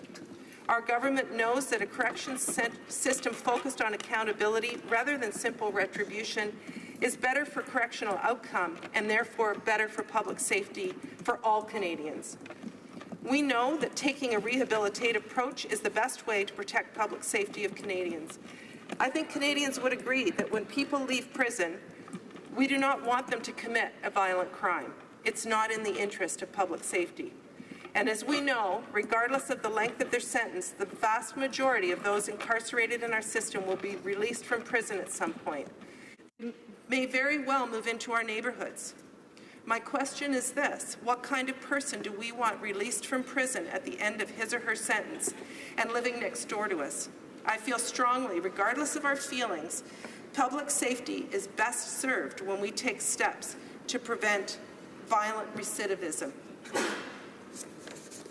Madam Speaker, I mentioned the fact that the previous government had sent individuals who had committed murder, individuals who had committed crimes against children to healing lodges. And I would argue that is the problem with the Conservative Party today. It has no moral centre. It has no principles around which to build policies.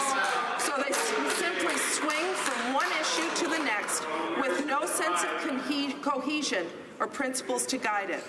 Almost every issue or policy that they supported in government is one that they have a knee-jerk reaction to while in opposition. It is the reason the member for Beauce has left the Conservative Party and founded a new Conservative movement. He says today's Conservative Party of Canada has become, and I quote, morally corrupt, and that Canadians need a new coherent Conservative. I want to remind the members of the opposition that they will have an opportunity to ask questions and comments, and I would ask them to stop heckling. Thank you very much. The honourable member for Oakville North Burlington.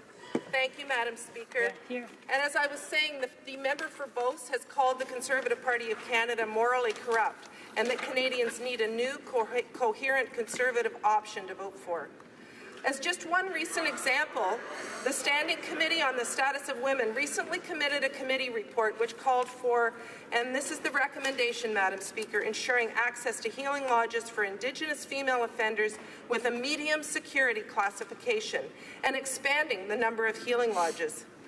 Well, Madam Speaker, the Conservative members of the committee did issue a dissenting report. However, they made no mention of this recommendation and, in fact, solely focused on social impact bonds as in their dissenting report. So I would take from the report that they tabled in their House that they agreed with our recommendation on access to healing lodges.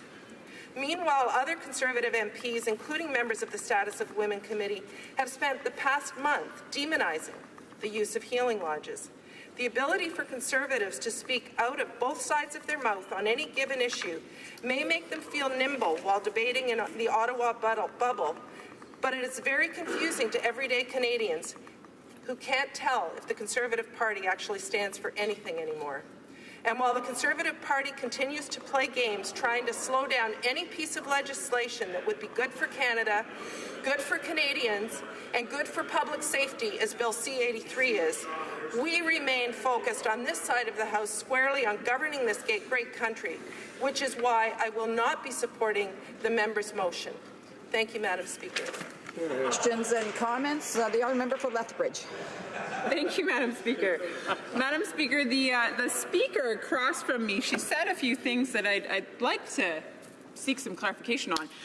One of the things that she said that the Conservatives lack a moral compass, or a moral centre was her term. Now, this is interesting to me because I've had the opportunity to work with this member for a number of years now on the Standing Committee for the Status of Women. Now, there, I brought forward a motion this spring with regards to ISIS militants being brought into Canada. Now, there is proof that these individuals are being brought here by the Liberal government, that they're being moved into Toronto, and that they have access to public transportation systems. Now, Madam Speaker, these are men who have committed atrocious crimes overseas. They have kidnapped women, they have raped women, and they have likely murdered women. Now they are here in Canada engaging with the Canadian public. I brought forward a motion at this committee asking for a study to be done with regards to the impact that this decision might have on Yazidi women who are being brought over from northern Iraq in order to find safe haven here in Canada. Now, what did the committee say to this? This member opposite of me, when I brought forward that motion, said, I don't think this is a real issue. It doesn't deserve to be studied. Wow. Madam Speaker, only weeks later, a Yazidi woman was on a bus in Toronto and came face-to-face with her ISIS perpetrator. Madam Speaker, I would like the honourable member across from me to do the honourable thing and actually admit that it is them, it is this government. Unfortunately, I do have to allow for other questions. The honourable member for Oakville North Burlington. Thank you, Madam Speaker, and I have no idea what that question has to do with the motion before us today on Bill C-83, but I'm happy to respond to it. Our government has brought over 1,200 Yazidi refugees. How many did this side of the House bring over? 3. This side of the House is providing mental health services for those Yazidi refugees. What did the other side of the House do? They removed health services for refugees in Canada. Not only that, Madam Speaker. So, a point of order. The Honourable Parliamentary Secretary, Government House Leader. Madam Speaker, the member across the way yelled across this floor, stop yelling, which is definitely out of order. And also, Madam Speaker, I'm sitting right in front of the member, and I'm finding it very difficult to hear her because of my colleagues across the way and their heckling. So I would ask that the member that made the accusation be asked to apologize, and that the Conservative opposition kind of hold them or contain themselves so that we can hear what members have to say inside this House. So I do want to remind the members, and yes, the heckling was starting up again, and they may not like what they hear as far as for an answer, and I would just ask for the next time that questions and comments comes about, they have an opportunity to stand up and ask questions and comments. So I would just ask the official opposition to please not yell across and to please stop the heckling. The honourable member for Oakville North Burlington has a few seconds left to finish up her thought. Thank you, Madam Speaker.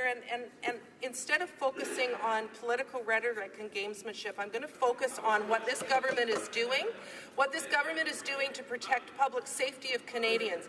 And I'm extremely proud of what our government has done in the Public Safety Committee. I look forward to working with the opposition members from the New Democratic Party and the Conservative Party as we study this bill. However, this motion is not in order. It's far beyond the scope of the bill. Thank you, Madam Speaker. Questions and comments? Questions et commentaires? L'honorable député de Charlebourg. The Honourable Member for Charlebourg, Saint-Charles. Thank you, Madam Speaker. My colleague's remarks went well until she got to the part about corruption and saying that the Conservatives are corrupt. Who's to be blamed? The Prime Minister, the Minister of Finance, the sponsorship, scandalship, that was the Liberals as well. Secondly, the colleague mentioned that we hadn't visited healing lodges. There was a trip that was planned by the Public Safety Committee, but they decided we wouldn't go to visit any healing lodges. Perhaps they didn't want us to really see how it was working there. Perhaps they didn't want us to see the conditions for incarceration, the so-called incarceration there. So I'd like to know from my colleague, if we stop playing petty politics and we focus on real issues, regardless of cases under issues of government, maybe under the Harper government, people went to healing lodges there. We don't always have all the information available to us, but now that we're aware of a case, does my colleague opposite think that murderers should end up there instead of in a federal penitentiary like Donnacona? Burlington. Thank you, Madam Speaker, and I would first remind the honourable member that any member of Parliament can visit a prison. And any member of Parliament can visit a healing lodge. And that's what I've done. I took a trip to Edmonton to visit healing lodges and Edmonton Institute for Women, Edmonton Maximum Security. I went to Saskatoon and visited a healing lodge there, the Regional Psychiatric Centre. I've been to Stony Mountain. None of those were with the Public Safety Committee. So if the honourable member wishes to visit those facilities, he is more than welcome to, as is any member of this House at any time. Questions and comments? The honourable member for Guelph. Thank you, Madam Speaker, and thanks to the honourable member. And I did visit a correctional facility, the Grand River Institute for Women, and I did see the professionalism of the care that Corrections Services Canada provides, and also the goals that they have around rehabilitation and education within the facility. But I did see various levels of security within that institute, where some high security areas, medium security, and lower security areas. So very complex treatments being done by the professionals, and now we're being asked to intervene on their behalf as if a member of parliament has more skill in determining what the best care is for our prisoners. Could the honourable member comment on the role of members of parliament in providing policy and guidance, and the role of our Corrections Services Canada professionals in providing care? The honourable member for Oakville North Burlington. Within a minute, please. Thank you, Madam Speaker, and I thank the honourable member for his question, and that's exactly what I was saying in my speech. And I think, you know, it's important to recognize the Commissioner of Corrections has prepared a report. She's reviewed these decisions. It's with the Minister of Public Safety now. If there are changes to be made, it will be done in a reasoned and reasonable way based on the information that the Minister has received from the Commissioner of Corrections. That's the right way to do things, rather than playing politics with a particular case. And comments? The honourable member for Saanich Gulf Islands. Thank you, Madam Speaker. To my friend from Oakville, North Burlington, I think it's really important to distinguish between how individuals in this place act and their own moral compass and the lack of morality that's found in every group of spin doctors to any political party in this country, where the goal is always to try to find divisions and try to score points. In the 41st Parliament, when we debated mandatory minimums, I was always making the point to the government members that there was absolutely not a single empirical study to justify mandatory minimums. And the response was always, it's a shame that member cares more about criminals than innocent victims. This is a narrative that's designed for fundraising, and it has less to do with the lack of a moral compass with the reality of too much power in the hands of political parties in this chamber, where we should be about our constituents and not about the next election. The honourable member for Oakville North Burlington. Thank you, Madam Speaker, and I'm not sure if there was a question there. I think it was a comment. And I have the utmost respect for the honourable member across the way, and I appreciate what she says, and she's absolutely right. And I know I've been outspoken on some of these issues, including on mandatory minimums, because there is no evidence whatsoever that they reduce crime or that they make Canadians safer. So I take her comments with all due respect and appreciate her intervention.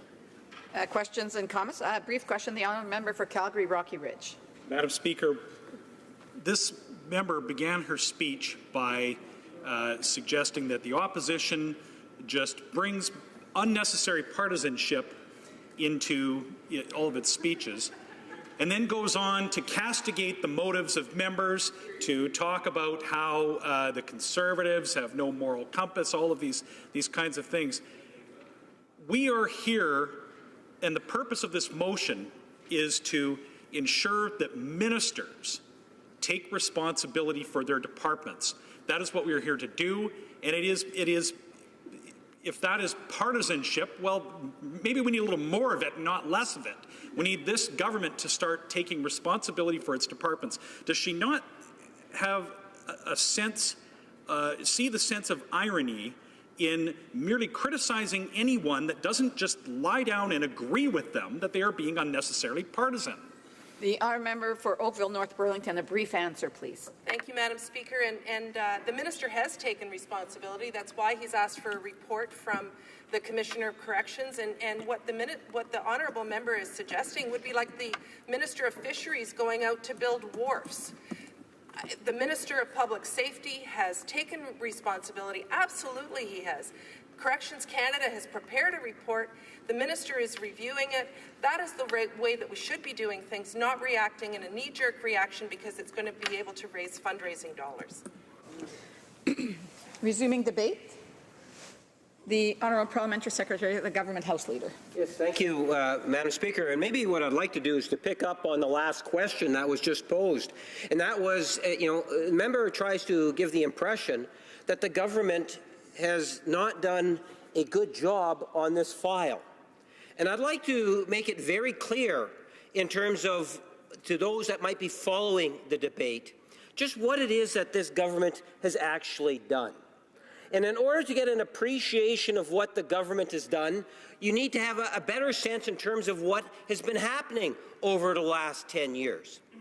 First, Madam Speaker, if I can just emphasize what I believe is uniformly felt across all regions of our country.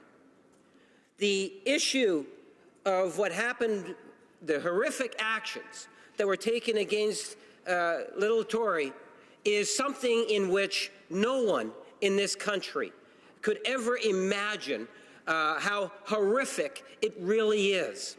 And I think that I speak on behalf of anyone that has a heart that understands that as a parent or as family members, what it is that they have to go through mentally, physically, when something as horrific takes place against a child.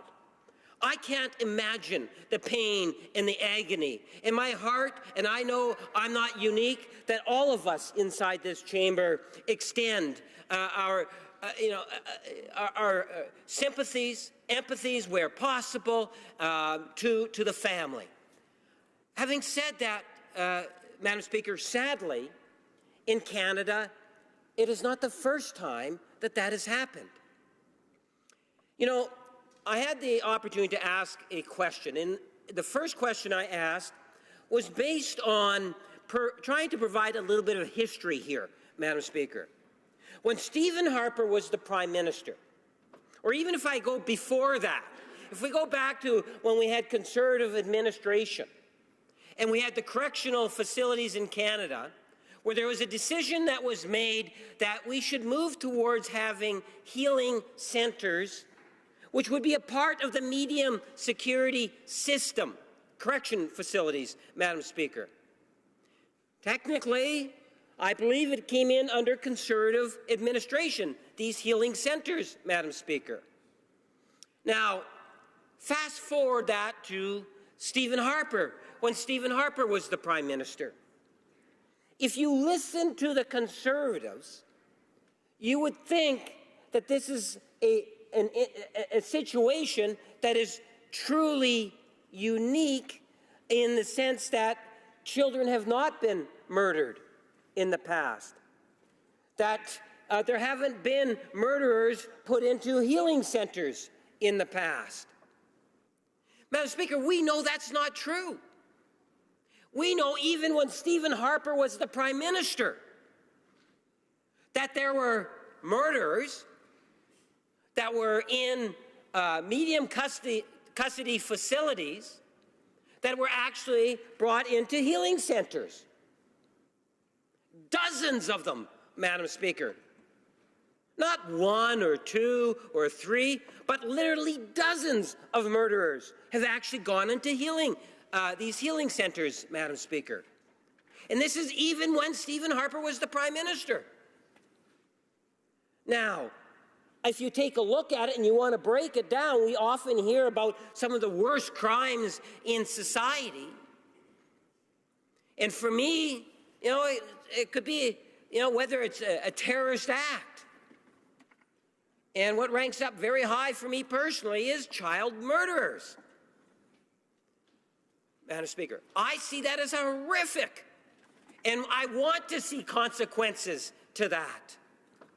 But I can tell, and so do my constituents, and I believe so do a vast majority, if not a solid majority of 90% plus Canadians that want and believe that to be the case.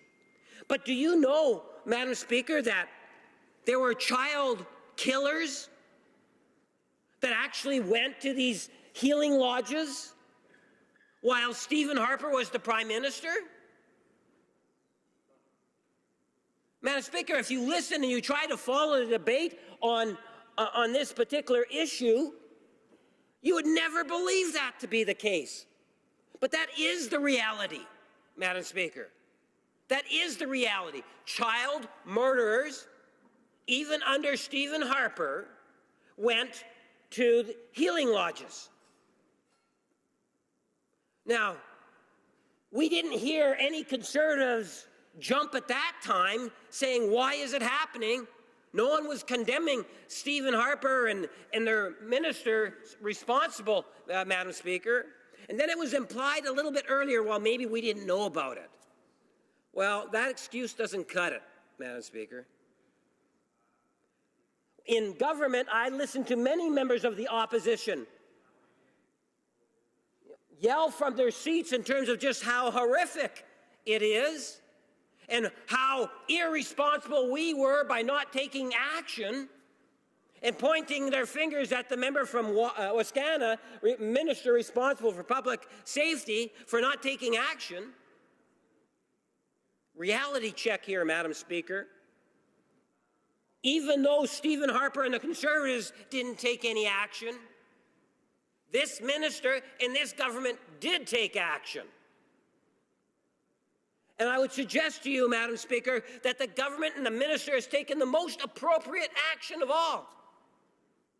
We created a dialogue with, in fact, the Commissioner of Corrections, and we've asked that commissioner to come back to government through the minister with some recommendations, with some thoughts, to review the policy. And that, I believe, is the responsible approach at dealing with this issue, Madam Speaker. And I understand it was just yesterday in which the commissioner actually brought forward that report. And I suspect, knowing the minister myself, as others know the minister, as one of the hardest working members of this chamber, Madam Speaker, I believe, will go through in great detail that report. And I know this government as a whole understands and appreciates the very important role that our civil servants play in providing the services that we receive through Corrections Canada. And we will factor in what those professionals have to say, Madam Speaker, because good government does that. Good government respects the fine work that our civil servants actually do for Canadians as a whole. But I can tell you, knowing the Minister of Public Safety, that his primary concern is the safety of Canadians. And, Madam Speaker, I believe that that is the priority of this government. And we have seen that in legislation that we've debated in regards to C-83, but I'll get to that right away. But for now, Madam Speaker, let's realize that unlike the former government, where we saw and we know that child murderers did go to healing centers, Madam Speaker, we are in fact looking at ways in which government policy can in fact be improved upon. And this is one of the files that no doubt, Madam Speaker, will be taken into great consideration as we try to ensure that we have the confidence of Canadians and we're moving forward on what is a very important file. The honourable member for Durham has a point of order. Thank you, Madam Speaker. I hate to interrupt my friend in full rhetorical flight, but he keeps referring to these cases from the Harper government of child murders. And why this is germane, Madam Speaker, after I asked him to table such cases, a minister stood up and tabled documents, and it would have implied to many people watching this debate at home that those documents were in fact the tabling I was asking him to do of the cases. They were not. They were answers to table questions, Madam Speaker. I would like the member who keeps relying on this, referring it, to undertake to table those cases he mentioned.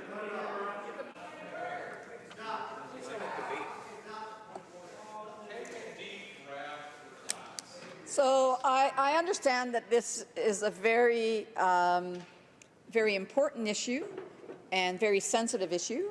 And the point of order that the member raised to talk on is not a point of order. It is a point of debate. And I would just suggest that if he has questions and comments, that he could do that during the questions and comments period. And I would ask other official members of the official opposition and the government as well to not be chatting back and forth or yelling back and forth, I should say, during the debate, so that we can allow the member, the parliamentary secretary, to finish his speech. He still has 9 minutes and 25 seconds. The honourable parliamentary secretary. Yes, thank you, Madam Speaker. And, you know, my friend rises on a point of order, and he wants to be able to hear the names of the other murderers.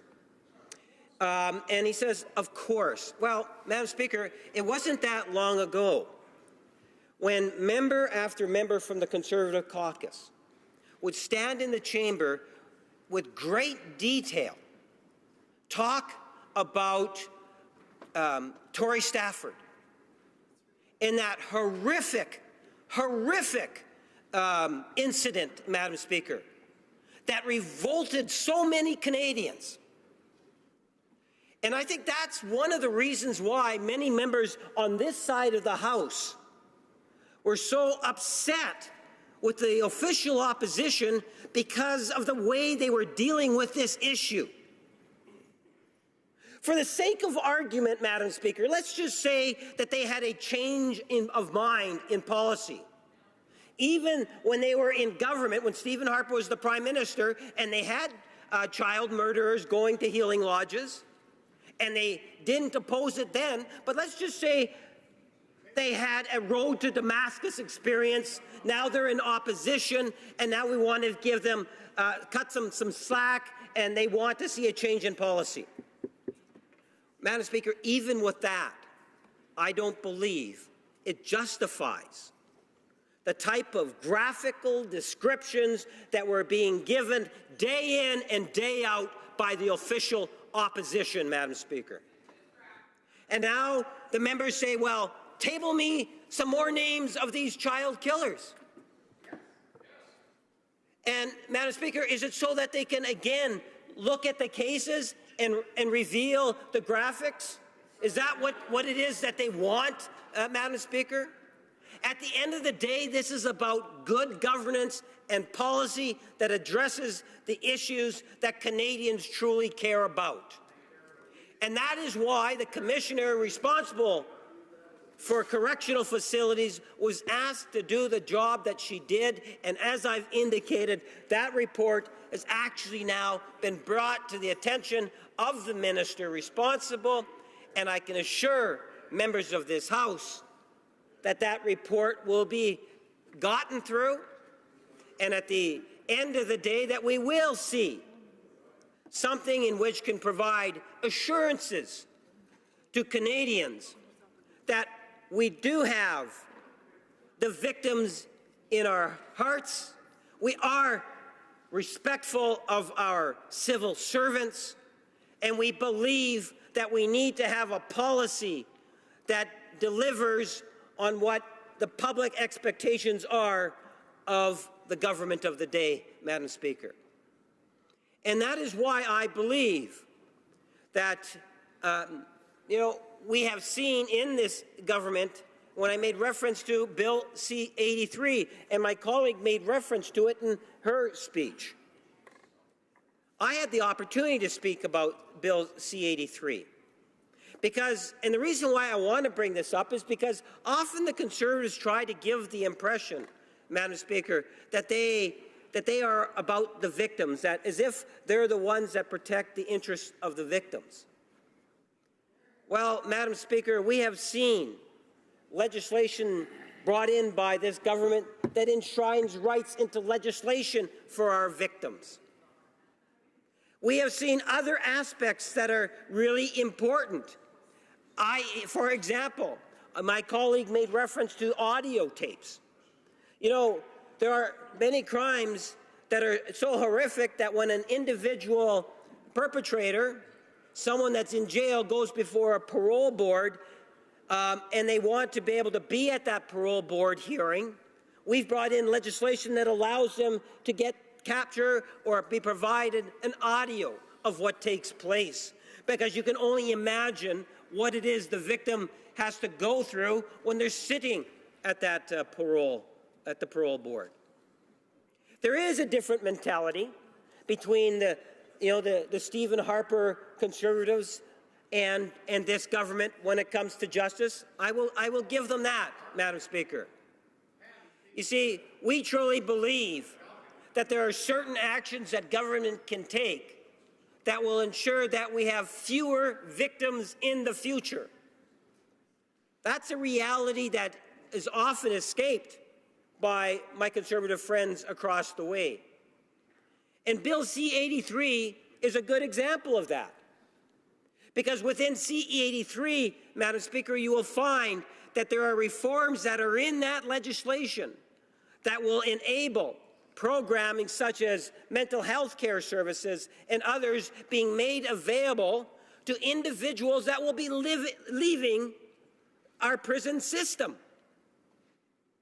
And we think that's important, Madam Speaker, because unlike the imagery that the Conservatives try to give to Canadians, that once you have someone going to jail, that each and every one of them is so bad that they got to stay in jail forever. Again, the reality is that a vast majority will come out, and they're going to be in our system, in our communities. We need to ensure. I hate to interrupt the member. However, it being 1:30 p.m., the House will now proceed to the consideration of private members' business as listed on today's order paper, and the Honourable Parliamentary Secretary will have 3 minutes the next time this motion comes to the floor of the House of Commons. Private members' business, resuming consideration of motion M192, the instruction to the Standing Committee on Human Resources, Skills and Social Development and the Status of Persons with Disability on Episodic Disabilities. The Honourable Member for Norfolk Haldeman has a point of order. Haldeman Norfolk. Madam Speaker, given the unfortunate adjournment of the debate on the motion to authorize the Standing Committee on Public Safety and National Security to expand the scope of Bill C-83 in order to forbid those convicted of the murder of a child from serving any portion of their sentence in a healing lodge, and given that the Minister just announced in question period that he has received recommendations from the Commissioner of the Correctional Service of Canada relating to the transfer of Terry Lynn McClintock from prison to a healing lodge in Saskatchewan, and given that members in this place did not have the opportunity to vote on this very important motion, I believe that it's incumbent to allow this House the opportunity to take a position on the motion and to give the Public Safety Committee the required authority to consider any recommendations that the Commissioner has to offer and to amend Bill C-83 accordingly. To this effect, there have been consultations, and I hope that should you seek it, Madam Speaker, you'll find unanimous consent of the House for the following motion. That motion number 1082, listed on the order paper today under the rubric motions, in the name of the member for Charlebourg-Haute-Saint-Charles, proposing to authorize the Standing Committee on Public Safety and National Security to expand the scope of Bill C-83, an act to amend the Corrections and Conditional Release Act, and another act in order to forbid those convicted of the murder of a child from serving any portion of their sentence in a healing lodge, be deemed adopted. Thank you, Madam Speaker. Does the honourable member have the unanimous consent of the House to move the motion? There's no consent. Reprise de débat. L'honorable. Resuming debate, the honourable member for Jonquière. Thank you, Madam Speaker. I rise today to support motion M192, aiming to request that the Standing Committee on Human Resources, Skills Development, Social Development, and the Status of Persons with Disabilities to study episodic disabilities and the legislative and strategic changes that would help those who suffer from them. As a member of the NDP, I'm happy to support this important initiative, which shows that we can move beyond our political differences to defend things that are truly essential for our constituents who are facing difficulties. I think it's essential that we better understand the needs of these people before we can have a better idea of how workers interact with support programs, and particularly income support programs over time. We need to know which policies work and which don't. This will help us improve government support at every level. Episodic disabilities need to be part of the legislative framework on disability in general, so that our laws can finally allow people who suffer from these disabilities to be helped. A growing number of Canadians live with episodic disabilities, such as multiple sclerosis, cancer, HIV, diabetes, and certain forms of mental illness. To give you a few numbers, more than 4 million Canadians suffer from arthritis, and an estimated 100,000 Canadians live with multiple sclerosis. These are just two examples among many others, but I think they allow us to understand just how many people are affected by episodic disabilities. People living with episodic disabilities face a number of problems in terms of income and in terms of jobs. They have recurrent periods of bad health, and so it's more difficult for them to work, particularly to work a full-time job.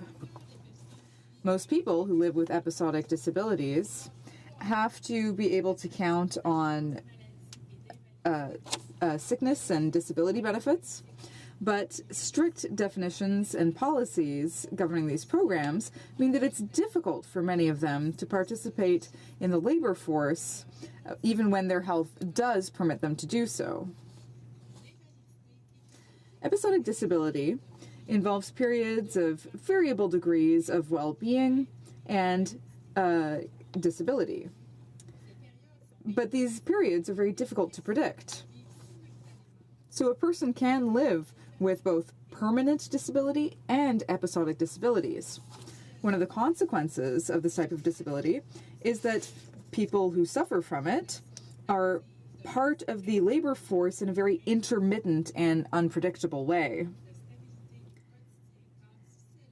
This lack of stability makes it difficult for them to work and difficult for them to have health benefits as well. However, the system as it functions today isn't helping them. We need to push for an in-depth study by the committee so that we can report on this situation, create an effective action plan, and solve the problem. Insurance companies, government benefits, and legislation tend to focus on permanent disability and ignore episodic disabilities and the problems that result from them. Consequently, healthcare providers are often ill-equipped to meet the needs of people who live with this type of disability. Income support can be suspended during the periods where the person's health seems to improve, and it's often very difficult to get it started up again afterwards. And this can lead to great financial difficulty for these people. Furthermore, people living with episodic disabilities often have problems getting benefits and support that are reserved for so-called persons with disabilities. Episodic disability is often invisible and by their very nature, unpredictable. So it can be difficult to benefit from programs where disability is defined as a permanent state. For Francisco Ibanez Carrasco, a researcher who specialized in HIV in Toronto, he says current programs were designed for people who have permanent disability. And these programs don't necessarily line up with the needs of people who are living with episodic disabilities. If there is no reform, many people who live with episodic disabilities will continue to face financial insecurity and poverty. The situation is urgent. We're talking about several million people who are facing this legal vacuum, and they are really alone facing these problems. Recognizing these problems would be a first step towards providing more generalized support for these people. Raising awareness among employers and also among the public in general would help improve the quality of life of people living with episodic disabilities.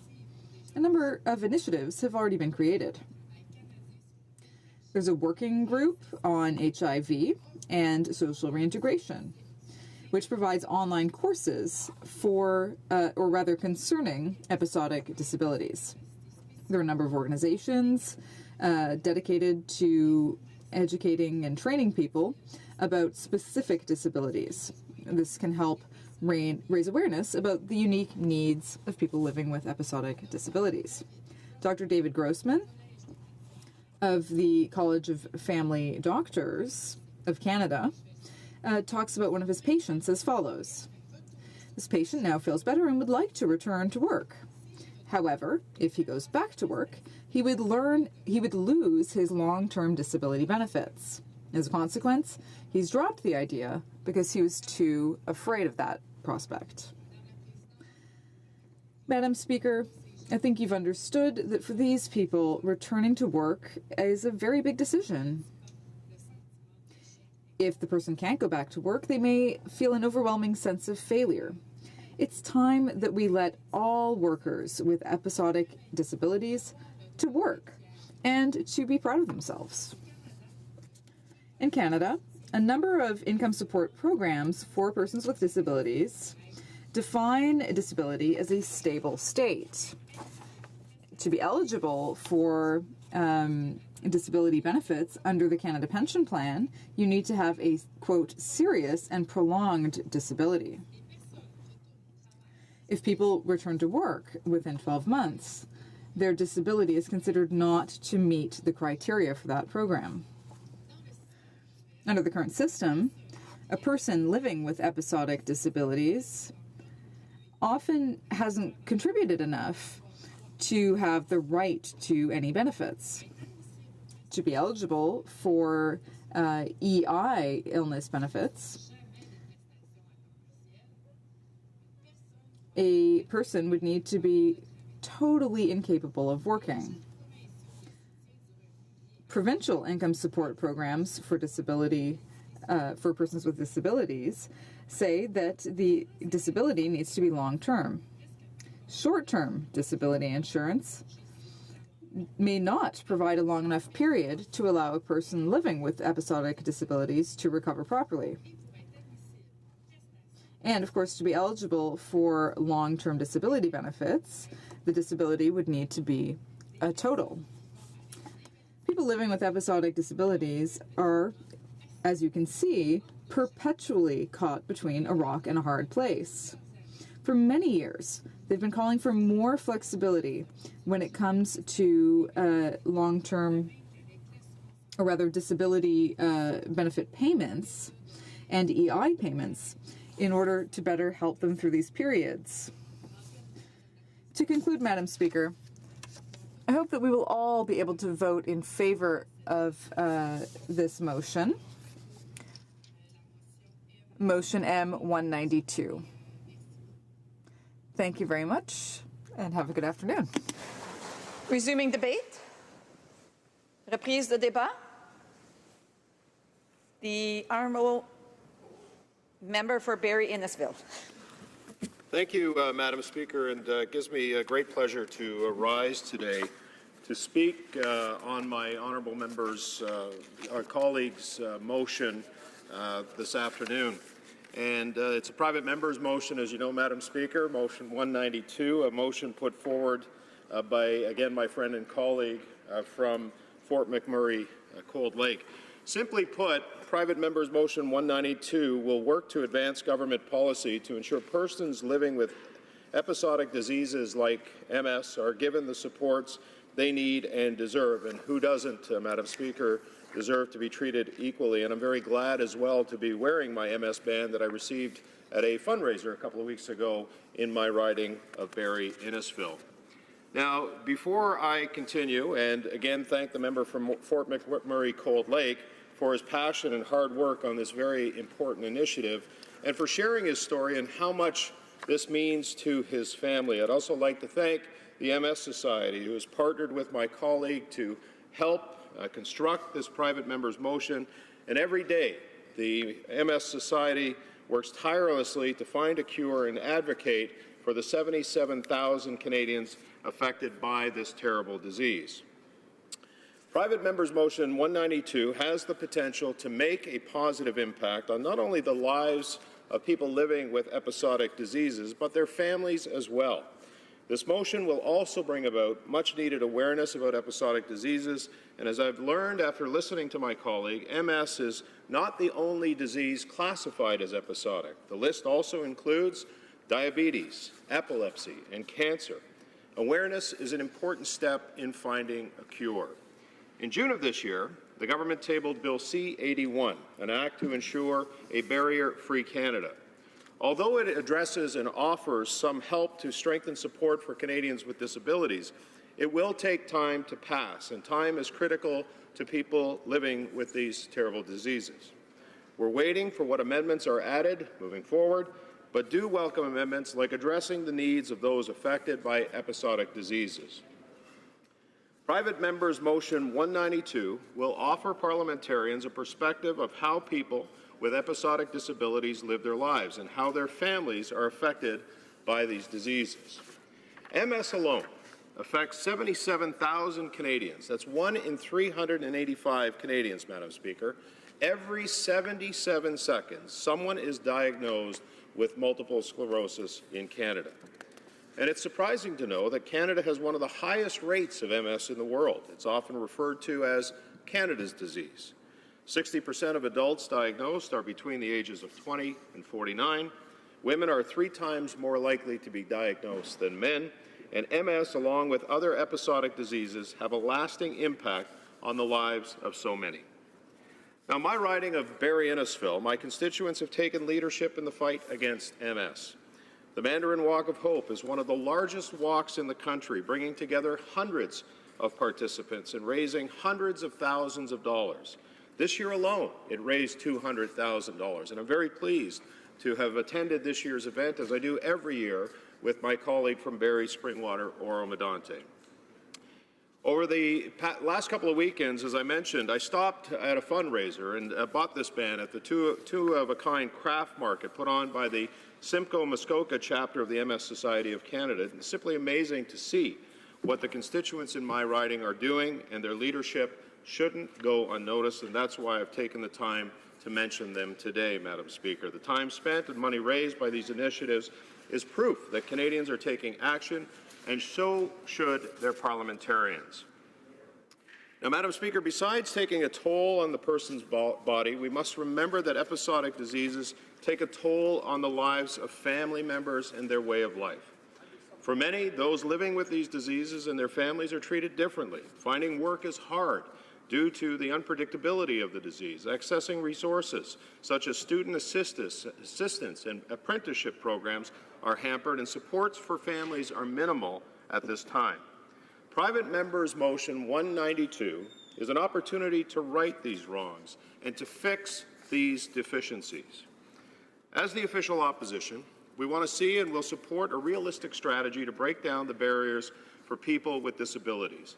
I, as well as my other honourable colleagues, believe that everyone, whether disabled or not, deserve to participate fully in all aspects of life.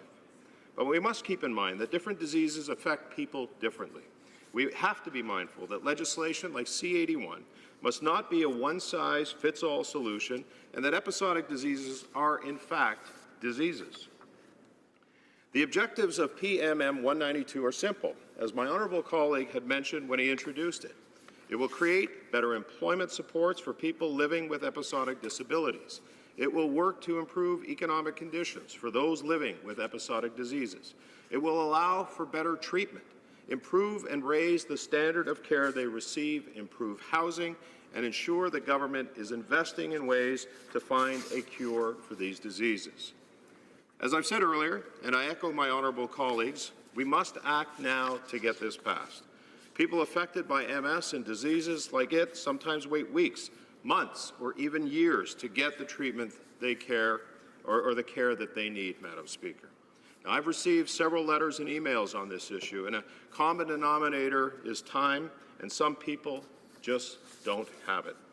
So let's take action today to ensure the playing ground is even for all Canadians. Everyone deserves the chance to contribute to their community and to their country.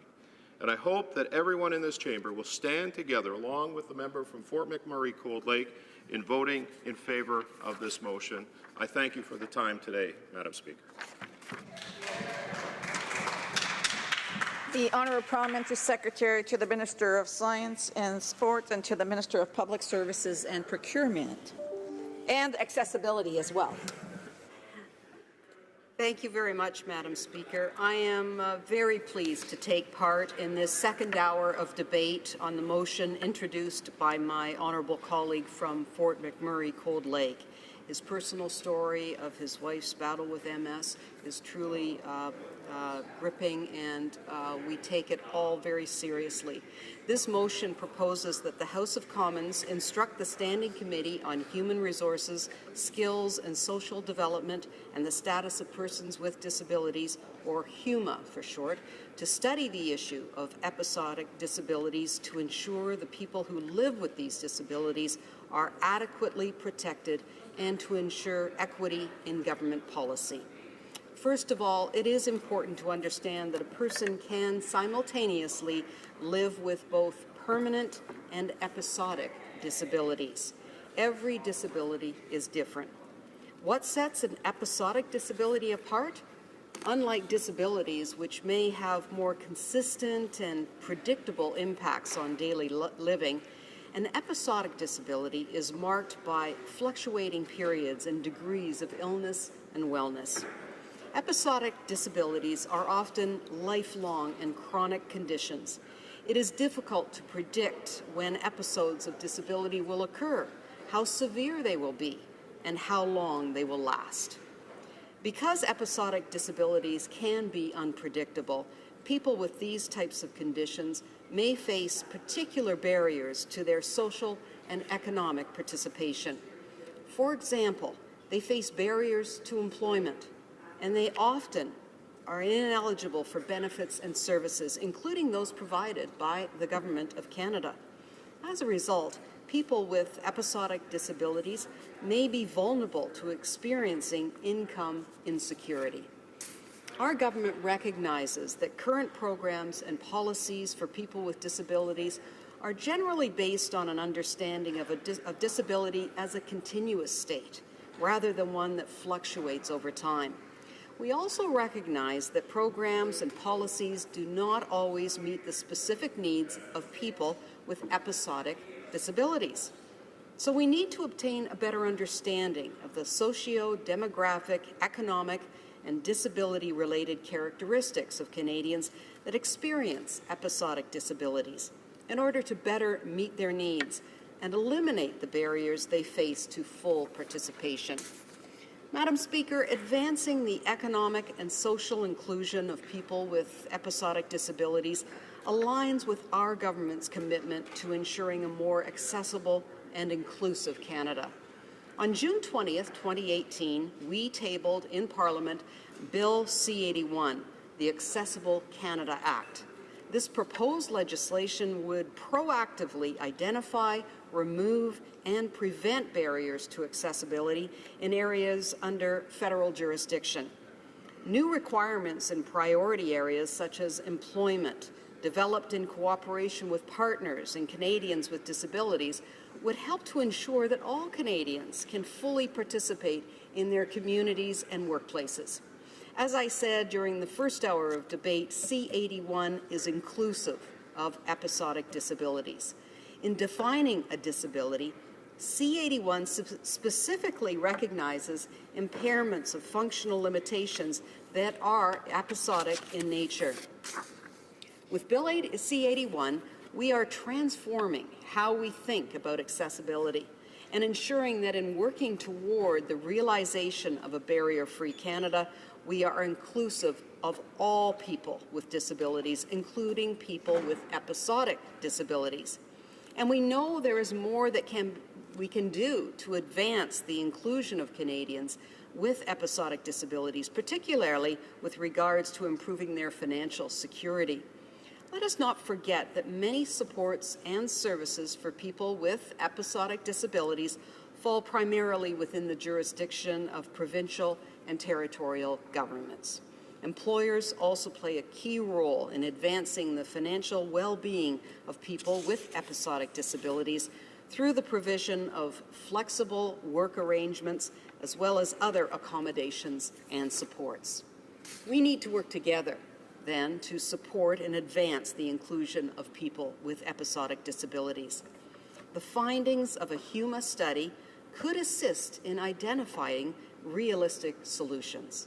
It could also shed light on emerging ideas and best practices in advancing the inclusion of people with episodic disabilities. Therefore, we support the motion of the honourable member for Fort McMurray-Cold Lake to give instruction to the HoC committee to study the needs of persons with episodic disabilities. We support it because it works toward our government's aim to create a truly accessible Canada where all Canadians have an equal opportunity to succeed, have the same rights and obligations, and are equal participants in society. Let me remind the House that our government has taken significant action to enhance federal programs in place to support people with disabilities. For example, the Canada Labour Code was amended to provide employees with the right to request flexible work arrangements such as flexible start and finish times and the ability to work from home. This could be beneficial to an employee with an episodic disability. The Government of Canada is also committed to filling knowledge gaps around the experiences of people with episodic disabilities. Statistics Canada 2017 Canadian Survey on Disability is the first national survey to contain questions aimed at identifying people with episodic disabilities and will provide valuable information to be used by governments, disability organizations, and other stakeholders. Results are expected to be released in the near future. Our government also supports people with disabilities, including episodic disabilities, through initiatives such as the Labour Market Development Agreements and the Opportunities Fund for Persons with Disabilities. Moreover, we have been working with the provinces and territories toward Canada's accession to the optional protocol to the United Nations Convention on the Rights of Persons with Disabilities. These measures, in addition to Bill C-81, will help our government lead the way to real improvements to inclusion and accessibility in Canada. Madam Speaker, I would like to conclude by reiterating that our government supports the motion before us today. Given HUMA's busy agenda over the coming months, we propose that an amendment be made to the motion to allow more time for the completion of a comprehensive study. Instead of February 2019, we suggest that the committee be required to report its findings to the House of Commons by May 16, 2019. This is an important topic, and we should give the committee, the HUMA committee, the time it needs to get this right. Our government remains committed to upholding and safeguarding the rights of all people with disabilities, including episodic disabilities, to enable them to reach their full potential. Thank you, Madam Speaker. Resuming debate, the honourable member for Lethbridge. Thank you, Madam Speaker. Madam Speaker, I'm pleased to rise in the House today and to have the opportunity to show my support for motion M192. Now, I of course join my honourable colleague from the riding of Fort McMurray-Cold Lake in calling on the Standing Committee for Human Resources, Skills and Social Development and the Status of Persons with Disabilities to provide this House with concrete policy recommendations to ensure that persons with episodic disabilities caused, among other things, by diseases such as multiple sclerosis, are adequately protected to ensure equity in government policy in order to support Canadians across the country. Now, this topic is something that's actually quite close to my heart because of individuals within my own family who deal with episodic disabilities. I've watched the impact that this has had day in and day out on their ability to function within daily life, and there's certainly much more that can be done on their behalf. Now, Canadians living with a disability, whether mental or physical, they've made a lot of progress with regards to fighting for equal access to all aspects of Canadian life. And under the late Honourable Jim Flaherty, there was great progress made with regards to equal benefit for those who live with a disability. That said, there are still gaps. This current government has promised to address those gaps. They've been slow in doing so. Nevertheless, I think that there is still opportunity to move forward and work collaboratively.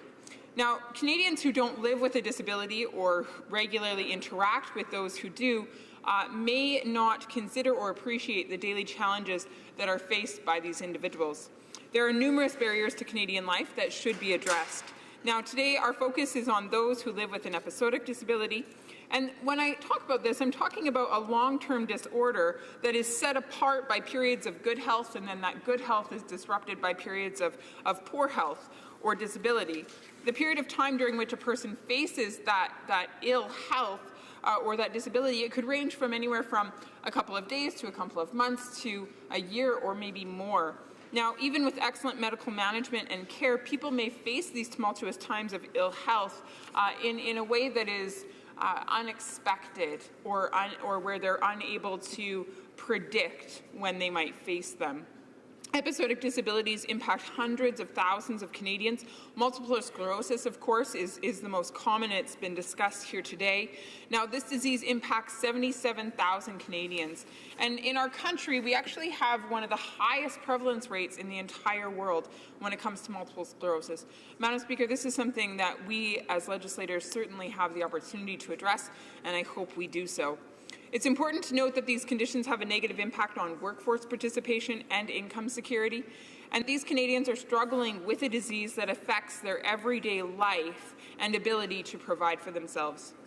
With all of the medical challenges that these folks face, it is incumbent upon this place, then, to try to alleviate any additional barriers that they might face in daily life.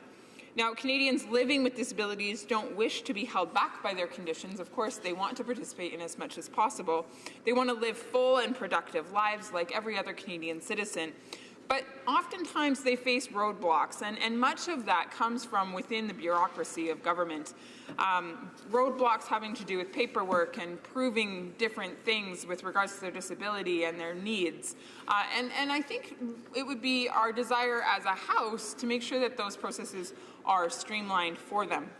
Motion M192 was put forward by my colleague, of course, the member for Fort McMurray Athabasca, and the intent of this motion is to strengthen and inform Bill C-81, which is the Accessible Canada Act put forward by the current government. Now, the information gathered from the committee study that this bill calls for, that this motion calls for, will be imperative in the application of the proposed government legislation. The two go hand in hand. With this motion, it will be the first time that legislation and policy will be looked at through an episodic disabilities lens. Madam Speaker, this is really important. Motion M192 will look at the challenges that individuals with this type of disability face on a day-to-day basis, and it will put forward recommendations for policy change. Again, very important. Now, of course, I'm talking about episodic disabilities such as MS that I mentioned earlier, but I'm also talking about things like HIV, cancer, epilepsy, Crohn's disease, diabetes, arthritis. These are all diseases that should be considered when we think about episodic disabilities. Now, some will say that the government's Bill C-81 will address these issues in time. Perhaps we should just wait. But, Madam Speaker, I would say this. I would say that time is critical in this, and that Canadians living with an episodic disability, they very much look forward to changes that will improve their quality of life, and they want to see those changes come about as quickly as possible. C-81 will take some time. It will need to pass through this place. Whereas right now, we have the opportunity to send a motion to committee, to begin a study, to call forward witnesses, to hear from experts across this country, and to begin addressing this issue today. As my colleagues in the House have said before, it is up to the Canadian government to stand up for people who are fighting MS and other episodic conditions. We need to take action and we need to make this a priority. It's incumbent upon us. Because MS is the most prevalent, I would like to take just a moment to address that condition specifically. Now, typically, MS is diagnosed between the ages of 15 and 40, and these are crucial years. They're crucial years in the growth and the advancement of a Canadian's life. These are the years in which people go to school. These are the years where they get an education, they start a career, they raise a family. A teen student with MS might struggle, however, to hold a pen, or an individual who has MS and is a mechanic might have a hard time using tools effectively. An individual who is a researcher and needs to use different scientific materials or even a computer might find that difficult in order to do that when they have an episodic condition. Now, these are real Canadians with daily struggles, and I think it's sometimes difficult for the rest of us to understand what that might look like if we ourselves have never had that experience before. Unfortunately, when it comes to providing financial support to those who live with a disability, bureaucrats often take a black and white approach. So the person applying for a benefit, they look at their application and they say, well, either you can work or you cannot work. But, Madam Speaker, there needs to be some middle ground there where there's some flexibility. You know, many of these individuals do wish to work. They do. They want to contribute to society. They like what they do. They want to use their skills and their talents and their abilities in an effective way. But sometimes they're not able to do that for a week, for a month, sometimes longer. And so, Madam Speaker, there needs to be provisions that are made for these individuals who find themselves in these unique situations. Madam Speaker, today we have the opportunity to support the motion that was brought forward by my colleague, to call for a study and to look at this closely in order to make sure that these individuals, particularly those individuals who live with these conditions, are provided with correct policies, with helpful policies, I should say. Now, at this point, you know, I think I'd like to note the fact that this really does have an impact on how these individuals live their daily life and the types of resources that they have available to them. Madam Speaker, none of us want to go without an income. None of us want to live a life that is less than what we see others live. But unfortunately, many of these individuals who live with an episodic disability find themselves in that place. So, Madam Speaker, it is my request of this House to support this bill. I believe that the members on this side are unified on this. I do believe that we have the government's support, if I'm not mistaken, and so I very much look forward to this study moving forward, going to committee, being looked at with the utmost integrity, and then having us move forward towards change. Because, Madam Speaker, we do have the opportunity to stand up and speak out on behalf of the most vulnerable. Thank you. The honourable member from St. John Rossley has a point of order or resuming debate. The honourable member for St. John Rossley. Madam Speaker, I'd like to move that the motion M192 be amended to change the words February 2019 with the words May 16th, 2019. Thank you, Madam Speaker. It is my duty to inform honourable members that pursuant to Standing Order 93.3, no amendment may be proposed to a private member's motion or to the motion for second reading of a private member's bill unless the sponsor of the item indicates his or her consent. Par conséquent, je demande à l'honneur. Therefore, I would ask the honourable member for Fort McMurray Cold Lake whether he consents to the motion to this amendment. Yes? Sorry.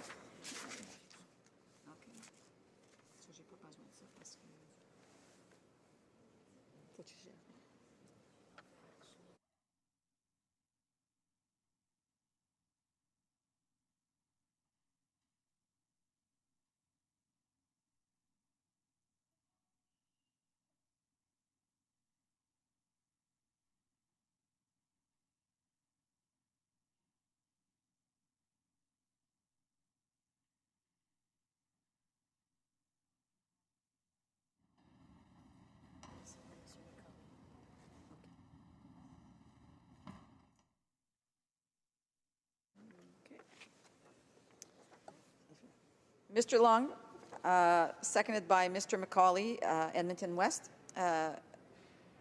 moves that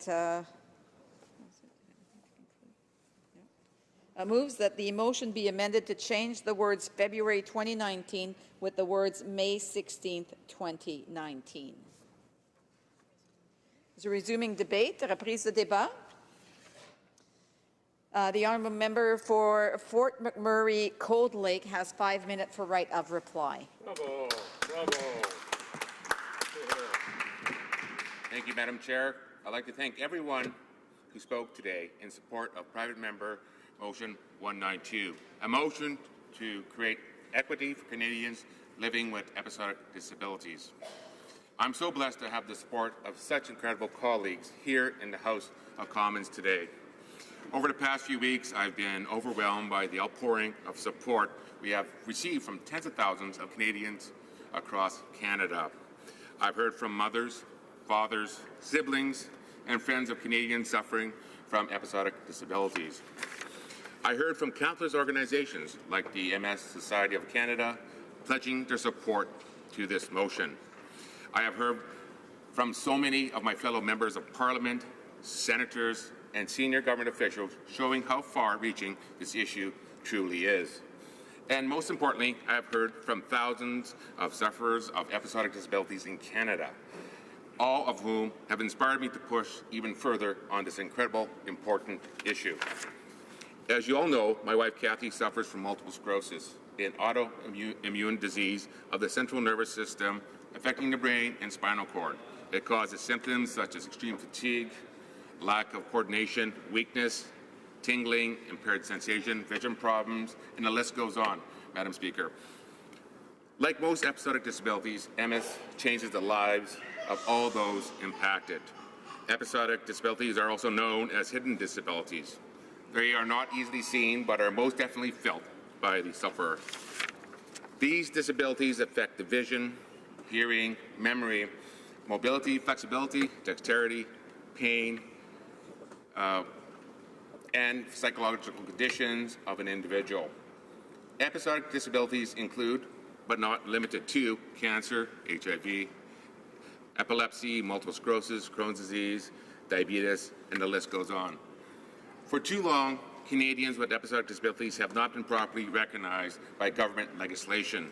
The unpredictable nature of their disabilities have made it almost impossible for these Canadians to have equal access to jobs, resources, treatments, and even basic equality in government legislation.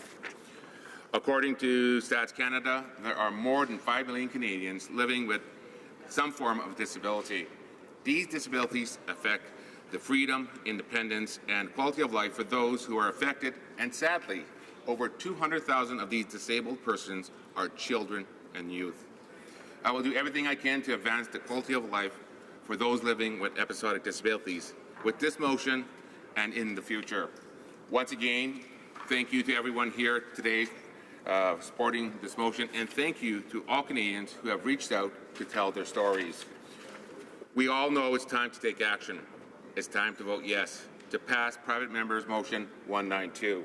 It is time to stand up for Canadians everywhere suffering from episodic disabilities.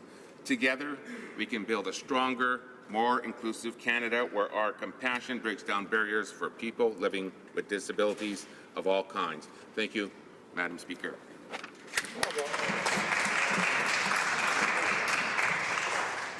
The question is as follows. Mr.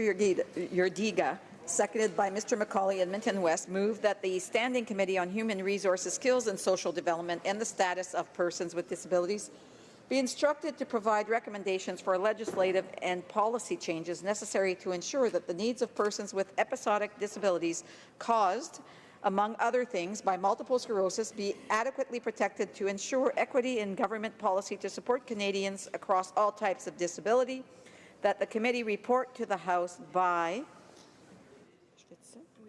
February 2019, and that it be instructed to request a comprehensive government response to its report pursuant to Standing Order 109. Point of order, the Honourable Parliamentary Secretary. Yes, Madam Speaker, the amendment was made and to change the date from February 2019 to May 16th. 2019. The amendment will be right after. Amendment.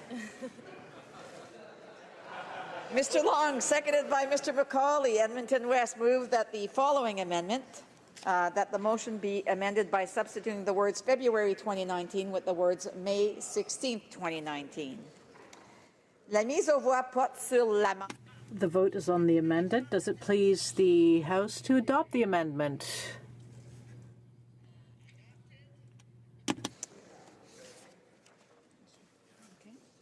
The next question is on the main motion, and the question is as follows. Monsieur Yurgida, appuyé par Monsieur McCauley, Mr. Yurdiga, seconded by the member for Edmonton West, dispense. Does it please the House to adopt the motion?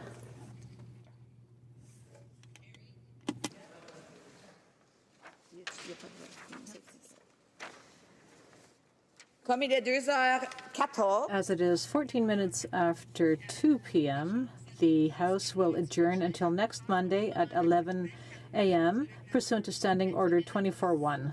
Have a great weekend to all of you.